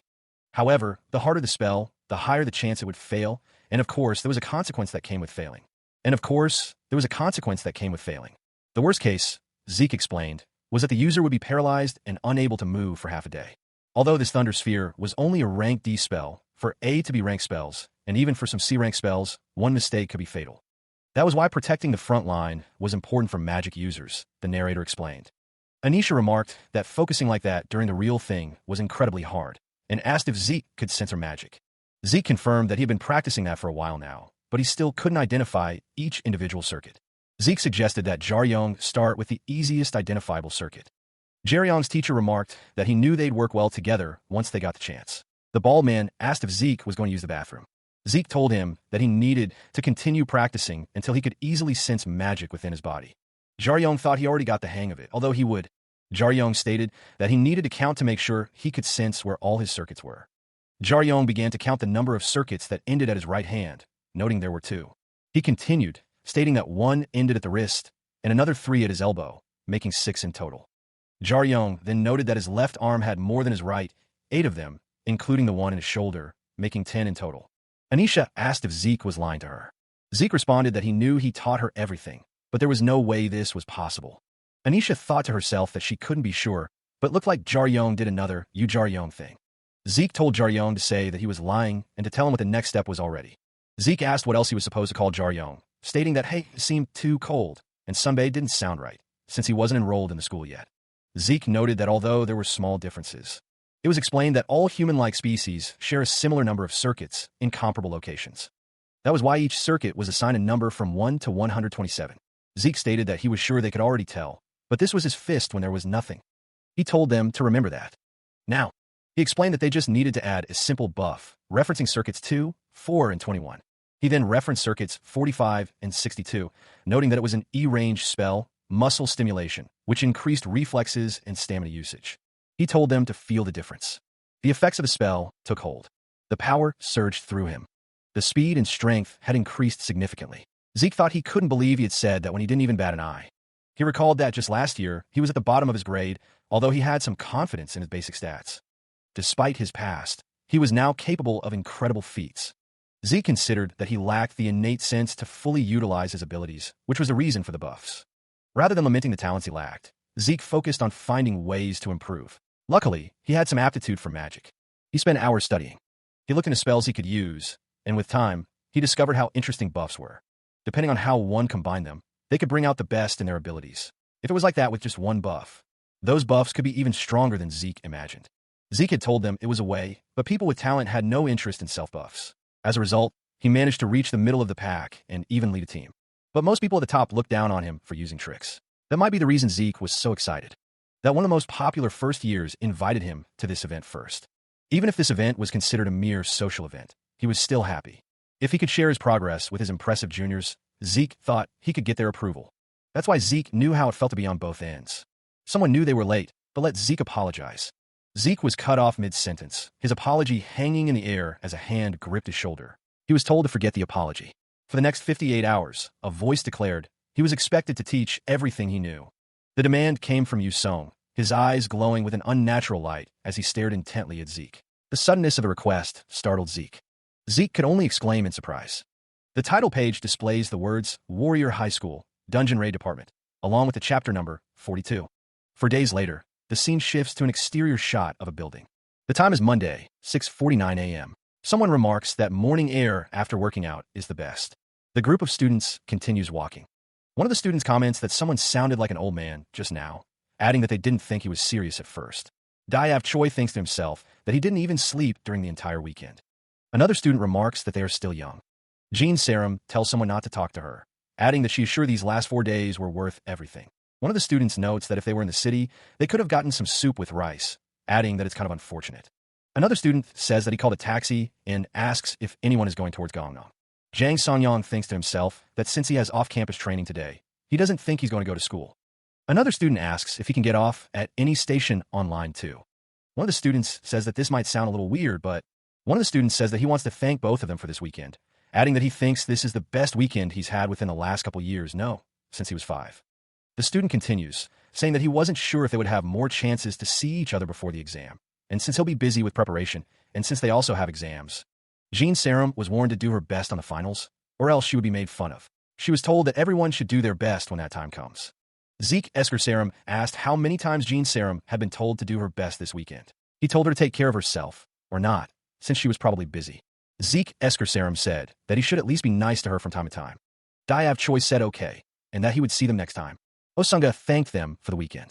Sun Chongwoo agreed, saying he felt the same way. The group parted ways, agreeing to see each other next time. The city street bustled with activity. Diav Choi remarked that he thought his ride would be there soon. Jean Sarum simply said okay. It was still awkward when it was just the two of them. The city skyline stretched out before them. Tyr Velkason said that it was the best weekend and that he learned a lot from Jang Songyong. Jang Songyong said that it was not only a lot of buffs, but even something like a special move. Jang Songyong explained that it was not a special move. He said that he had told Tyr Velkason dozens of times, but that skill was just an idea. The idea that his skill might not even work lingered in Jang Songyong's mind. Not only had he never used it before, but he had never even had the chance. Despite his reservations, Songyong thought it might be more than effective in battle. If he could master it, he believed he could even use it during the revenge match. The other student inquired about the revenge match. Songyong admitted it was a long story, but there was something like that. Songyong promised that if he succeeded, he would be sure to tell him about the results. He added that he didn't know when he would get the chance, but they should grab some food together when they did. Songyong mentioned that he really wanted some rice with soup. The other student wasn't sure about that. He didn't think he could hang out with Songyong unless he went to a better school. He would rather not spend time with people that go to normal high schools. Songyong couldn't believe it. Songyong thanked him for the encouragement. Elsewhere, the informant admitted that he was tired. Someone told him that he didn't have enough time to sleep either, which shocked him. The informant was surprised to hear from his manager, especially since he was supposed to go to school today.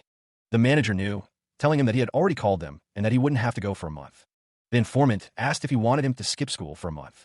The informant is told to pack his bags, bringing some underwear and a couple of shirts, unless he wants to lose attendance points. Elsewhere, Diav Choi is told that he seems to have learned magic, and although it's on a basic level, his circuits are active. The voice responds that it was obvious he needed to do some preparation since he knew what they were going to do.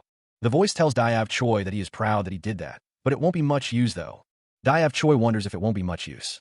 The informant is told that he didn't waste his time, but the speaker is just trying to make things clear for him.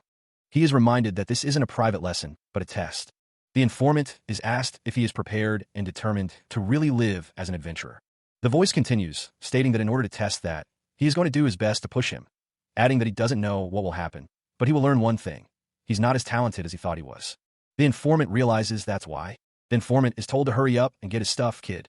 He is told to grab enough clothes for a couple of days, and if he needs more, they can come back. The informant asks where they're going and if it's a practice facility the speaker used when he was active. The speaker is seen carrying a duffel bag. The informant asks how to open the damn thing. He looked at the object in confusion, wondering what it was. The man with him stated that it was his weapon. Finally, the case was open. The man with the informant told him to take a look. The informant's companion threatened to sue if anything was wrong. Inside the case was a long, cylindrical object. The informant observed that the weapon looked about the same, except it was a different color.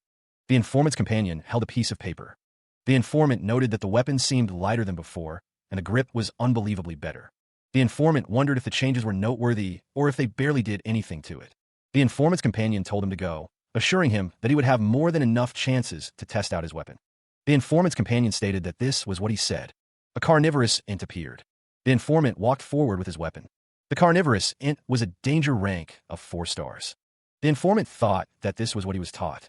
The informant's mentor reflected on his teachings, recalling that he had taught him to survive as a smuggler. The mentor continued, stating that if he was too scared to move or thought he was going to die, he should let him know, and he would help him right away. He then recalled that the last time he had seen his skills was half a year ago. It was explained that a carnivorous int was even more dangerous for close-range types. It was thought that if he hadn't improved during the last half year, it was believed that he would probably die. If that was the case, then that would be the end of it. He was wished good luck. The informant's eyes widened as he faced the monster. The carnivorous int lunged forward.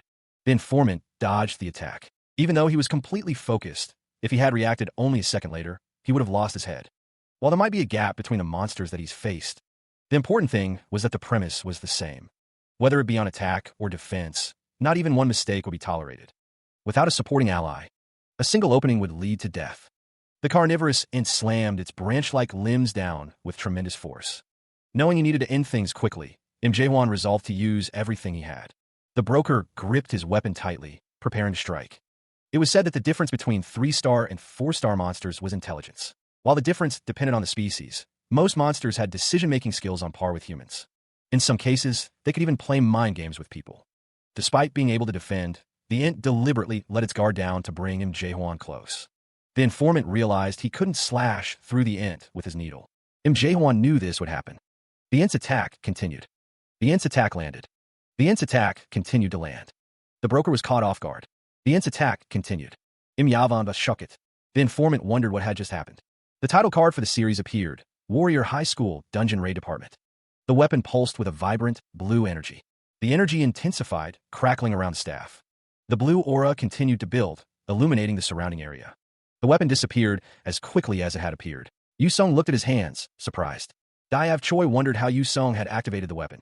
Yu-sung admitted that he didn't know how to use it yet, having only read a couple of lines from the instruction manual, and then asked Diav Choi how he felt. Diav Choi asked if Yu-sung felt lethargic or strangely tired when he moved, and then asked how he felt. Yu-sung guessed he was a little out of breath, but thought it was because he was surprised rather than tired. He added that he didn't feel any magic just now, and that it must be an ability that allows the user to manifest a blade using stamina. Yu-sung considered the mechanism itself wasn't that special, but rather, it was an old-style skill that's behind the times. He realized that a manifested weapon is not free, and that stamina loss is based on how long the blade is manifested. Yu-sung thought that although it might have made sense when finding good material was difficult, it's more efficient to just create an actual blade nowadays. Based on the impact of that last strike, Yu-sung wondered if it was possible to create that kind of force while only feeling slightly tired. Diav Choi thought that this was good news. Diav Choi added that if it wasn't for Yu-sung's item, he would have learned his lesson. He had nothing to say, acknowledging that he had practically lost the fight. Diav Choi remarked that he never thought Yu-sung would win in the first place. Diav Choi told him not to take it the wrong way, clarifying that it wasn't because he underestimated his skills. It was actually the opposite, Diav Choi clarified. Diav Choi continued, stating that when it came to Yu-sung's talent and skills, he was okay, and that just by looking at his battle prowess, he could tell he was already on par with gold-class adventurers. Yu-sung wondered why he was complimenting him, noting that it didn't suit him. The informant wondered if okay was an expression used as a compliment. The informant continued, including Yu Song's own father, stating that he could make a list of dozens of people that have more talent than him. The narrator stated that amongst those people, over half of them have met their end at the hands of a weak monster. Yu Song's eyes widened. A surge of power erupted. Yu Song launched himself forward. He managed to split in half, but it reattached itself, demonstrating its super regeneration ability. The ability was used as a condition to repair physical damage. Yu Song continued his assault. Yu Song's eyes glowed with determination. The monstrous, tree-like creature reached out, its gnarled fingers grasping at the air. Elsewhere, a hammer materialized, its blue energy crackling around the weapon. Nearby, the informant smoked a cigarette, remarking that this was how it worked. Meanwhile, the white-haired man stood on a branch, looking down. It was explained that the weapon most likely identifies the situation the user is in order to manifest in the perfect shape. The white-haired man thought that it might seem pretty random. The monstrous tree-like creature stood tall. However, the tree-like creature was not alone. The white-haired man observed the tree-like creature, noting that no matter how good the weapon was, if he couldn't figure out the strategy, he didn't stand a chance, especially within the time limit. Leaves fell from the branches. A cigarette, but lay discarded among the fallen leaves. The white-haired man grimaced. Yu Song, now wielding the materialized hammer, prepared to strike. The monstrous, tree-like creature stood tall, its glowing red eyes piercing the darkness. A tendril of the creature reached out. The tendril moved with incredible speed. The attack continued, a barrage of green energy. Meanwhile, the informant lit a cigarette, the flame briefly illuminating his face. The man with the green aura questioned if he was trying to deflect the attack again, adding that in his current condition, he wouldn't even be able to dodge it. The green aura intensified around the man. Back at the fight, the tree creature declared the game was over, awaiting any objections. The man with the green aura admitted that he had tried to destroy any parts that might be its weakness. The informant asked what to do, but the man with the green aura admitted he didn't know. The informant stated that he thought running away might have been the best option, but the man with the green aura told him not to joke with him right now. The man with the green aura looked determined. He recalled the strategy to win, to run away and lure the creature into a place where it can't regenerate. The man with the green aura prepared to act. He knew the first and most efficient way. The plan was to lure the carnivorous ant to a place where it couldn't absorb nutrients. The leaves fell around them. As long as it was touching a surface where it could absorb nutrients, it would continue to regenerate. If they lured it into a rocky environment or the inside of a fallen mine, it would be a different story. The man with the green aura stated that they would have easily defeated it 5 times over. He then asked if a thought like that even crossed their minds. The man held a cigarette. He believed that was the only one-dimensional way to deal with things. Another man apologized for interrupting, but the ant seemed confused. The man with the green aura was standing in front of the ant. He noted that the protection spell already broke and that he didn't have talent in protection-type skills. The ant was engulfed in flames. The flames roared. The ant burned. The narrator explained that by using a C rank or higher flame spell and burning it in its entirety, the ant could be defeated. The masked man considered the recent battle, thinking it wasn't as easy as it should have been. He knew that matchups were everything. If one were a magician specializing in fire spells, they could have defeated it easily without having to worry about anything, though they might need some agility to dodge its attacks. That was also the reason why that thing was a 4-star, because it was extremely weak to fire. Even if one couldn't use fire, defeating it became much easier by using that strategy. However, until one figured that out, that thing was the worst to deal with for close-range damage dealers. It might seem easy to just use a C-rank fire spell, but most regular fires wouldn't even stand a chance. One would need a military-grade incendiary bomb to imitate its power. While the first generation lacked polished attack spells, many adventurers lost their lives to learn this information. Then, those people that they said had talent. Yeah, most of them died, all to monsters that were easy to defeat with a little planning. Anyway, how does it feel to be defeated by a monster for the first time? It's different from losing to another human in a duel. As an adventurer, it's an experience that you don't learn much, and all you feel is regret and loss, frustration, and emptiness. Everyone has. A light injury if you're lucky, retirement if you're not. In the worst case, the life of someone else. The fact that you lived because of someone else will make you feel like shit. He didn't want anyone to feel that emotion.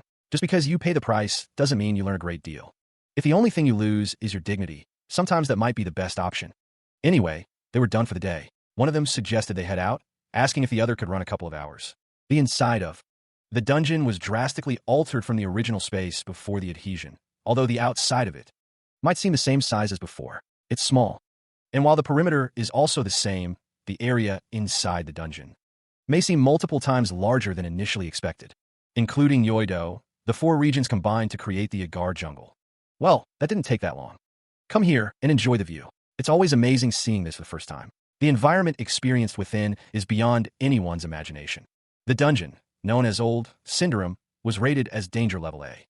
Despite its rating, even 3-star hunters were considered to be at the bottom of the food chain within it. If one were alone, they might survive for 30 minutes. For the next 2 weeks, the speaker would continue to teach after those 2 weeks. But from then on, he would have to protect himself. If he managed to use everything he learned to survive for a month, he would pass the test. Although, the speaker would keep mentioning this if he ever wanted to stop. That was unfortunate. The speaker's expression was stern. He was only going to be there for a month. 1 month later, it was November. It was the day of the Warrior High School practical test. Jean Sarum thought that Yu Jaryeon would ignore all of her texts and calls for a month. The test was at 9, and she wondered if he was really at home right now. Jaryeon was standing nearby, barefoot. He asked if she was waiting for him. Sarum was shocked. She wondered where Yu Jaryeon was. What the hell have?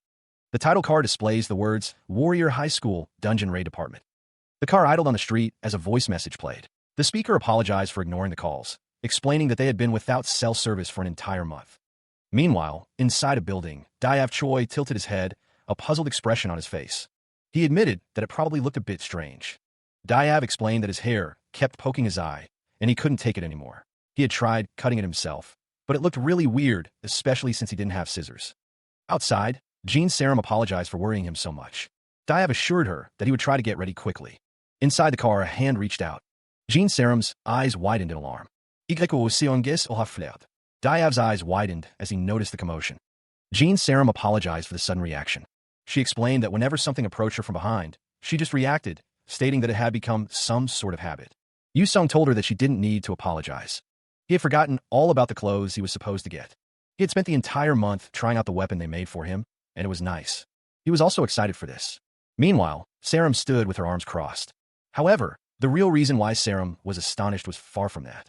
The bloodlust that she felt from Yu Jaryeon was something that Sarum was used to. Sarum was surprised, so she might have mistaken it, but what she felt at that moment was no different than the bloodlust that she felt from the monster she had faced. It was perfect. It fit perfectly, and it was so light, he understood why it was so expensive. If he had the time, they were going to test it out and make detailed adjustments. Sarum sat quietly. Yu Sung figured they couldn't do much about that. He was seriously excited, thinking that being excited would be better than being nervous. Yu Sung's companion suggested that he should have some sense of wariness, since it was a test. He clarified that he wasn't talking about the test, but about Warrior High. Sarum listened intently. Yu Sung confirmed that the entirety of the exam was at Warrior High. He explained that since last September, it had always been Warrior High this and Warrior High that, but he had never actually visited it in person. The location was specified as North 373241, between Yongsan-gu and Junggu, with Namsan being 270 meters above sea level. In a small place where a small mountain and park used to exist before the adhesion phenomena, stood the location. The mountain drawing was 8,781 meters above sea level, with a former danger rating of A+. The mountain towered over the landscape. It had become the highest region within the entirety of the Korean peninsula. The noteworthy thing was that, while it was located closely to Seoul's largest dungeon, the Agar Jungle, it was really a separate dungeon. The country and the Adventurers Association worked together to completely clear the dungeon. At the time, all well-known adventurers within the country were gathered for a briefing. While participation was voluntary, not a single adventurer decided to back out, as it took a whole year to prepare for this large-scale raid. Demanding both physical and economical investments, everything that was necessary was put into this plan to ensure its success. And as a result of the Namsan raid's success, the speaker addresses his fellow citizens. From that point onwards, Mountain Draig, formerly known as Namsan, officially became territory of South Korea. The complete clearing of an A-rank dungeon was considered an event to be celebrated around the world. However, a small dilemma appeared right after. Mountain Draig wasn't just a single peak. Rather, there existed great plains within the region. The question became, what was the best way to utilize that? Well, the speaker knew this might not sound realistic. What could have been a large problem over territory control ended with the suggestion of a single person. Why not build something like school there? There's always been a debate about the need for adventure education facilities. No matter how small, space to allow countless future adventurers to train and practice was needed. And since the space for it was hard to find, the plans were delayed. While Draig Dungeon was considered an ownerless land, the ownership over the land was given to the adventurers that risked their lives to regain the land. And while the story wasn't well known, if it wasn't for the adventurer that donated his portion of the land, known for being the sole reason behind the clearing of the dungeon, Warrior High School may never have even existed. Even if Yu Sung didn't do anything there. He was sure that plenty of people have always wanted to visit Warrior High. If they had merchandise, they would make a fortune. The car sped down the highway, leaving Seoul behind. It seemed that Warrior High wasn't located inside Gangbuk. A lot had happened during the month Yu Song had been missing. It turned out that a rising attack squad, one that some of his friends were fans of, had been wiped out. Every member of that squad had died. The attack squad's public hiding spot had been broken into, and high-level monsters seemed to have gotten inside. While it might seem like a tragedy, there were large amounts of drugs on the scene, along with the bodies of celebrities, not adventurers, which was causing the issue. The news was shocking. The situation had clearly caused a scene. It was a situation best not mentioned. There had already been 7 public apologies on the news. Starting from the Adventurers Association, even the adventure market as a whole had hit rock bottom. That was expected. It was something he would have done before meeting her. In order to change the overall mood of things, the Adventurers Association announced all the secret projects and ideas that they'd had. She was sure he'd heard of it before. It was something that was hard to miss. The woman in the orange coat confirmed that the second A-rank dungeon had been completely cleared, the one that had been fully cleared after mountain drawing. She added that it used to be the home of the infamous dragon, Vasuka. The dragon Vasuka loomed, lightning crackling around it. At the same time, at the Jinseong Group research facility's underground smithy, a towering structure of metal and light stretched upwards. Diav Choice stated, with a serious tone, that he had gotten the other man those drinks because he had been asking for them so much. Zeke Eskerserum stood nearby, listening. Thunder Hammer Argius grumbled that it had been a while since he had real alcohol, complaining that he couldn't save any if Diav didn't even get him much. A barrel of Rumble honey wine, aged 25 years, sat nearby, described as dwarven alcohol with a high alcohol content. Argius remarked that whether it be elves or humans, not only was he bad at making things, but his ability to make alcohol was the worst. Zeke inquired what made Argius decide to visit him all the way down here, asking if he had news about that kid. Zeke guessed that it wasn't news that was completely unrelated. Argius remembered that they wanted to create an advanced training area to pick out adventurers or something. Argius's face loomed, his expression intense. Argius stated that he told them to get lost since it sounded like a waste of time, and then asked Zeke why he made that decision. Well aware that dragons are the type to get fixated on certain things, it was noted that what they fixate on depends. Once they find their target, they claim a strong obsession and greed for it. Vasuka was known amongst his kind for being a famous labyrinth fancier. Despite being considered one of the stronger dragons, Vasuka made his nest as complicated and confusing as possible. He used all kinds of techniques to make his nest more complicated and did whatever was necessary. It's not possible for humans to take advantage of that kind of monster, one made of obsession. The number of dwarven masters that Vasuka kidnapped numbered in the thousands. While Argius wasn't sure how humans managed to capture Vasuka, they dealt with him. If he made up his mind and stayed inside his nest, it would have been impossible to do anything about it. Even if they spent the last 20 years getting rid of everything, he was sure they've only dealt with the tip of the iceberg. It's likely that they didn't even get near the center of the dungeon. While they claim that there's nothing wrong during inspections, once adventurers actually start exploring, there's no way to predict what might happen. Without any announcement of the change, a sudden change to the testing site a week before the test seemed like they're willing to do anything to appease the media. However, seeing that Argius was there asking him this, Zeke felt like they've made an idiotic decision. Well, Zeke guessed it's not all that bad. If they're lucky, nothing bad will ever happen. Zeke's words carried a weight that transcended mere instruction. He believed that even tragedy within the labyrinth could serve as a testament to the value of life. He continued, suggesting that a lucky few might even manage to control the dungeon in its entirety. Meanwhile, outside the Pangeo Special Training Center, a student expressed his surprise, asking if this was truly the entrance. The sign clearly marked the location as the Pangeo Special Training Center, formerly the Pangeo Labyrinth. The facility loomed large, a modern structure nestled amidst the surrounding landscape. An announcement echoed, directing those present for the Warrior High School transfer practical exam to proceed to Area B, one to receive their test papers and contracts. The announcement described the labyrinth as one that changed shape, offering a variety of difficulties and themes. That was the official announcement. Since this was the first time it was being used as a testing site, there was no prior data available. Nearby, a student observed that there were far more people present than he had anticipated. Another student agreed, noting that the number of applicants far exceeded that of the previous year, adding that Anisha must have put in the work. Someone asked if Anisha was the other's cousin, prompting a confused response. Another student estimated that there were perhaps around 20 people in their immediate vicinity. Elsewhere, a group of shadowy figures stared intently. One of the students thought about what Anisha had told them, but realized that this was more than mere wariness. He knew that Anisha would try to do something, but the student realized it wasn't just their gaze, but something he had learned during the last month. The month Yu Jaryong survived in a highly dangerous dungeon felt like being targeted, like opening a window on a hot afternoon. The number of things that Jaryong learned were countless. One of the things that he learned was to avoid situations where you would be targeted. However, just now it was even sharper. Jean Sarum looked on with concern. When it comes to situations where you have no choice, he thought that he would need to tell everyone and wish them good luck. The air crackled with energy. Make sure you don't give your opponents the chance to look down on you.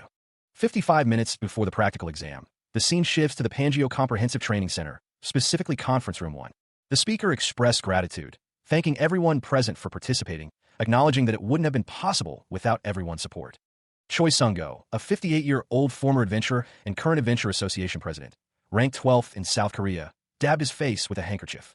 Go Dak-soo, the 65-year-old current principal of Warrior High and former adventurer, dismissed the thanks. He stated that there was no need to thank him, especially not the two in question. Frankly, when it comes to these hasty plans, the speaker admitted that he had never truly supported them.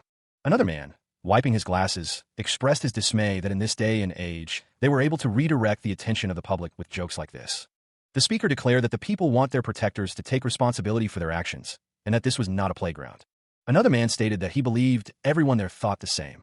Someone wondered aloud what he could do. As a hired educator, he had no choice but to follow the overwhelming opinion of the board of directors. Go Dak-soo told him to feel free to do so to the person across from him. Seo Yura, the 61-year-old Warrior High Board of Directors chairman, was identified as the face of the board.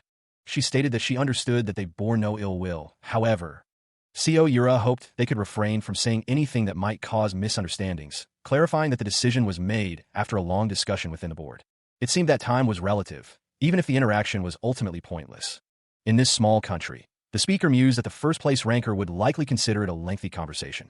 Continuing, he questioned the value of maintaining first place through showmanship and politics. Someone wondered if it was acceptable for the principal to speak in such a manner, realizing he was angry. Another voice urged the principal to proceed, while someone else claimed they were trying to be understanding but felt the principal was going too far. The bald man sat at the table. He questioned the use of the word pointless. Addressing Cho Young-gil of the Warrior High Board of Directors, he questioned if he was calling them idiots. He suggested that unless they had dementia and had lost their memories of the past 30 years, they should shut their mouths. Among all those children outside, the shadow figure watched. The bald man understood that it was difficult to receive avid support from everyone, but they all had the right to feel great regret about the current situation. However, if they preferred conflict rather than a chance to express their thoughts, he was more than willing to fulfill their wishes. It was known that the director and principal had always been on bad terms with each other. Since tensions were at an all-time high, everyone gathered was prepared for what could happen. However, what caused him to calm down? It was noted that an unexpected factor had entered the situation, a student who seemingly had no connection to the unfolding events, yet was making a point of introducing himself. Amidst the rising tension, someone requested that the parties involved calm down. The principal acknowledged that others would likely want to complain about the current circumstances. However, he admitted that he should be the one receiving all the hate. There is a stated need for role models from Warrior High to fight. Someone wondered if Ms. Cho Sia had gone down first. It was confirmed that Cho Sia should be busy briefing the students by now, leading someone to think that they should be the one receiving all the hate. Another person stated that they couldn't believe what he was saying. Among all the Korean adventurers, it was believed that everyone was aware that the association president is Seo Yura's subordinate. Someone asked if they thought he was too aggressive, but it was pointed out that his choice of words and tone were unnecessarily harsh, prompting a sarcastic thank you for agreeing, since she has the power and authority in her hand. However, it was stated that she's crossed a line that shouldn't have a long time ago. When it comes to children that just graduated, she's been claiming that talent deserves the correct treatment and scouted them to her attack squad. Seo Yura's graduates receive unbelievable pay and treatment. Those under Yura indulge in the things she provides. As time passes, those young adventurers full of talent and potential cease to exist. They're satisfied with what they have and have become adults that would do anything for their own benefit. How would fish trapped in a well dare fight against the being that provides them with food? They have no choice but to keep swimming in the small well, blissfully unaware of the fact they are trapped.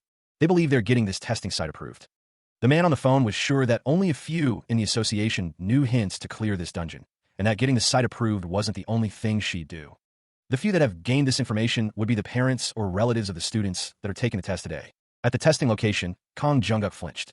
Kang Junguk asked if he still thought he was being overly aggressive, noting that Yura not only influences the kids that graduated.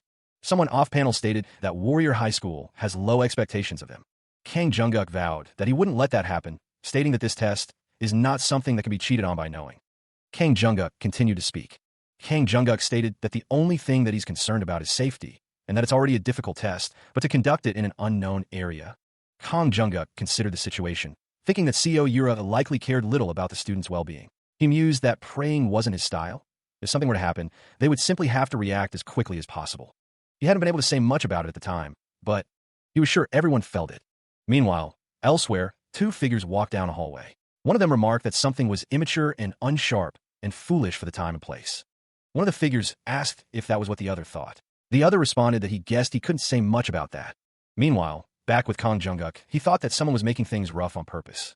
Someone else remarked that Kang Jungkook was already aware of something. They added that he was pretty famous within the school for being strict with students with talent. Someone else thought that something was interesting, although they shouldn't have any. Elsewhere, someone hoped that a certain kid would pass the test. Kang Jungkook was seen in the same room as the man with the scar over his eye. The scarred man thought that he couldn't do much instructing as the principal anymore. He also thought that it had been a while since he'd wanted to teach someone personally. The theme of the test was search and transportation of treasure. The test required the students to find the treasure located within a chest inside the dungeon and exit the dungeon safely to pass the test. 30 minutes before the practical exam, the students were in the Pangeo Special Training Center, Briefing Room 2. The briefing continued, outlining the dangers within the dungeon, stating that the challenges were designed to push participants to their limits. One student mused that the rules seemed simpler than anticipated, expecting a more complex scoring system. The disclaimer and assumption of risk agreement lay on the table, warning that while most injuries would be minor, the possibility of the unexpected always existed. Since they all desired to become adventurers, the speaker suggested they be extra careful when it came to personal safety. The speaker clarified that the condition for passing the test was to obtain one treasure per person. It was explained that inside the dungeon, there were more than enough chests for all the participants to collect. As such, there was no limit to the number of participants who could pass the practical exam. Murmurs rippled through the crowd as one student observed that even if a quarter of the people there passed, that would still be over 100 people. Another wondered if they would change their minds. The speaker then moved on to the topic of the basic items that would be provided. One of the students realized that Sarum hadn't told him about this test format. He also noted, based on what other people were saying, that it seemed like a new rule implemented this year. The speaker announced that the briefing was concluded and that they would now start allowing participants to enter the practical exam site. Each participant would enter based on the number given on their test admission ticket and would be grouped to go through the exits and enter the locker room. Participants were informed that their equipment was stored in the storage lockers that matched their admission ticket number. One student lamented that since he had to give away his phone, he couldn't contact anyone and had no choice but to figure it out himself. Suddenly, Jang Songyong was accosted by another student. The student, already nervous, told Jang Songyong to watch where he was going. The student stood their ground, watching the confrontation unfold. The student with the leg brace pointed out that Jang Songyong was the one who bumped into him. He explained that, due to his leg, he couldn't walk fast. Therefore, there was no way he could catch up to Jang Songyong. He continued, stating that he was fine with being bumped into when there were a lot of people, but asked that Jang Songyong not get angry with him. The tension in the room was palpable. Diav Choi scoffed, declaring that he could care less about all of them. Another student, with blonde hair, challenged Diav, asking who he thought he was and telling him to get lost. He then asked what Diav would do if he didn't want to stop. The student with the leg brace interjected, telling them to stop and reminding them that even though they were minors, laws were still in place. He added that since they had an important exam, he wouldn't do much. Yu Jar-yong found the situation amusing, but thought to himself that he would cause the student some bad feelings. The blonde-haired student warned that if he happened to see Yu Jar-yong on the testing site, he might accidentally cross the line. The tension continued to build. The blonde-haired student wondered what was wrong with Yu Jar-yong. Someone remarked that they didn't know that kid. Someone returned a dropped item to a student. He thanked them, relieved he didn't have to deal with it himself. The student reflected on the other's attitude, deciding it was acceptable since they were the same age. He wished him good luck on the test. The student wondered if adventurers study for the SATs and if the other thought he wouldn't pass the test. He dismissed the thought, deciding not to worry about others. The students began to gather. The student from before received a good luck from someone. Pyo Dojin, a Warrior High second-year student, was ranked second place overall last year. The sign indicated they were at the Pangeo Special Training Center, Labyrinth entrance floor. The students gathered in a large room filled with capsule elevators. With the exam beginning in 10 minutes, each participant was instructed to enter the corresponding entrance and follow the guide's instructions. Someone was shocked by the sight. Another student remarked that it was like a sci-fi movie, noting the sheer scale of it all. The students prepared to enter the capsules. Each capsule was an elevator that would take each participant to random locations within the labyrinth. The students were told to enter the capsule and wait until the test began. During the remaining time, each participant would be transported to their assigned testing area. With the announcement that the doors would open and the exam would begin, Masked Man 1 took stock of his surroundings. He thought to himself that it was like a normal elevator on the inside. He glanced at the tactical band on his wrist, which displayed the time and detected oddities in the user's condition and status. It also detected location and rescue signals, though asking for help would result in disqualification. With only 1 second remaining until the test began, Masked Man 1 steeled himself. He knew this was it. The Pangeo Labyrinth, a location once known as Vasuka's Abyss, awaited. It was brought up that the potential for danger to be used as a training location was high. Even those people could not have guessed what could be inside the labyrinth.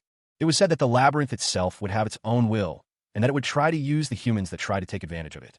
As the exam started, it was discovered that the participants' locations could not be tracked, triggering a code, the emergency situation. All adventurers within the facility were ordered to follow the guides and leave the current premises. The adventurers wondered if there were any entrances they could use, but they were all closed. The reward for waiting would be that the labyrinth gained prey to eat. However, just like there would be people that would be eaten, the fact that their natural enemy would be inside them. Masked Man 1's eyes glowed with a blue light. The ownerless labyrinth would also be unable to know that. Meanwhile, an announcement was made regarding the end of Season 1 on May 12, 2023. Y Studio announced that with the release of Chapter 45, Warrior High School, Dungeon Raid Department would be going on a brief hiatus. They hope to come back soon with more exciting content in Season 2 and thanked everyone. Y Studio thanked everyone for their continued love and support.